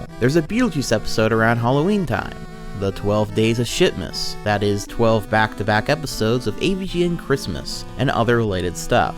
The only question is now is, what was he going to do in 2015? He just finished his first movie, first feature-length movie anyway. Would he begin the process of making another film? Would he take a break from that and focus on videos for a while? Well, something else happened in 2014. Cinemassacre and Screw Attack had a falling out that resulted in James and his crew leaving Screw Attack behind, as I noted before. But of course, he didn't really need them anymore. See, back in the early days of YouTube, very few channels could make any kind of profit off of YouTube. In fact, in the earliest days, there just wasn't any. But even whenever they could, most people who had dreams of making some sort of career out of video content would sign a deal with a company like Screw Attack or Machinima, which would then not only push your videos out to bigger audiences, but they would also help to earn you money for a cut in exchange. At least that's how it worked in theory. YouTube by 2014 had opened the floodgates, and so now almost anyone could become a YouTube star with enough subscribers, make money, and hell, make a living off of creating content for the website if they got big enough. James no longer needed Screw Attack. No one did. But the thing is, James didn't end up going independent either. By 2015, Cinemassacre would end up signing on yet another big channel network, one that they're still attached to this very day, by the name of Screenwave Media. This single move would turn out to not only shape AVGN over the years into the product that it is today, but in my mind was the signature deal that ended the silver age of AVGN. The end of the series that once was, now replaced with the new nerd. See, something interesting about 2015 was that there was only 5 episodes of AVGN that year. Even if the movie finished, the flow of AVGN episodes were still very random. Though by this point in time, I think most fans, myself included, had sort of come to expect this. Ever since the priority was the movie, the episodes always came second. And while the movie was now finished, I think it's fair enough to say James had a lot on his plate even still. He had a child to take care of now, after all. The episodes during this time, though sparse, were still at least decent to pretty good though. However, nerd episodes were not the only thing James was making at this time. James has started what many fans consider to be one of his better works, Aboard James Season 3, which I won't go into here, but needless to say, James showing off his creativity again is on full display, and what's more, Season 3 would end this board game related series once and for all, once again hyping people up towards what James would come up with next, with another creative project finished. Moving past 2015 and on into 2016, as James pointed out in his first big video that year on April 6th of 2016, it has now been 10 years since he started his YouTube career, and since he had uploaded his videos on this website, since he was making the AVGN episodes, and what's more is this would be the start of the 10th season of the famous show. And I say all this not to just simply point it out, but to showcase a particular statement the AVGN, a statement James gives at the end of this super cool episode about Mega Man games. One that I think is extremely important to this series. You see, this episode sees the nerd declare that he quits, that he is done with shitty games. Poor shit. I've had enough shitty games. I've dedicated myself to this for too long. I've had it. I quit.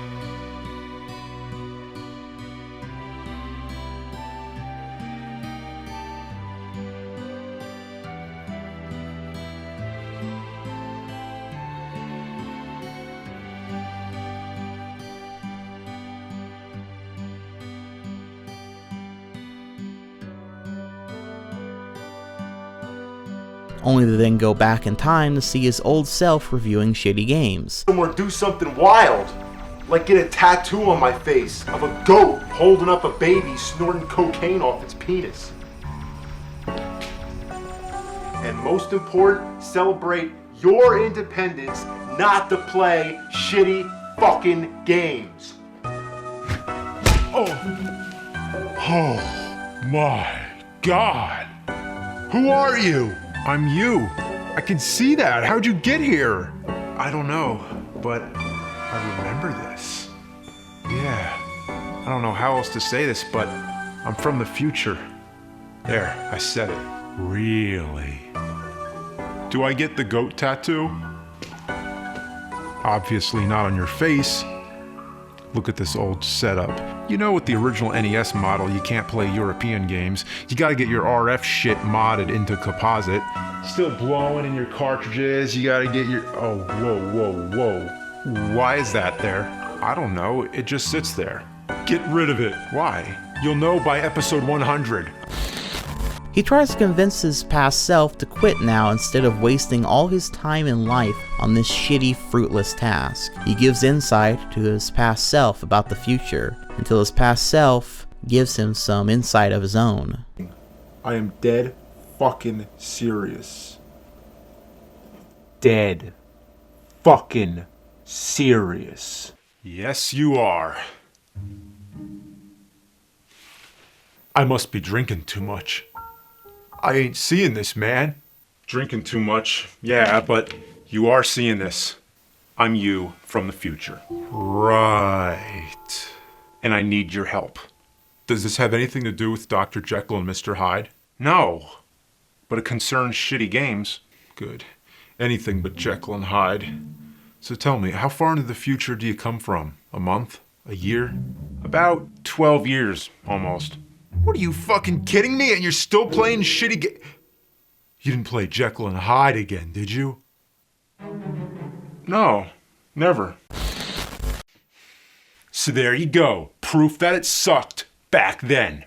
Yeah, and I know by your time they're probably up to Mega Man X20. No, Mega Man kind of stopped. The franchise has been dormant lately. Well, that's good. You never rush out anything just to meet consumer demand. Otherwise, you end up putting out shit. Some franchises get done to death. You can't keep beating the same thing into the ground. Yeah. But I do miss the Mega Man series. People want it. If you had a series, what would you do? I couldn't imagine. I wish I had something like that. If people wanted it, that'd be a great thing.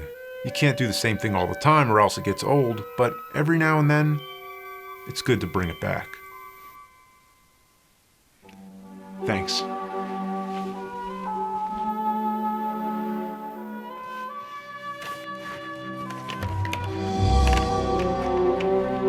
I don't think I need to elaborate on how that little back and forth related to the AVGN franchise.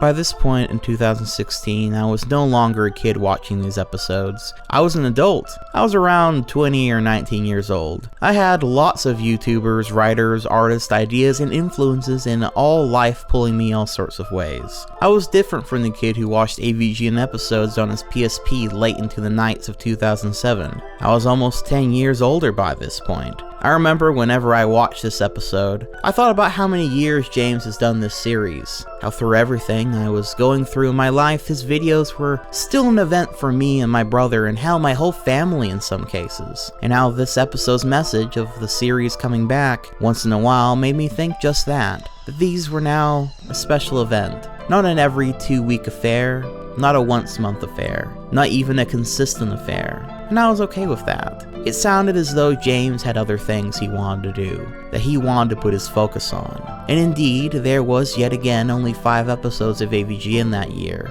Far sadder for me though was the announcement that James was stopping Monster Madness, a 10-year tradition that my whole family came around every Halloween to watch. It was, like AVGN, special to me, and to hear that it too was going away suddenly started to make me feel as though a piece of my childhood, these things that had stayed as one of the consistent events that I looked forward to year-round, were now be coming to an end. It was a sad pill to swallow, but all the same I did, like every person does as they grow older. It wasn't so much about the show anymore, it being there or not. It was about the end of an era that made it so hard to swallow. Something that as I grow older I find myself pondering upon far more, too much even. But the ending of an era isn't always a bad thing. In fact, I think it can sometimes mean something better is around the horizon. I figured that James would end up doing something new and interesting like he always had. After all, there were no more AVGN episodes. I believe it had a good run. I guess you could say I sort of mentally checked out at that point, accepting that these good old days were over, and whatever James did next, I wished him the best of luck. The same way I wished myself luck pushing into college around that same time. A homeschool kid moving from the confines of his room of books, games, and the internet, and into a new era of busy classrooms, assignments, and, well, still lots of books and internet to be fair. But the thing is, looking back, this moment now feels far sadder to me. It was indeed the ending of an era, that much was clear, but not the end of the angry video game nerd.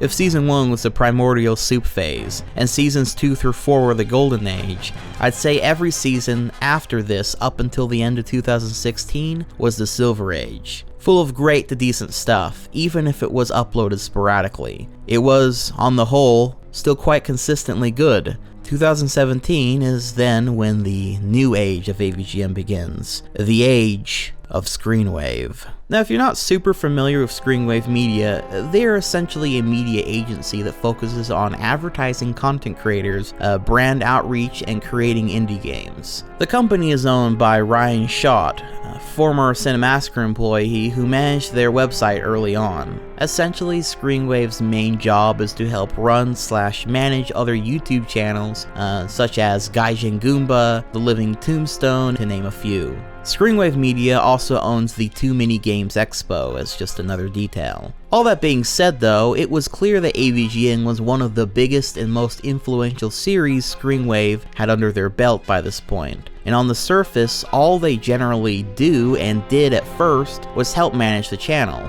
helping in the editing process, SEO, and optimization in the algorithm of YouTube for the channel for a 20% cut. Doesn't sound like that bad of a deal, all things considered, but that's not the whole story. See, Screenwave offers YouTubers channel optimization for the algorithm. What this actually means though is that they'll run the channel in such a way that its videos appear more often in the recommended sidebar, as well as higher in the search results. One such example being to change the video thumbnails of said channels to ones that include the creator's face, such as these ones that you will currently find not only on just all new AVGN episodes, but also every single one that was ever uploaded to the channel now, throwing away the old ones drawn by Mike Matei, that, good or bad, certainly had a style to them that I think is fair to say most associated with the nerd. It's a minor change, but symbolic of the corporatism that they bring to a channel. Eventually, there would be three main people from Screenwave that would eventually come to be staples of the Modern Cinemassacre YouTube channel, and by extension, AVGN. These three people are Tony, Kieran, and Justin Silverman.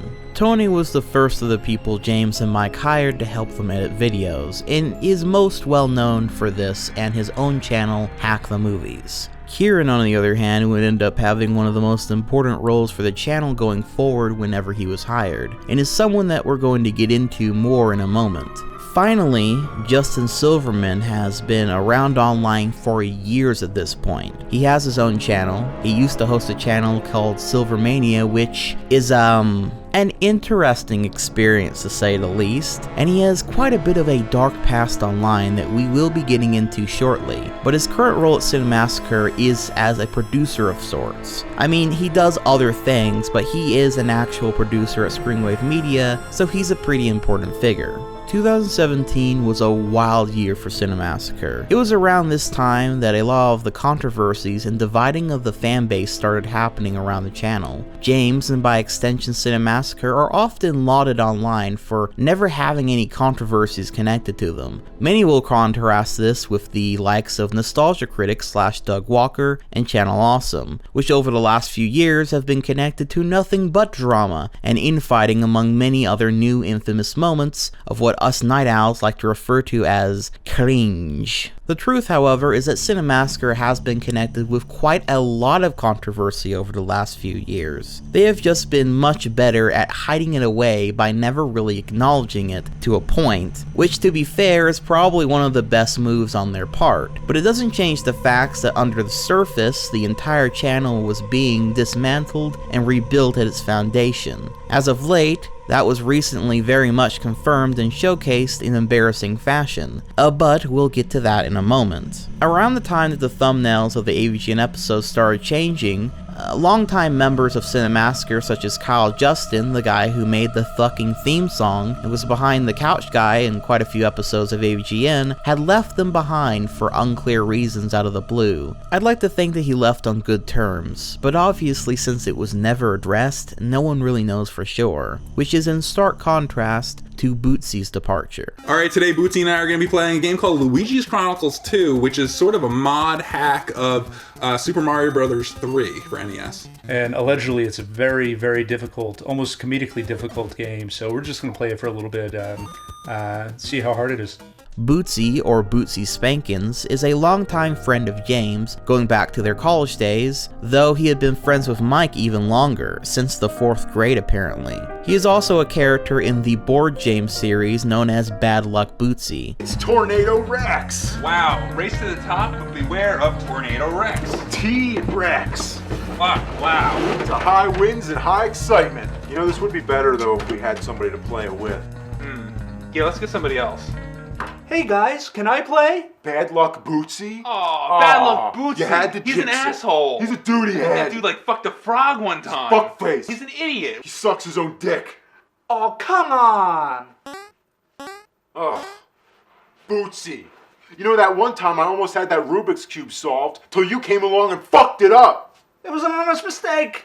I'm a boob sometimes, what can I say? Bootsy was quite prominent during the Silver Age of AVGN. I know I haven't really brought him up until now, but Bootsy for years has been basically the third guy on Cinemassacre who was prominent in James and Mike's content. He even had his own show on Cinemassacre for a while called Bootsy Beats.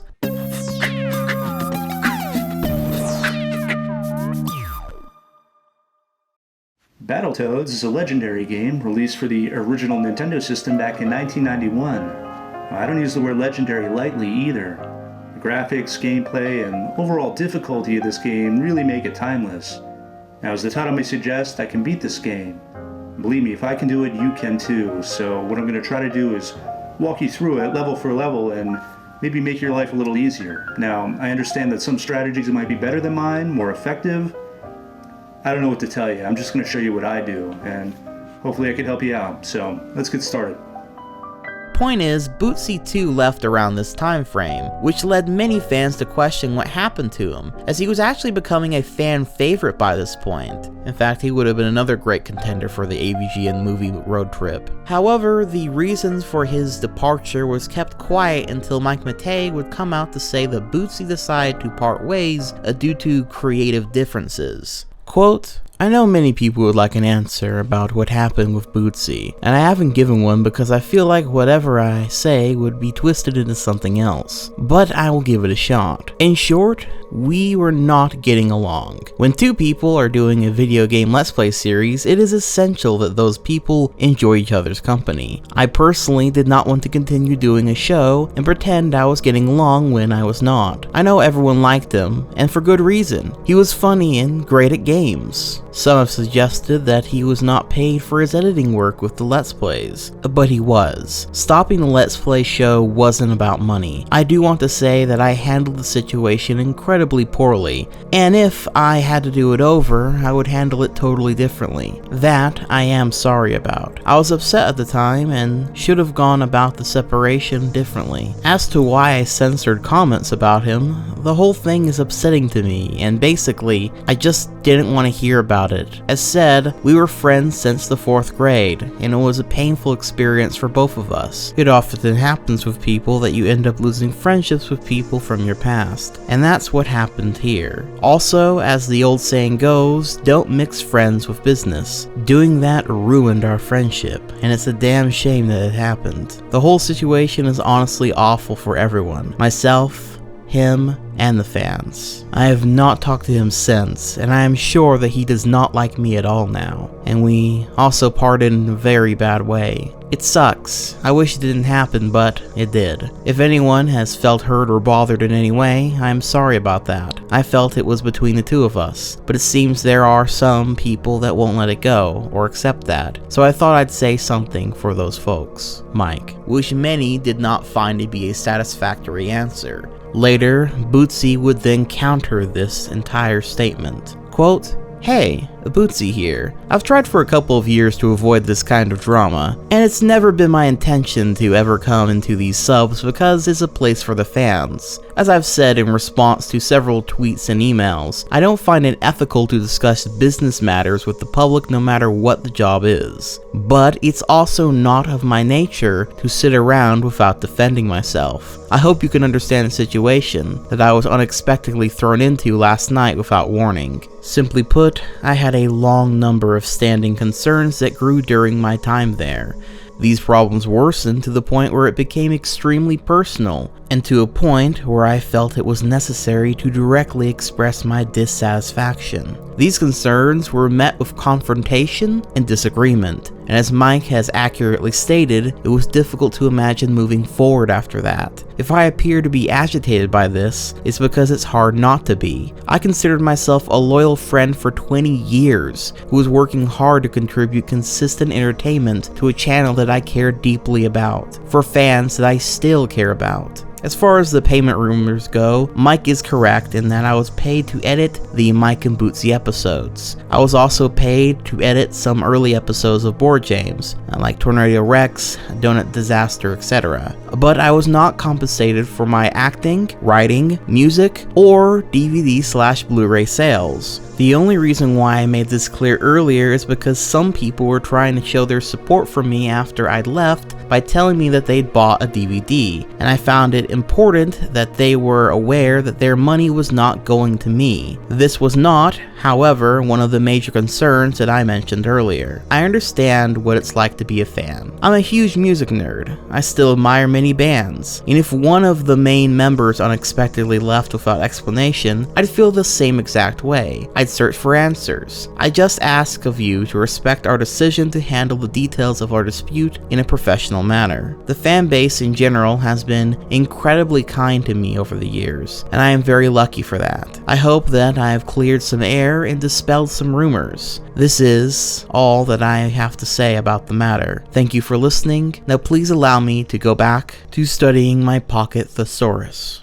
Unquote. So sadly, money got in the way of friendship, and so Bootsy left. This controversy would be one of the leading reasons to a subreddit called Cinemassacre the Truth being created, although it wouldn't be the only reason. Now, I'm trying my best to present this tangled knots of drama and stories the best that I can, but it's important to note that without Cinemassacre the Truth existing, this timeline of events and most of the knowledge we know about the channel Cinemassacre would all be through little bits of pieces we hear from James himself at best, and good guesses at worst. I don't agree with everything this Reddit community has to say about James, AVGN, and this drama in general, but as a pure resource map, I cannot give them enough credit.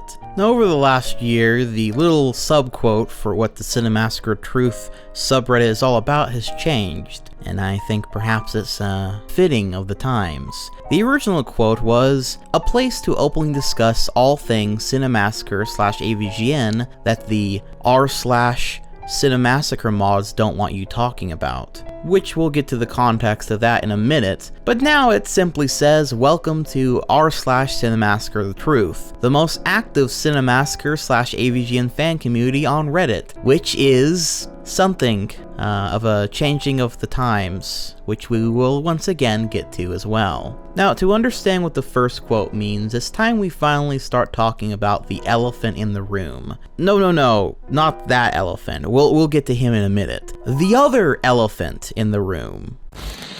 So, Mike Matei, someone who was involved with the creation of AVGN, a creative driving force in this story, the dark shadow behind James Rolfe, the Mr. Hyde to James Dr. Jekyll, you might say.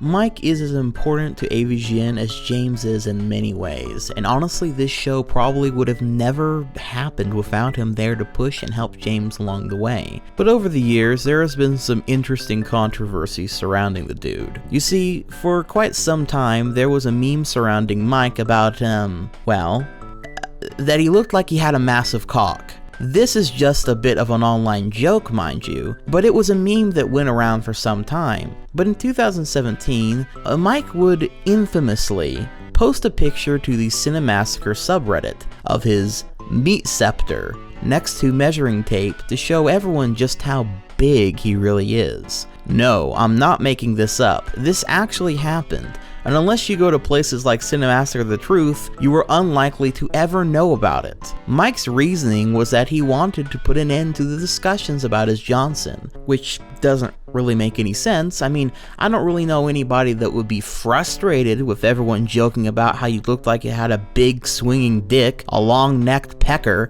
a double-decker joystick. Okay, I'll stop. But apparently Mike did. Now, since then, it has come out that the picture supposedly was taken from the internet and was not an actual picture of his member. Again, allegedly, but all the same, it opened up the floodgates since people wondered if Mike Matei was crazy enough to post a picture of his own thing on a very public Cinemassacre subreddit on the official Cinemassacre account, no less, that might have permanently damaged James' brand had it not been taken down sooner, and might have been seen by minors, no less. What else had this mad lad done online? This would lead to the discovery of Mike's old comic book series, Loco Bandito, which was mostly just a crude and edgy comic with lots of shock humor. Stuff I can't exactly repeat on YouTube, you know, but you can probably kinda, by these pictures, get the idea. People also pointed out back to the time when he was making videos for James' channel while James was making the AVGN movie, trying to fill up that content hole while James was gone, and he ended up making the infamous Minecraft with Gadget video, which is so unfunny and cringy that it wraps all the way back around on itself and becomes absolutely hilarious. I'm better than you are, so I should do the review. Okay, alright, well, Inspector Gadget's gonna do the review. You can shut up now. I'm always on duty. Do you have that game Minecraft? Penny was telling me she was playing it on her computer book. Let's play Minecraft. Well, I have Minecraft. I think that's probably what you're talking about. Let's try that. Oh yes, this is it. Minecraft. No, Inspector Gadget. It's called Minecraft. Oh, Minecraft. I cannot wait to play Minecraft. Do you know what my favorite thing to do is in Minecraft? I love building bricks with Minecraft. Building bricks with Minecraft is the best thing and the most amount of fun you can have while playing an app. I understand why all the kids are playing this game these days. It's because they like to build brown bricks with Minecraft. I also like to build brown bricks with Minecraft. It's the most fun you can possibly have. When Mike used his powers of moderation on the subreddit to ban and silence those who criticized what he did, or those who cited their grievances around Bootsy's departure, as well as later Screenwave's involvement with the channel, people only grew to dislike him more and more. Though an interesting observation began to unfold from all this. If you ever join one of Mike's streams where he's struggling to beat a hard NES game, he starts drinking a ton of beer, yelling, screaming, cursing, and saying all sorts of weird, wacky-ass shit about the hard NES game that nobody cares about. Does that sound familiar to you? Perhaps a little similar to a certain fictional character that we all know and love. Well, I'll save you my armchair theory, but many will point out that perhaps James' greatest inspirations for the character of the nerd might be a little bit closer than anyone could have thought. Not to mention that this was the guy that pushed James to keep going with the series and gave him ideas. While James has always been more of a movie guy, I'd say it's fair to assess that Mike has always been more of a video game guy. One that convinced James to continue this series back when it was just a 2004 shitpost. So as people got to know Mike Matei better, certain dots just started to connect. He may not be the angry video game nerd, but he certainly is a angry video game nerd. When people got tired of Mike silencing all the forums of criticism on the Cinemassacre subreddit, Cinemassacre the Truth was born, which has documented all these events and future ones surrounding the drama, memes, and other historical information about the channel and its creators. Mike, of course, has since left the channel of Cinemassacre entirely as well, moving on to his own separate streaming career. And while he was a crazy interesting fellow, him leaving the channel meant all the OG crew, the friends that were all there from the start to help James grow his channel, the guys that pushed him and helped him to make the series what it is today, they were all gone now. Only James remains now, well, him and Screenwave, of course. While Mike's behavior was the general start of this subreddit, I say it wasn't the reason it's still very much used to this day. As while Mike's behavior was more seen as something to laugh at mostly, it all pales in comparison to the general mood many have taken with the AVGN series, Screenwave, and even James himself as of late. Which brings us to the here and now. You're probably starting to understand what I meant by this whole channel being dismantled and rebuilt completely in the background. In Mike Matei, Bootsy, and Kyle Justin's place, we now have Tony, Kieran, and Justin Silverman consuming the channel with shows like Rental Reviews, where we all talk about movies, James occasionally saying something, or... He just had, I mean, like you say you hated Scott Pilgrim, I mean, as the character, and like he kind of put him in his place a lot of the time. So I really liked him, you know, what about you, favorite... Or at least agreeing to people saying stuff, I suppose. And then you have their new podcast where they talk about random shit, and James says stuff too, I guess. To bring up Mike, final question here from Reddit. I'd like to hear James talk about Bootsy, Kyle, even Mike. Even if they won't be featured even if they won't be featured in more episodes, it'd be great to hear something more than just like, oh yeah, they're still around, good memories and stuff. Yeah. I know they have their own lives, and these guys are part of Cinemassacre. Lots of fans want to know what happened to them. Nothing happened to them. They all have their own lives. He answered it right there. James still remains, but all else has changed. And truth be told, James isn't the same guy he once was either. I won't bury the lead here. 2017 was the year that James Rolfe stopped being the driving force behind the angry video game nerd. Behind most of the channel, honestly. Now, what exactly do I mean by that? Well, while it's a bit of a jump ahead, on August 8th of 2018, James would post one of his yearly update videos, and says the following. So first, Angry Video Game Nerd. Still making them, nothing's changed. Just shot a new one recently and have tons more planned. Most of them are probably going to come out toward the end of the year, similar to what last year was like.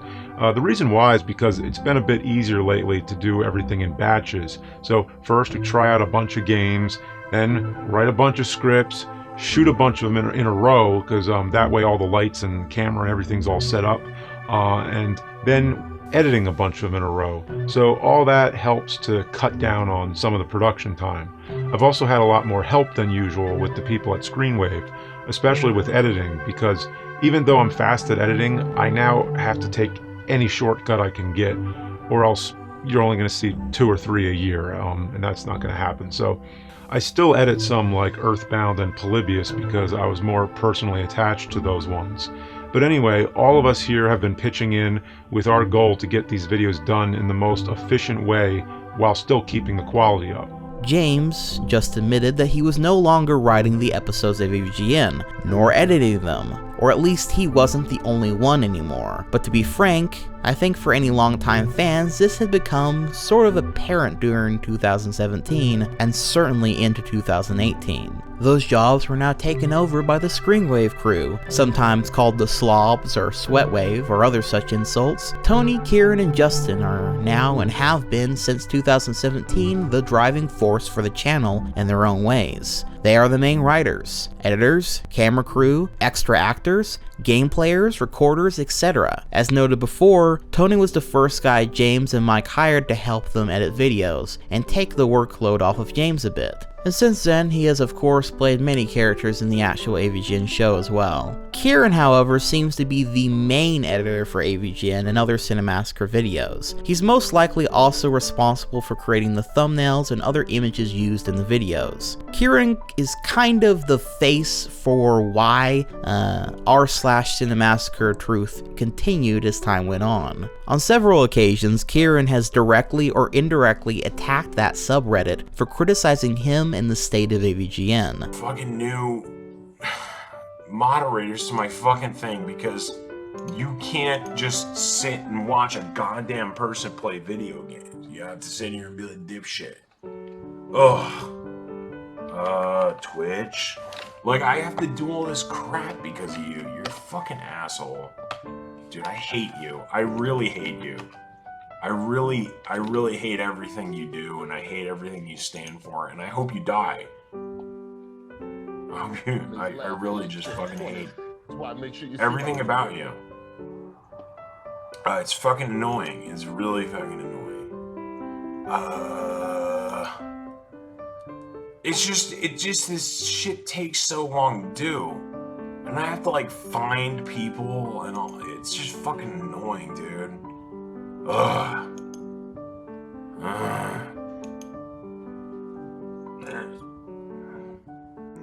I just hope he dies. Normally. Of normal circumstances. Like, I hope he, like, is walking down the street and someone stabs the fucking shit out of him. I hope he's like, oh man, I love my life as a troll. I just love it. And then he's like, whoa, that guy looks scary. And then a scary guy walks up and stabs the fucking garbage out of his life. Or, you know, if that doesn't work, it's like, whatever. And then he's walking down the street, and then someone comes up and just shoots him in the face. That'd be great. Or he's like walking down the street, and some kids are on their razor scooters, and their shit accidentally explodes, or his house explodes. Like, maybe he has a bad gas connection because he's an asshole and no one likes him in real life. So he's like walking home, and then all of a sudden all of his things ignite. Amazing. It would be so good. I just wish I wish bad things to happen to the people who are dickheads to me. You know? All the people that sit there and try to act like they're funny and edgelords and all that shit. I just wish bad shit on you. I think you're an asshole, and I think that you sitting here trying to just constantly be a dickhead is an asshole thing. And it's really funny to me when bad things happen to you. So there you go. Now, it's important to note that as time has gone on, he has chilled out a bit more, but especially in the beginning, he did not take to the criticism or general fan reactions to the changes of the channel at all, proving to be a rather thin-skinned individual. Justin, on the other hand, is an interesting character. Back in 2012, Justin gave James an award of sorts at the Too Many Games Expo. Back in 2013, he also hosted a roast on AVGN, and those connected with the series. It's an interesting watch, notably because the Captain S guy is there, but mostly it's just simple fun and games. He's also one of the figureheads of sorts for Screenwave Media as a company. He was also well known for his Silvermania channel, where he did such interesting videos as reviewing a kids menu. I stole this menu. I walked into the Legacy Diner in Audubon, New Jersey. I went up to my big fat Greek manager and I asked him if I could take it out of the building, because my grandmother, who was disabled, wanted to get takeout and she's stuck in the car. He agreed. What did I do? I left the building, I got in my car, but there was no grandmother. I just drove away. A liar. A thief. And after page of delectable sounding dishes with sophisticated verbal flair, we finally land on the John Wayne Gacy of children's menus. First up, Prince Parrot Spaghetti and Meatball. It features a transitioning Toucan Sam that just got back from fisting the Blue Man Group. He's perfect for any of you parrot heads out there that need a tattoo before the next Jimmy Buffett concert.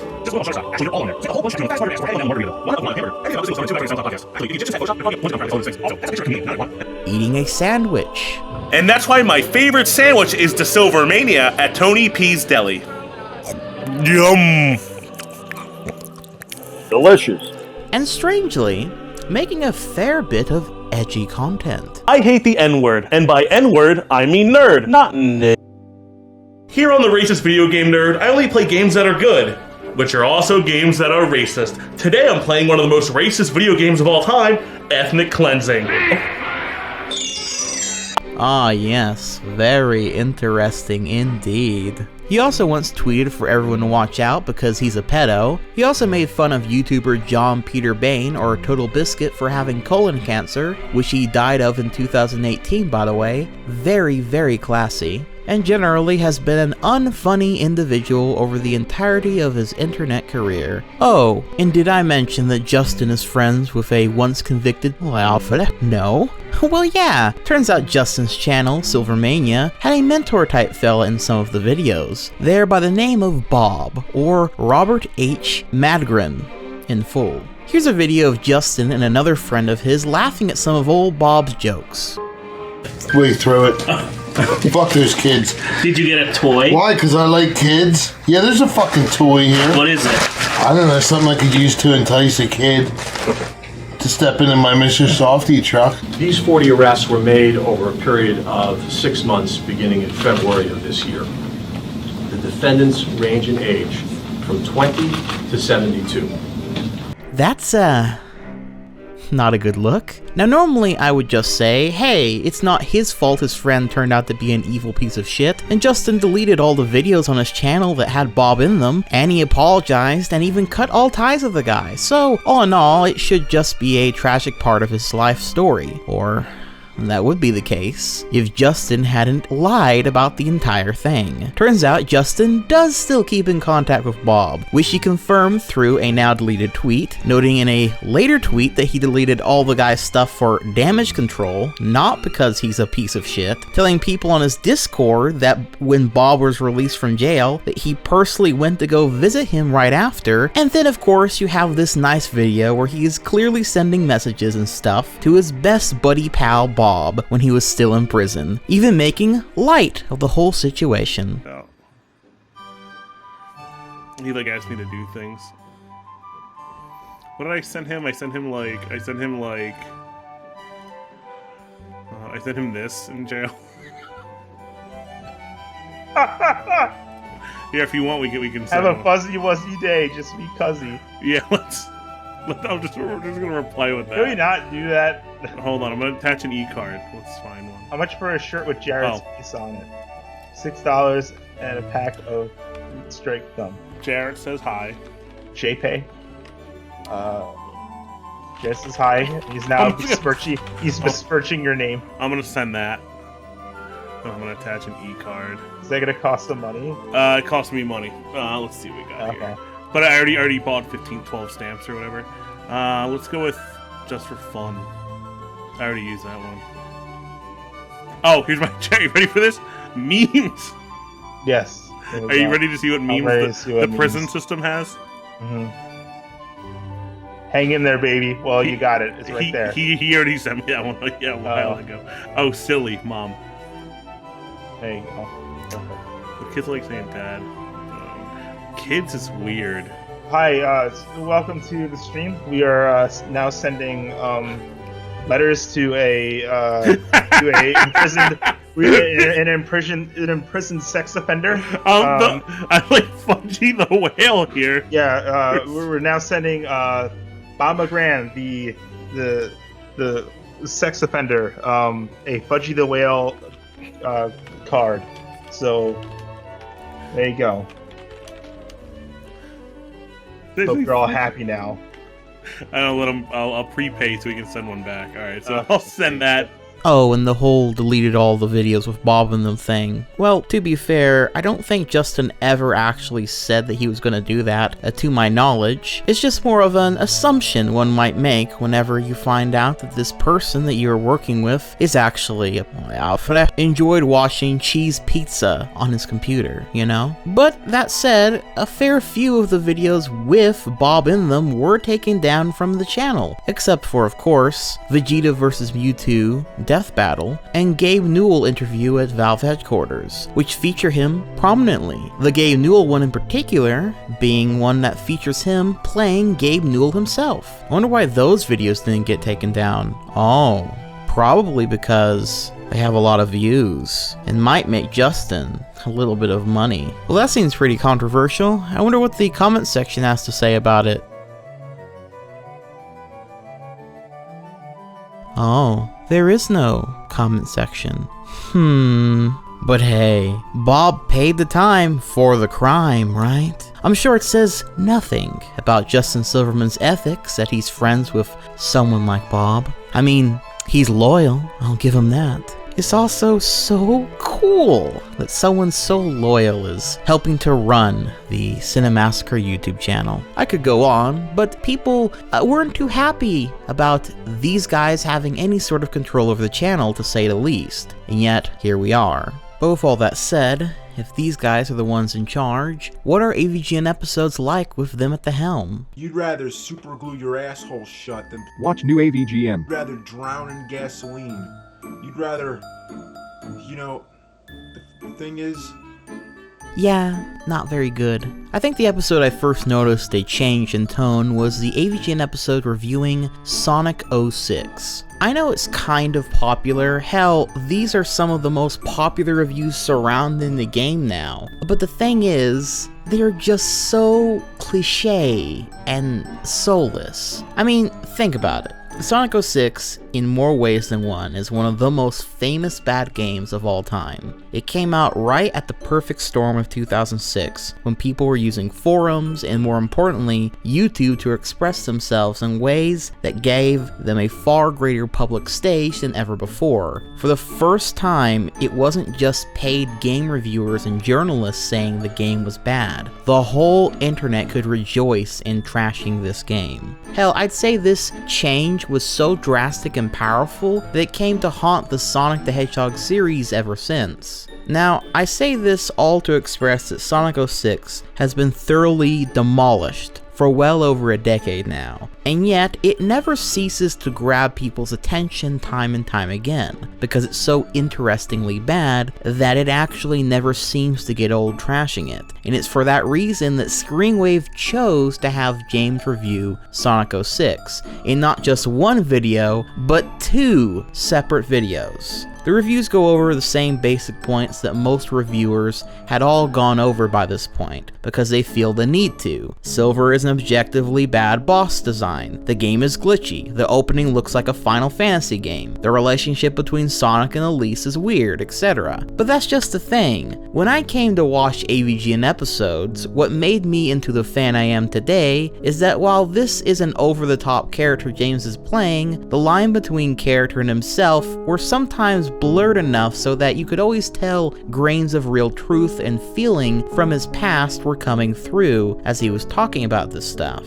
I think that's why the fake anger came off as so genuine, because at the end of the day, James actually did at least play this game he's reviewing. He was just playing a character to ham it up after he had actually played the whole thing. It made the reviews feel as much like a love letter to his own past as they were a rocket blowing it to pieces. By stark contrast, James has no connection to Sonic 06. This isn't inherently bad, mind you. If James was actually still playing through the games and reviewing them himself, he could form genuine new feelings and opinions about said game. But because he hasn't, and it's very clear he hasn't, at best, James' sort of stock reactions to the game either comes from the fact that it's not one of those games from his childhood and it's not something he's particularly passionate about, or at worst, Screenwave picked the game knowing it would make a ton of views and money, and James is just kind of phoning it in. Another example of this is the Kingdom Hearts Timeline Chronologically Confused video. This video is pretty shameless. You see, back when James did his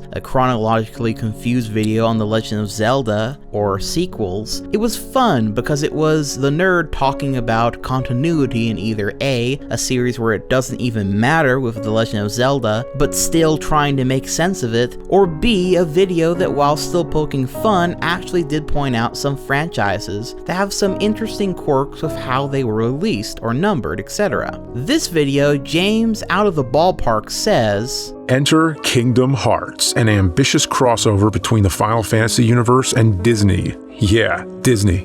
Now, I'll admit, I haven't played any of the games so far, but with all the hype surrounding it, and with the third game right around the corner, I was wondering, is it worth getting into? Not that anyone needed confirmation by this point in 2019, but this whole video feels like a quick way to get money off of the then new Kingdom Hearts 3 coming out, which is clearly a choice made by Screenwave to maximize profits. So in other words, this whole 10-minute video is James basically reading off of a teleprompter about a series he has no fucking idea about and probably is never going to have any time to play anyway. It's just so impersonal. The opposite of the nerdy obsession he played into back in the day. It might as well be a Watch Mojo video with James talking. But you see, it's when you consider the possibility that every one of these new videos are just James reading off of a teleprompter with clips made by someone else playing the game, someone else writing the script, someone else doing all the work that really gets you thinking. And to be honest,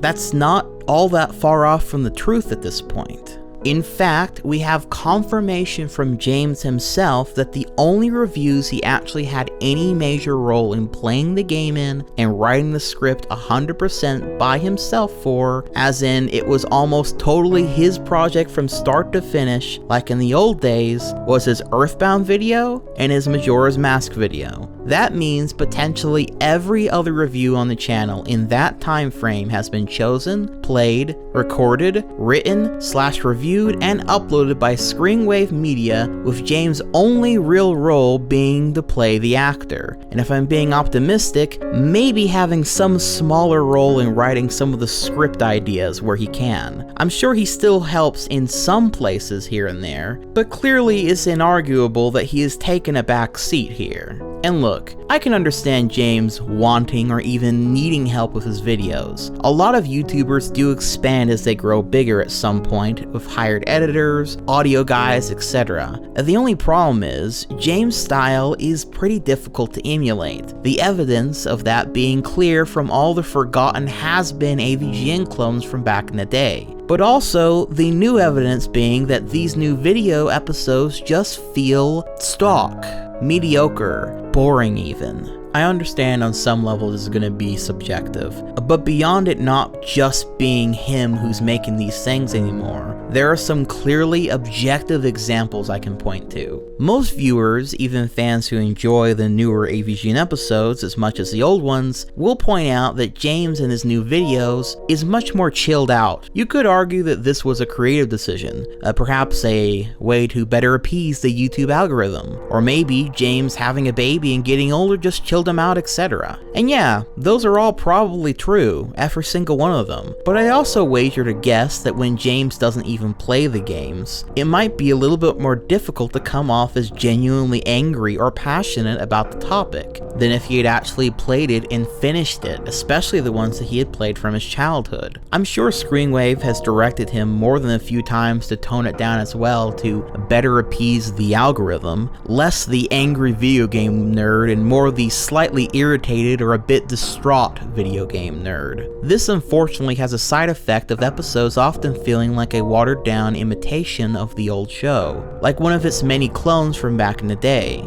all for what is best for the channel monetarily. Now, I know comedy is subjective in many ways, but for me, what made a lot of the jokes in AVGN episodes funny and memorable wasn't just what he said, but the gusto behind what he said, how he said them. Again, look at these clips for comparison. Pick it up, get the barrel, fuck! Alright, getting into place, watch the walls. Oh, you fucking pumpkin piece of shit! Alright, gotta watch out for these statues puking lava. God, another motherfucking pumpkin. That is Jason. How is that supposed to be Jason? What a selfish game. Bottom line, have a fucking pause button. God damn it!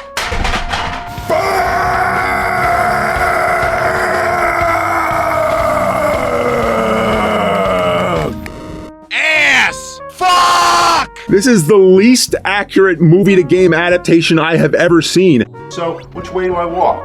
I guess left because it's left on the map. Sounds self-explanatory. Oh, fuck. Look at the map. I've just been walking in the wrong fucking direction. What a wonderful game.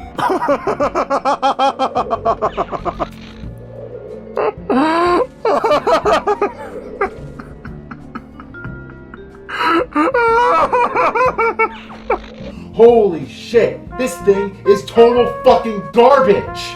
How would you like it if I conduct the rest of the video like this? Full motion video, my ass. I'd rather it be full fucking screen. I'm a shitload of fuck! I'm a shitload of fuck! I'll show you some funny tricks! I'll show you what's up, you fucking bunny piece of shit! Oh my god! I mean, what the fuck were they fucking thinking? I want to be sedated with a Game Boy! I want to be sedated with a Game Boy!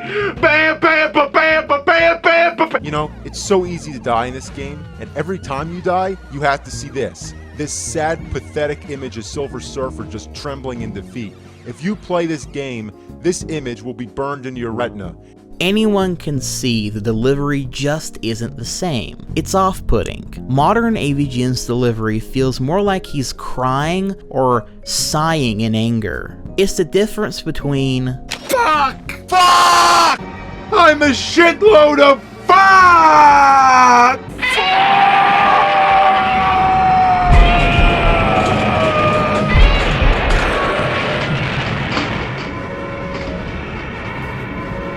Why couldn't I have those games when I was a kid? God damn it, I was born too fucking early. It changes the character and the tone of the show, and after all this time, it just doesn't feel the same anymore. The character is now something closer to the AVGN movie nerd than the original nerd. A sad, disgruntled old man versus the angry, drunk motherfucker of old. Maybe this was the natural progression of things. Or maybe it all just should have ended a while back. There are other episodes like Life of Black Tiger, where the whole episode is like a 5-minute game review, followed by the nerd finally going to face his rival Fred Fucks, a character that was sort of an in-joke in the series for a while, and even the final boss of the first AVGN video game. So who is Fred Fucks?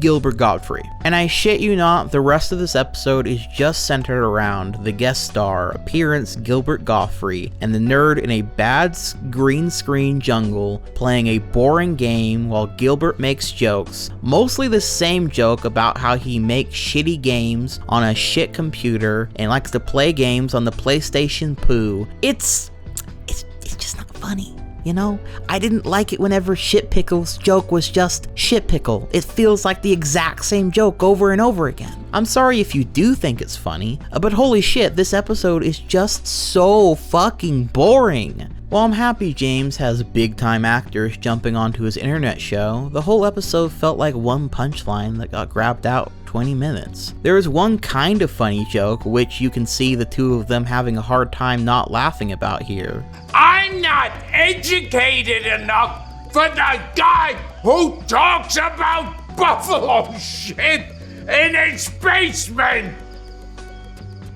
But outside of that one joke, everything else is kind of just felt like Gilbert Gottfried doing his thing. To be fair, anytime there's been an actor or someone like that on the AVGN episodes, it's usually a little bit awkward and stilted, but this one in particular was especially bad in my opinion. Then you have the Immortal episode, which was an ambitious idea trying to do an AVGN episode all in one take, and can be slightly impressive at times, but it's just overall kind of boring. The Dirty Harry episode is also really weird, as the editing feels extremely far removed from James' style, with constant cutaway gags like these. It's like cutting the brake lines on a dump truck, and then it crashes into a sewage treatment plant. Diarrhea, you might as well splatter the toilet seat while you're at it. Who ever heard of disposable crowbars?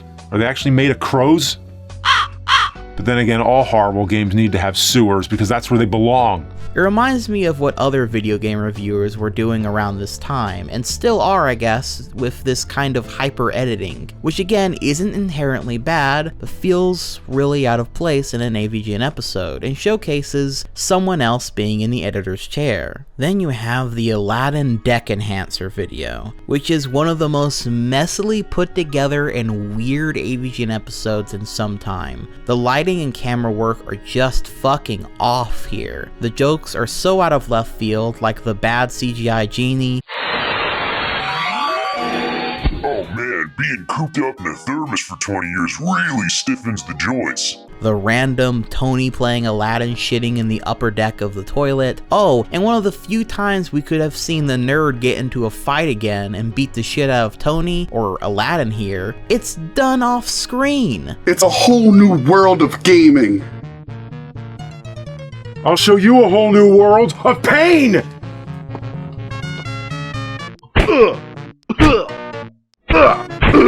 I mean, come on, that's just lazy. You can't tell me with all the camera work, special effects, and fights the nerd did back in the day that this is the best that they can do? Once again, comparison time.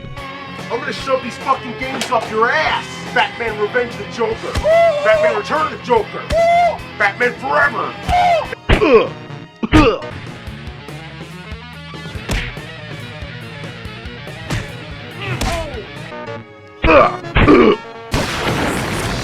I'm the Lord of the Harvest!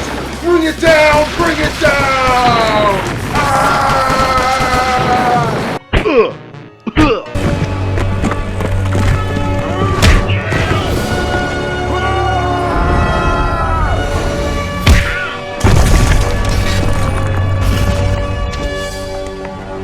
shouldn't the budget be going up with Screenwave's involvement? Shouldn't there be more things they're doing? The actual commentary is okay, but then once the big payoff to the episode's theme was revealed, that being that this stupid ass deck enhancer thing doesn't actually do anything and is just simply a shitty marketing scheme, we get such a pitiful, sad nerd yell out of the whole thing. Oh, and the cameos from random YouTubers at the end of this, having their Aladdin deckers blowing up with bad acting to boot. It all just sort of feels like a waste of time. This feeling of wasted time goes on into other reviews as well, like one of the most recent episodes, the Halloween special Freddy and Jason Commodore 64 episode. Now I'll admit this episode is a little bit better, mainly due to the topic of the episode being some obscure slasher game media. Pretty interesting stuff.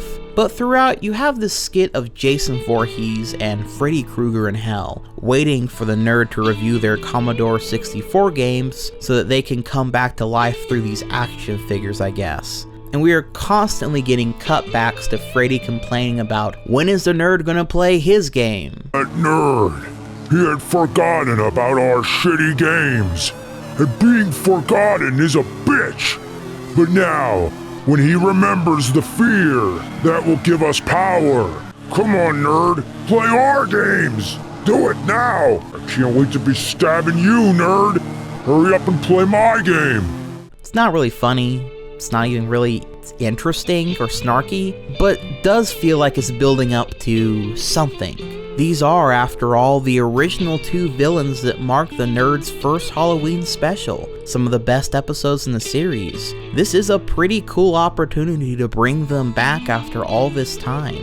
But then, after all that build-up, the two finally come back as action figures, slowly walk towards the nerd, and then gets defeated by paper being printed on top of them. Yeah.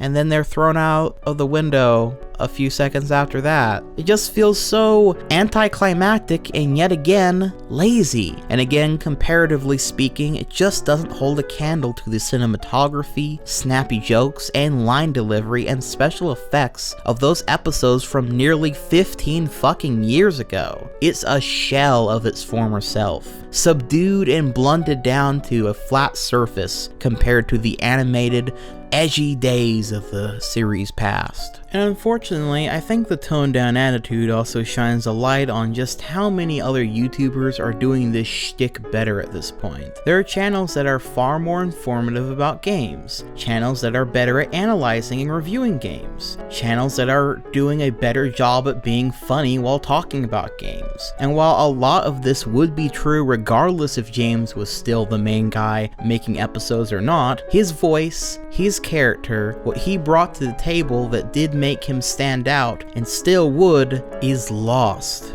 without him at the helm. Or I should say, a passionate him at the helm. Now the show has more in common with some of its more tedious imitators of the past. Because let's make something very clear. One of the points I disagree with that I used to believe is that Screenwave are the only cause for all these bad changes. They are certainly responsible for some of it. I don't find their writing particularly funny, and any new content they seem to come up with, be it the rental reviews, which is literally just a show where three of them talk about movies while James stands in the corner and says, "Yep, uh-huh, wow, aw dang," at least 50 fucking times. Or the podcast, where they kind of do the same fucking thing. But to be fair, there is also a clear loss of enthusiasm that was once there, and that is really on James' shoulders at the end of the day. And what's worse is on August 6th of 2001, James would upload a video titled AVGN Behind the Scenes and Nerd Room Tour of 2001, which would mark a serious shift in the fanbase at large yet again, as well as reveal the mindset behind the changes of the show and the state of the channel.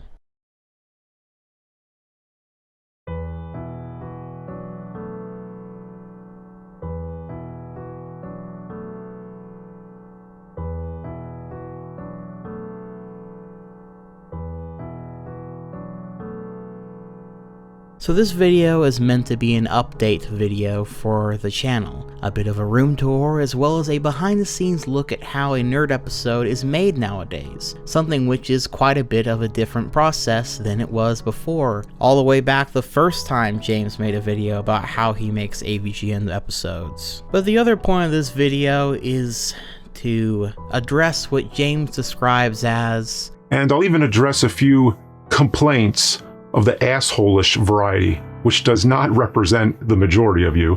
But yeah, that'll be fun. Now this is a rather interesting note. Before now, James has never really addressed criticism of the channel or his work in any real way, or at least not directly, and especially not such a public forum as his own channel. Everyone takes criticism differently. Some people take it well, others really don't know how to respond to it. It really is a key factor when you're a public figure, however. You can choose to bring it up once in a while, you can choose to focus on it and make it part of your channel's identity, or you can choose to publicly never address it, which up until now has been James' approach, and honestly that is probably the best solution. After all, as much as I've kept up with the behind the scenes drama, it would be a rather foolish thing for James or Screenwave to push that background drama onto their main audience. Like I say, if you keep away from the subreddits, in particular Cinemassacre the Truth, you would probably be mostly ignorant of a lot of the drama surrounding the channel. However,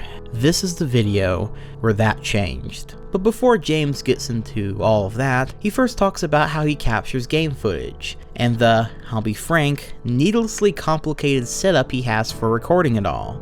Now, I've had all kinds of problems with game capture, and have tried many different devices, and in the past I've used a DVD recorder. I've recorded straight onto a PC laptop, which Mike helped me out with, but lots of times I would play a game for hours and then realize nothing recorded. Or the video was fine, but the sound was glitchy, or the video stuttered or froze completely. So Screenwave hooked me up. They got me a new PC, and it's working awesome. It even has colored lights and shit. He also talks about how his giant server he has with all of his hard drive's content stopped mounting to his computer, and his, and I hate to say this, kind of boomer logic with how he went about trying to fix and troubleshoot his computer shit. I'm obsessive about organizing. I have a folder for finished videos and a folder for project files, raw footage, graphics, everything else. Well, earlier this year, the server stopped working. It just wouldn't stay mounted. So for the next few weeks I was using my backup drives and copying everything onto bigger drives. I could never fully explain how time-consuming and mentally exhausting this was. I had to draw plans of where I was going to copy everything to, and after all was said and done, my old server suddenly works again. It turned out it was just a bad Thunderbolt wire.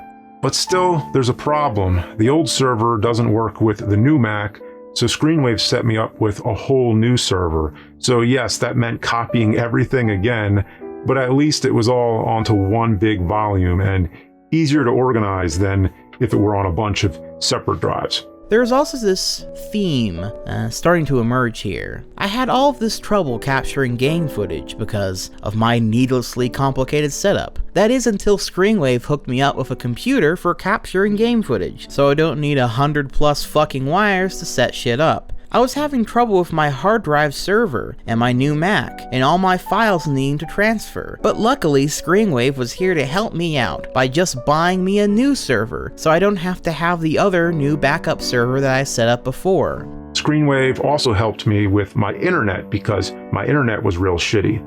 So it was a big project. They ran Ethernet cables all through my house and everything, and it's working awesome now. But there's still some tricky areas that we're working on, so that's another project that is in the works.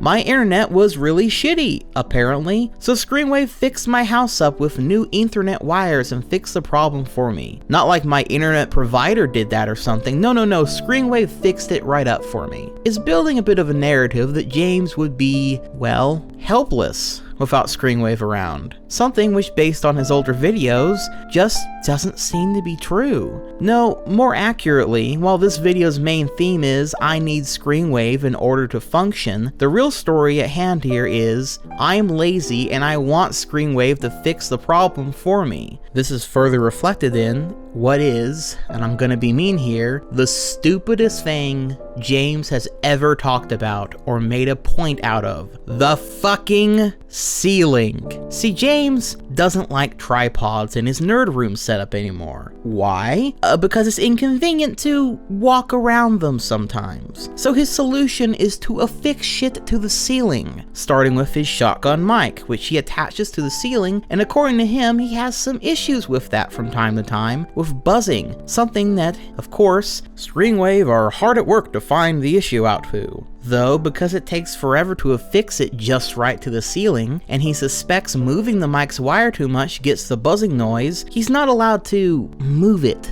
so much. And then we have the lighting. See, he doesn't want his stuff on the floors, so he staples the lights onto the ceiling. This is, according to him, not only to keep it off the floor, but to make nerd episodes as efficient as possible, make them extra easy to film, etc. There's just one small little issue.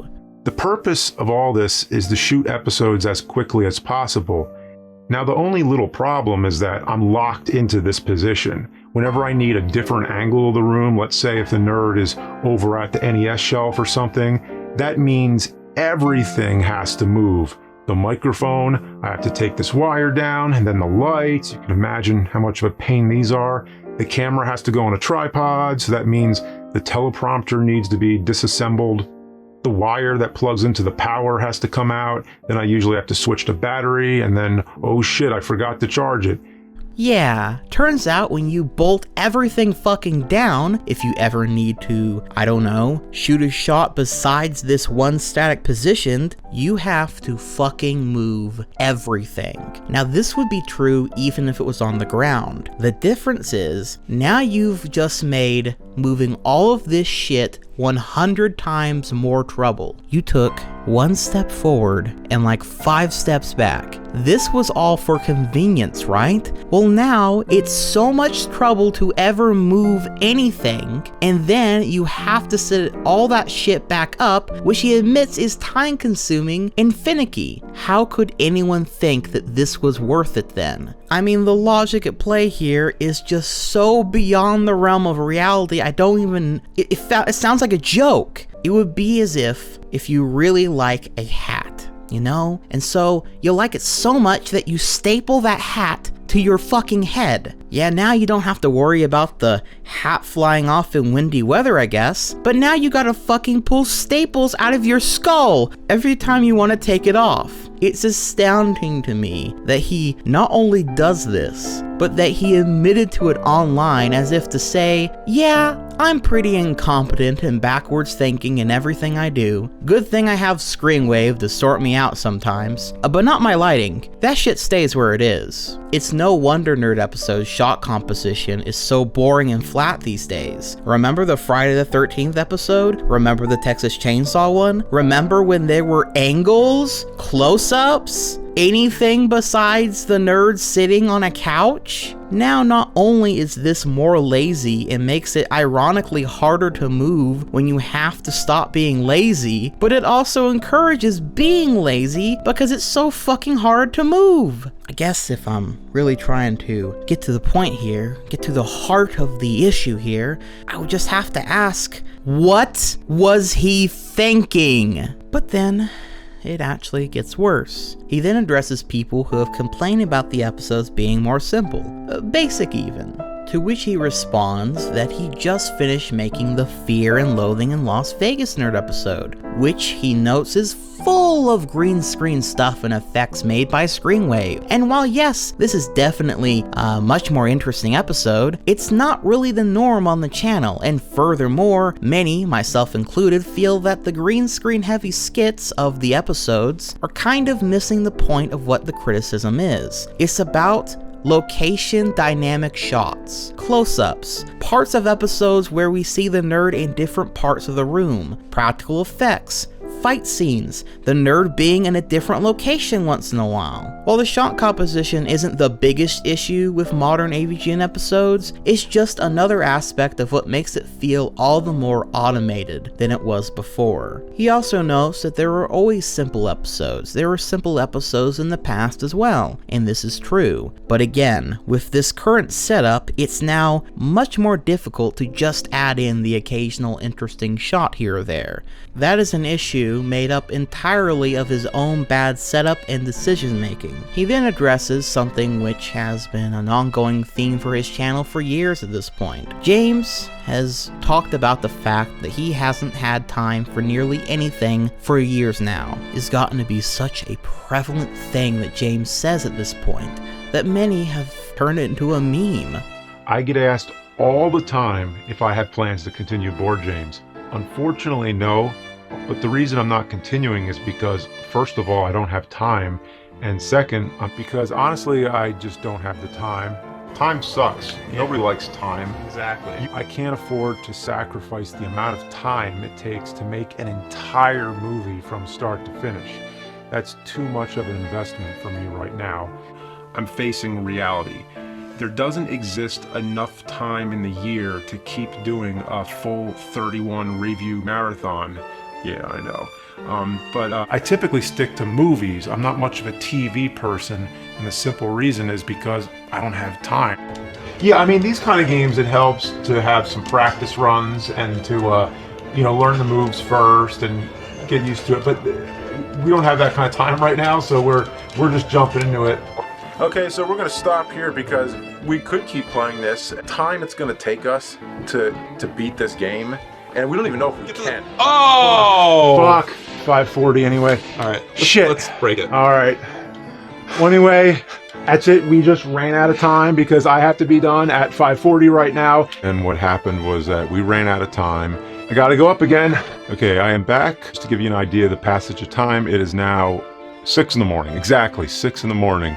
And I've only fought the final boss. So something that happened with me that was kind of unusual was that I played a video game, which I don't have that much time to play video games. Yeah, like wrestling, like for me it was like something where like I don't know, I never had the time to get into it, but I always kind of had, an appeal for it, but I never, just took the time to watch it, And what is your favorite game to play currently? Because I know it probably changes. Oh yeah, I mean, the only thing I play now is what's in the videos. There's just no free time whatsoever on top of any of that.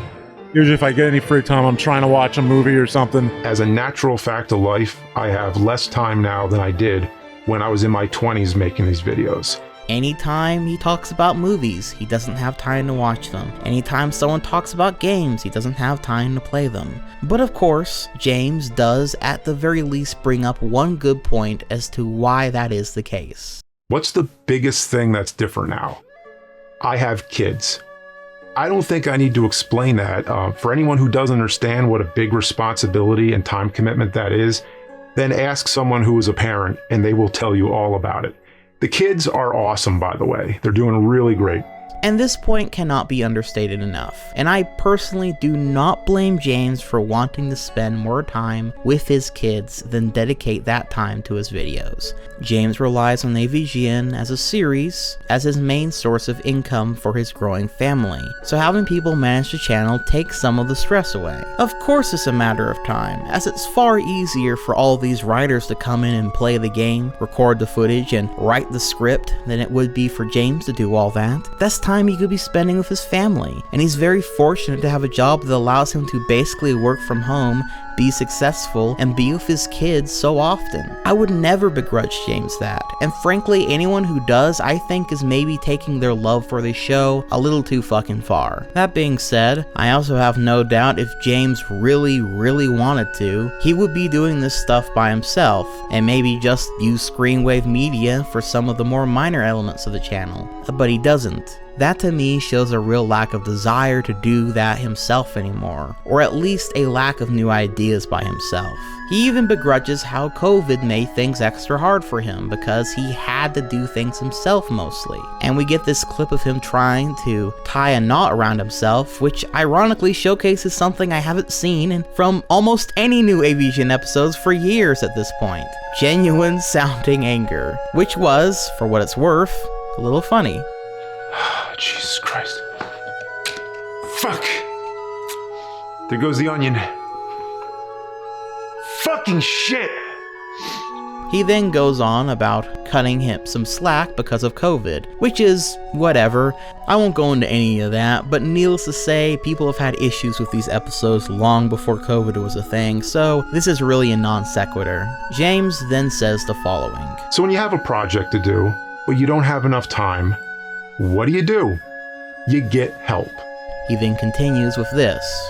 While most of the fans watching are really awesome and already get it, there's some people who are trying to be counterproductive to the whole thing by saying they don't like Screenwave, or they don't like them being involved in the videos, or whatever it is. Do these people not want me to have any help? Do they want me to suffer and do everything myself? They probably just haven't logically thought it through. Screenwave helps me make the videos. Without them, if I was doing it all by myself, you'd probably see only 3 videos a year. Would you want that? Once again, in case this wasn't clear, this video's true purpose is to tell his audience that he is a helpless fool without Screenwave, that all his problems can be solved by Screenwave's help, that his show basically wouldn't exist today without Screenwave, and anyone who doesn't like the changes Screenwave have brought over to the channel by virtue of them running it are being counterproductive. You know what I don't give a fuck about? Content. Producing it. I gotta do it all the time.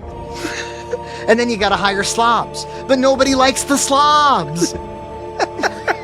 It's a pretty effective propaganda video for the slobs, I must say. But when we step back for a minute and look back at this whole video and his channel, you start to remember that him and Mike Matei ran this channel for years without Screenwave. That James has been making films and tedious work for years without Screenwave. That James is a talented guy without Screenwave. And even accounting for kids, most guys still have a 9-to-5 job, or some equivalent. And if James really wanted to, he could totally do this shit by himself, or get some of his many friends to help once in a while as they have in the past. But he doesn't. Not because he can't, but because he doesn't want to. And again, that is perfectly within his right to do. But this narrative of his hand being forced because he would be incompetent without Screenwave is bullshit.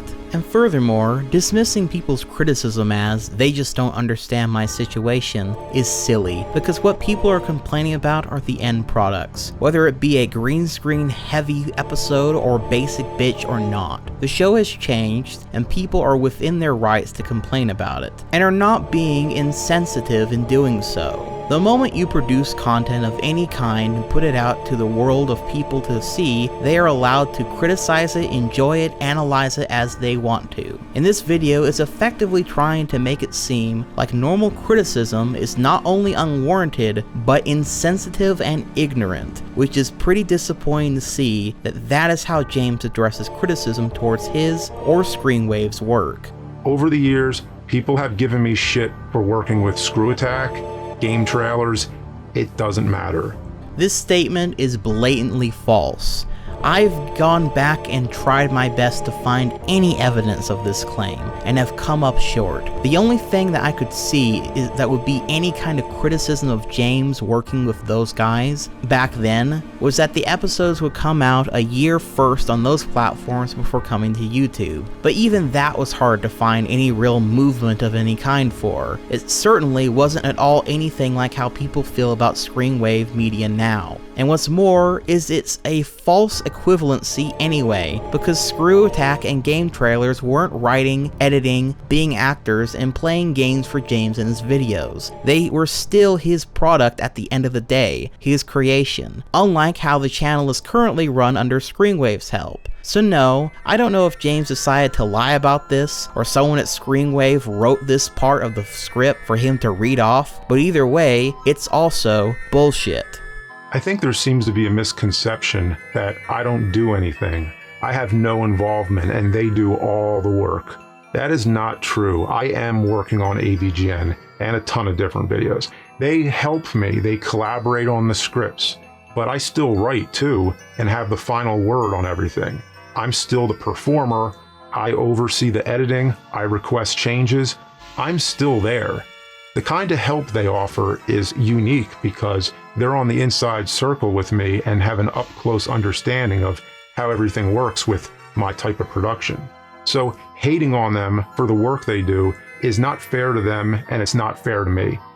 Once again, it is perfectly fair to criticize stuff you don't like, regardless of the circumstances. James, the guy who has been shitting on games, movies, everything for years, it's your whole career, should know that anything is fair to critique. And again, this I'm still here, I still get a final say, yeah, I'm sure he does. I don't think anyone thought otherwise. But again, they are still doing most of the work here, and James admits that he's taken a back seat for the sake of efficiency. This whole video has been driving home that he's about trying to get stuff done fast, and it's clear that he trusts Screenwave's judgment by now. He'd be helpless without them after all, so no confidence is really gained by that statement. I get the final say. I wonder how many times he honestly said no to them. How many times one of them had a joke or a vision for an episode that he didn't agree with. I guess we'll never know since Screenwave can apparently do no wrong. The other comment that I get every now and then is that I should quit AVGN. Sometimes it's from fans who mean well. They can tell I'm getting burned out or whatever. But hey, look, this is fun. It's a lot of work, but it's fun. And most importantly, this is my day job. This is how I pay my bills and support my kids. You want me to quit? I'd rather be doing this job than something boring. I'm lucky. And I know that most of the people who say that are nice and kind, and they just mean, hey, you don't have to keep doing this. You're allowed to quit if you want. And I appreciate that. But what I'd also like to hear is, hey, you're allowed to do a basic episode or do them less often rather than going to the most extreme to quit. Maybe someday the time will come, but not now. And if and whenever it does, I'll let you know. And hey, don't you want me to make it to episode 200? I'm almost there. You are allowed to do whatever you want, James, be it good or bad. Just know that people are also allowed to say whatever they want about it after the fact as well. I mean, God knows I've been doing that for hours at this point. So now let's bounce into what is the latest controversy surrounding the channel: plagiarism. Now, because this is a bit of a messy situation, I'm just gonna go ahead and save some time and read verbatim the info and chain of events as they can be found via the r/Cinemassacre the Truth's info dump. Firstly, there's another Screenwave goon I've yet to bring up, mainly because he was a more recent addition, Newt.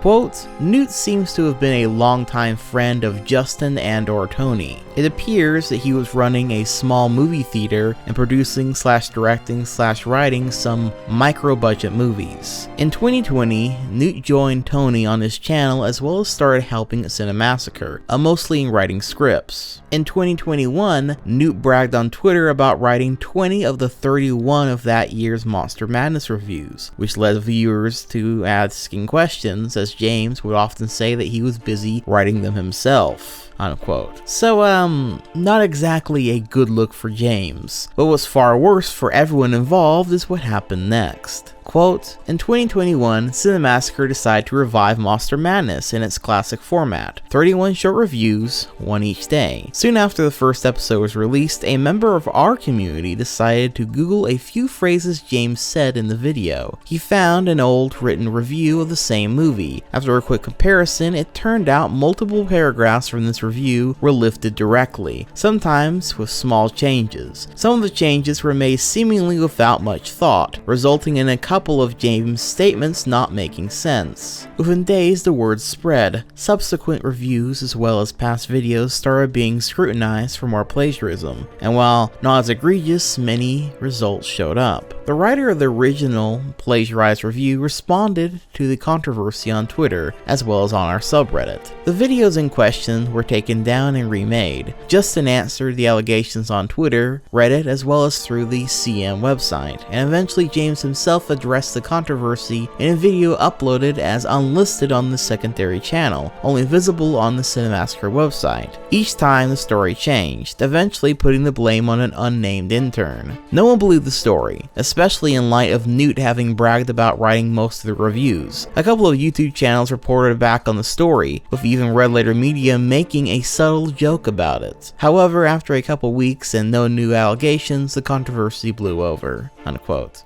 So, in other words, Newt knew how to control C and V like a champ. It seems he was let go shortly after, or at least isn't associating with Cinemassacre currently. And as mentioned before, James had to actually make an apology video. It's unlisted now, but regardless, the whole affair was quite embarrassing and brought attention to even more people that James isn't doing most of the work. When he speaks in his own videos, there's a high chance he's speaking the words of another man's opinion, or in this case, the stolen words of another man from another man.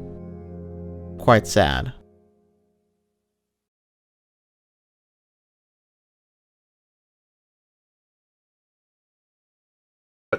Batman 66 is one of those shows where it was just perfect where it was. Like once it got to 3 seasons, it was starting to get old. Like watching it just now, it started to get tiresome, and they ended right when it was right. It was the perfect timing.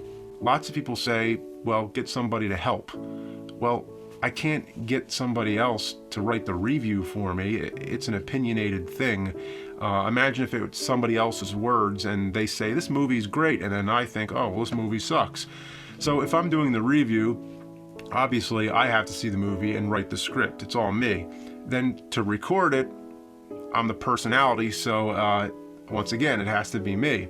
The worst thing would be to make 140 episodes of the same exact thing. That would get boring. At least I would get bored, and if I get bored, you'd notice. The videos would suffer. In order for people to like these videos, I have to like them first. Otherwise, it's just a job, and while I'd rather have this job than pizza delivery or construction working, my true intention is creating original content rather than just critiquing pre-existing content. I would feel no satisfaction if every single video was just me sitting on the couch talking about a game. I've alluded to this fact throughout this whole retrospective, but it is important to remember that James is a movie guy first. Most of the games he played are from a select era of gaming, from a select time, and after a while, he just ran out of those projects that he was always wanted to do, those games that he had a personal connection with. But again, he knew that people wanted more, knew the series was his job at this point, and at the same time knew that he was going to have to make more time to play games, to make more reviews, taking away time from his family, personal projects, etc. Or he was going to need to get some help in doing stuff that he honestly didn't want to spend time doing anymore. I think it's pretty clear what choice that he made at the end of the day. It's why I remember that Mega Man video to this day, because I think it was James telling us he was running dry, that things were getting old with the series, that he knows he can't let it die, but that spark that was once there might have dimmed over time, that the man was burnt out, and it was the moment that he was done doing it by himself. Something else I should also note is around the time Mike Matei officially left the channel that he helped create all those years ago, Justin Silverman actually came to the Cinemassacre the Truth subreddit. This was before the video where James addressed the critics and by and large the people of that subreddit in general. Justin Silverman participated in an AMA, or Ask Me Anything. extending an olive branch to the community for a moment of transparency, and confirmed some things many had only speculated upon for years. And while some of his answers do seem to be like PR speak, some of it is a bit too personal to not be honest about James and the channel. And with the added context James himself would provide later, this AMA becomes all the more relevant. Quote, why doesn't James write the AVGN episodes anymore? Well, he does, and he doesn't. It's collaborative. Sometimes we play all the games together, sometimes just he does. Sometimes we'll come up with an outline for a script and he fills it in, sometimes it's in reverse. Sometimes he comes up with the ideas for games, sometimes we do. It's so back and forth that I can't really separate it at this point. I understand that they don't feel like stuff from back in the day, but not much you can do about that. He's older. Back in the game trailers day, he had something to prove. I think the movie burned him out, plus his family life and side projects. It takes a toll. Unquote. You might have guessed from earlier that the AVGN movie was the cause of James' ultimate burnout. And while it's pretty clear as day to see, especially in retrospect, actually while we're on the topic, did you know that there were 2 AVGN video games? The first being an adventure through lots of the tropes and lands in the games that the nerd once reviewed, while the second one focused on a lot more of the movie characters like Dark Onward and Death Moxus being the final boss. Well, did you also know that in the recent re-release of the 2 games together as one package, all references and characters to the AVGN movie were completely removed and replaced by new characters and bosses? As a matter of fact, James actually noted this himself, saying that it was a creative decision to have the 2 games feel more cohesive and connected. I'm sure it wasn't because no one, not a soul, maybe not even James, is excited to see those characters at this point.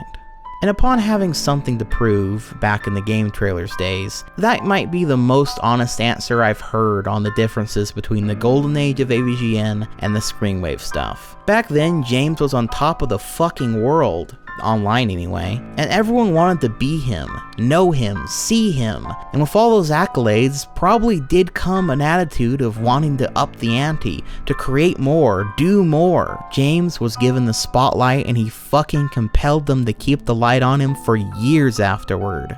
I know after hours of basically shitting on all of James' recent stuff, you might forget, but I still always will be inspired and respect the hell out of James for that, for what he did, for his overall impact. But to say that he's rested on his laurels would be a bit of an understatement, given that he's not really even doing most of the work on his stuff at this point. But then again, things change, don't they?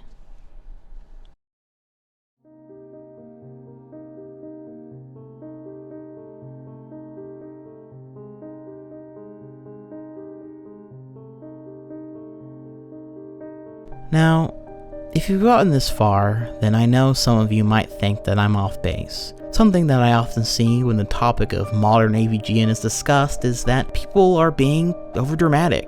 That the show hasn't changed, you just grew up and don't find that kind of humor funny anymore. On the other hand, there might be people that think I'm giving James too much credit, that I'm making a mountain out of a molehill. And trust me, all these arguments flush through my head the entire time I've been working on this script and retrospective in general. Back when I first started watching this show, I was just a little kid. Now all these years later, I'm a 26-year-old man. Man, where the fuck did all the time go? A lot has changed about me. I'm sure a lot has changed about you over the last 10 years. Hell, over the last 5 years. Maybe even the last year, or fucking hell, maybe the last month. It's natural. Before last year, I had a pretty small channel. I was still in college, and I wasn't quite sure where everything was going. Now I'm done with college, and while it's not giant by any fucking means, I do have a much bigger channel than I did back before, and I found myself wanting to do bigger and better things with this new audience I've managed to accrue with it. I'm sure James has also changed, his audience has changed, the internet and the whole fucking world at large has changed. But if we're all able to see and admit these things, why do people seem to get so defensive when others say that an internet show that they like has changed? Especially if they think it's changed for the worst. I don't know for sure, but if I were to guess, I think it's because they're still holding on to those years of memories. I know I still do anyway. I do that with a lot of things, actually. Maybe it's just part of growing up, to desperately latch onto those things from the past that gave us happiness, inspiration, hope, or even just a good laugh. Hell, the show itself is all about taking you back to the past, to play the shitty games that suck ass. Yeah. You know, I remember whenever I first played Sonic 06. I remember that was the first game I ever got on the PlayStation 3. We just got it. It was like brand new, $600. That was crazy. I was so excited to play it. And I remember trying so hard to not get stuck or die due to jank or glitches. It was such a weird feeling for me because on one hand I was looking at what I thought was the most futuristic thing that my brain could even think of. But on the other hand, the game I was playing was broken and completely unplayable in some parts. And then I remember finally realizing that despite how much I wanted to like it, it was a bad game. From a series that I thought had no bad games. That Forever After made me look at not just that series, but most games after that point from a different point of view. It cast a bit of a shadow over everything, you might say. Now, I'm not saying modern AVGN is as bad as Sonic 06 if that's where you thought I was going, but I am saying that it's almost poetic the first video I ever watched from the nerd that I could tell he wasn't connected to was when he took me back to the past.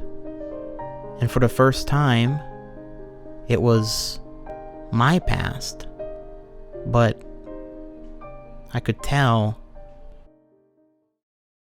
that he was never a part of it. At some point when you create yourself to make it, you're going to have to either let that creation go and take a chance on being loved or hated for who you really are, or you're going to have to kill who you really are and fall into your grave grasping onto a character who you never were. Now on that note, I want to say that if you enjoy modern AVGN episodes, changes and all, then by all means I am happy for you. It's clear that to this day this series is still quite popular, so I'm definitely in the minority here with these opinions. But I hope that you at least understand my perspective, and if you want to share your perspective in the comments below, I more than welcome it. No matter what, I will always respect James as a creator after all, even if I disagree with how he addresses criticism and the direction of his stuff as of late. James worked his ass off for years producing quality internet content, something that I believe this retrospective has shown in full. So can anyone really blame him for effectively growing complacent? Am I really that mad about it? Nah, not really. AVGN was an accidental success he produced as a result of his passion of filmmaking, not games. The character isn't even based on him, it's more than likely based on fucking Mike Matei, who was the one who pushed him into making it a fucking series to begin with. Being in the right place at the right time, at the dawn of online video, James was a pioneer in internet-based video entertainment. Everyone looked up to him. He was often imitated, but never replicated. James reached the top of the mountain, one that so few even start to climb on. The biggest fucking dude online. How many of you can make that claim, and how many of you will be ever able to make that claim? Not many. Very, very few, in fact. And at the end of the day, nothing and nobody can ever take that away from him. James has touched the hearts and minds of a whole generation. He's accomplished more and inspired more than most will do in their entire lifetime. So no, I can never blame the guy for enjoying the fruits of his many years of labor, and having a bunch of incompetent slobs do all the work for him now. Would it be cool if he was still that one-man show he once was? Yeah, but it's clear those days are long behind us, and that's okay. James always has had greater ambitions than this simple little online series. He wanted to become a big movie director, to create stories that would stretch across the big screen, and when the film didn't meet his expectations, when it was panned by critics and fans alike, those dreams were at best postponed, and at worst, dashed away completely. It's a shame. It's a real fucking damn shame that the AVGN film didn't live up to his hopes and dreams. It's a shame his lifelong goals got pushed away. But most of all, it's a shame James might not realize that what he started back in 2004 That little series that started off as a simple shitpost was more significant than any film he would have ever made. Call it being in the right place at the right time, call it luck of the draw, or call it destiny. But maybe James' goal to be a big movie director was always looking at the wrong medium, the wrong goalpost. In the world of online videos, internet culture, and creative ventures in the web, James represents a true forerunner, an innovator that, whether you think his stuff aged well or not, is indisputably significant. Perhaps more significant than he truly understands. He was also the first guy that told me that making a movie was as easy as picking a camera up and just trying your best sometimes, sharing it online, that it's the only way to learn and get better. That those stories of the past, those monster movies from your childhood, those video games that you played late into the night, that you shouldn't forget about them.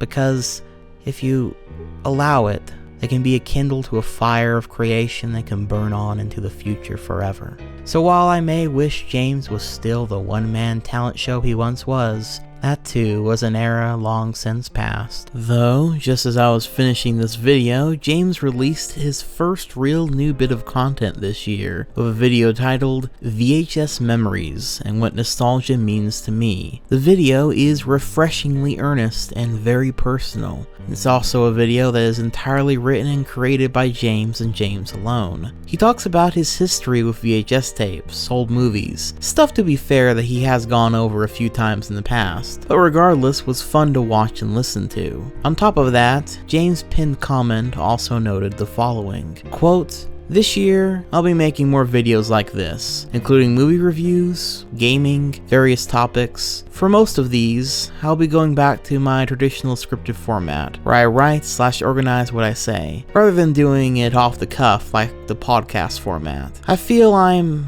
at my best this way. Unfortunately, that means the podcast will not be continued, but Justin and Kieran will continue producing and editing. Justin will mostly be focused on Screenwave projects, and Kieran is focused on his streaming channel," unquote. If this is indeed what James plans to do going forward this year, then maybe there's hope for this channel and James yet. Maybe this age of Screenwave shall one day too shudder and fall for the era that comes next. I suppose only time will tell. The dictionary defines nostalgia as a sentimental longing or wistful affection for the past, typically for a period or place with happy personal associations. I can't think of any time in my life when everything was perfect in every single way. So if a time machine existed and I could actually go back to any part of my life, I don't think I would. Maybe to visit, but not to stay. I always want to move forward. But with that said, that selective memory over little things can be a positive experience. Whenever you're having a bad day, you can turn to something familiar for just a little comfort. No matter who you are, I know that you and I could find something to talk about that we both remember. That's how nostalgia connects people. There might come a time when I have to sell all this stuff.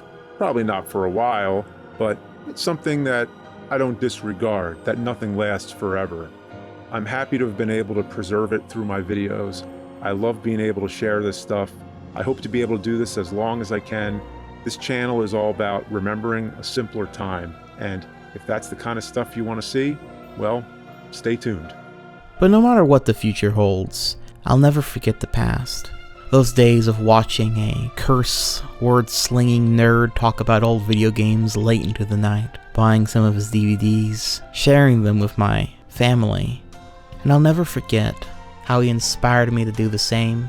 After all, no one can change the past, can they? It's the end of an era for me with this video as well. I've gained so much this last year, yet I've lost things too. Things I won't be able to easily forget. I'll always hold on to those memories, both good and bad, from my past though, because they make me who I am. I suppose in making this retrospective, I never realized how important these old videos were to me till I started this project over a couple years ago.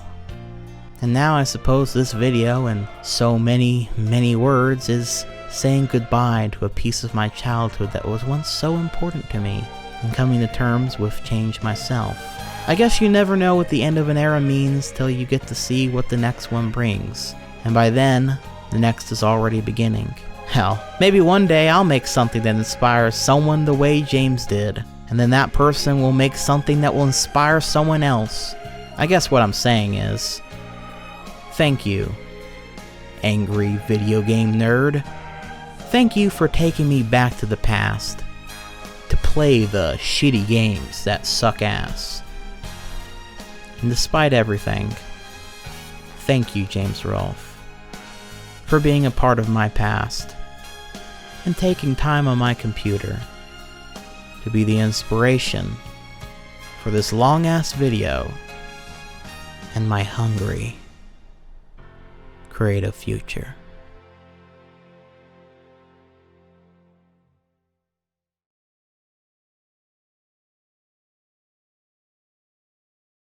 Yo, if you've gotten this far into the video, then congrats! Your 6-hour-long journey is almost over. But before you go, I want to thank you personally for taking the time out of your day or night to watch this long-ass video, and I hope you gained something of value from it, even if it's just some background noise while you draw or work. But that said, if you enjoyed this video, then you can expect more like it in the very, very near future. With Internet Fables officially back, I've got some stuff I've been waiting ages to create. Some I'm even very close to finishing, so I hope you'll stick along with me to see them through, along with more iceberg videos of course, and some other little surprises along the way. This video, while covered in about 1 million filters visually and audio-wise, may at some point in the future be copyright claimed by Screenwave Media personally. There's little I can do about that besides complain about it on Twitter, I suppose. But that said, it took a very long time to make this, and I am currently trying to make YouTube a full-time career. So with that said, if you want to support this channel, then I've linked a Patreon down below. For signing up, you'll be able to watch all my future videos 1 day early, get access to behind-the-scenes content, including a new podcast I have cooking up, and be able to join my Discord server, the Night Owl Cafe. I'd also like to thank all my current patrons for supporting me in this channel, including Medusa's Hex, Ho Hot, Macabre Kaiju, and Zen Garden Party. I'd also like to thank @Gieriana on Twitter, who made this awesome piece of fan art. It's seriously some of the best I've seen yet. You guys are honestly the best. But with all that said, until next time, this has been Dylan the Night Owl, flying off.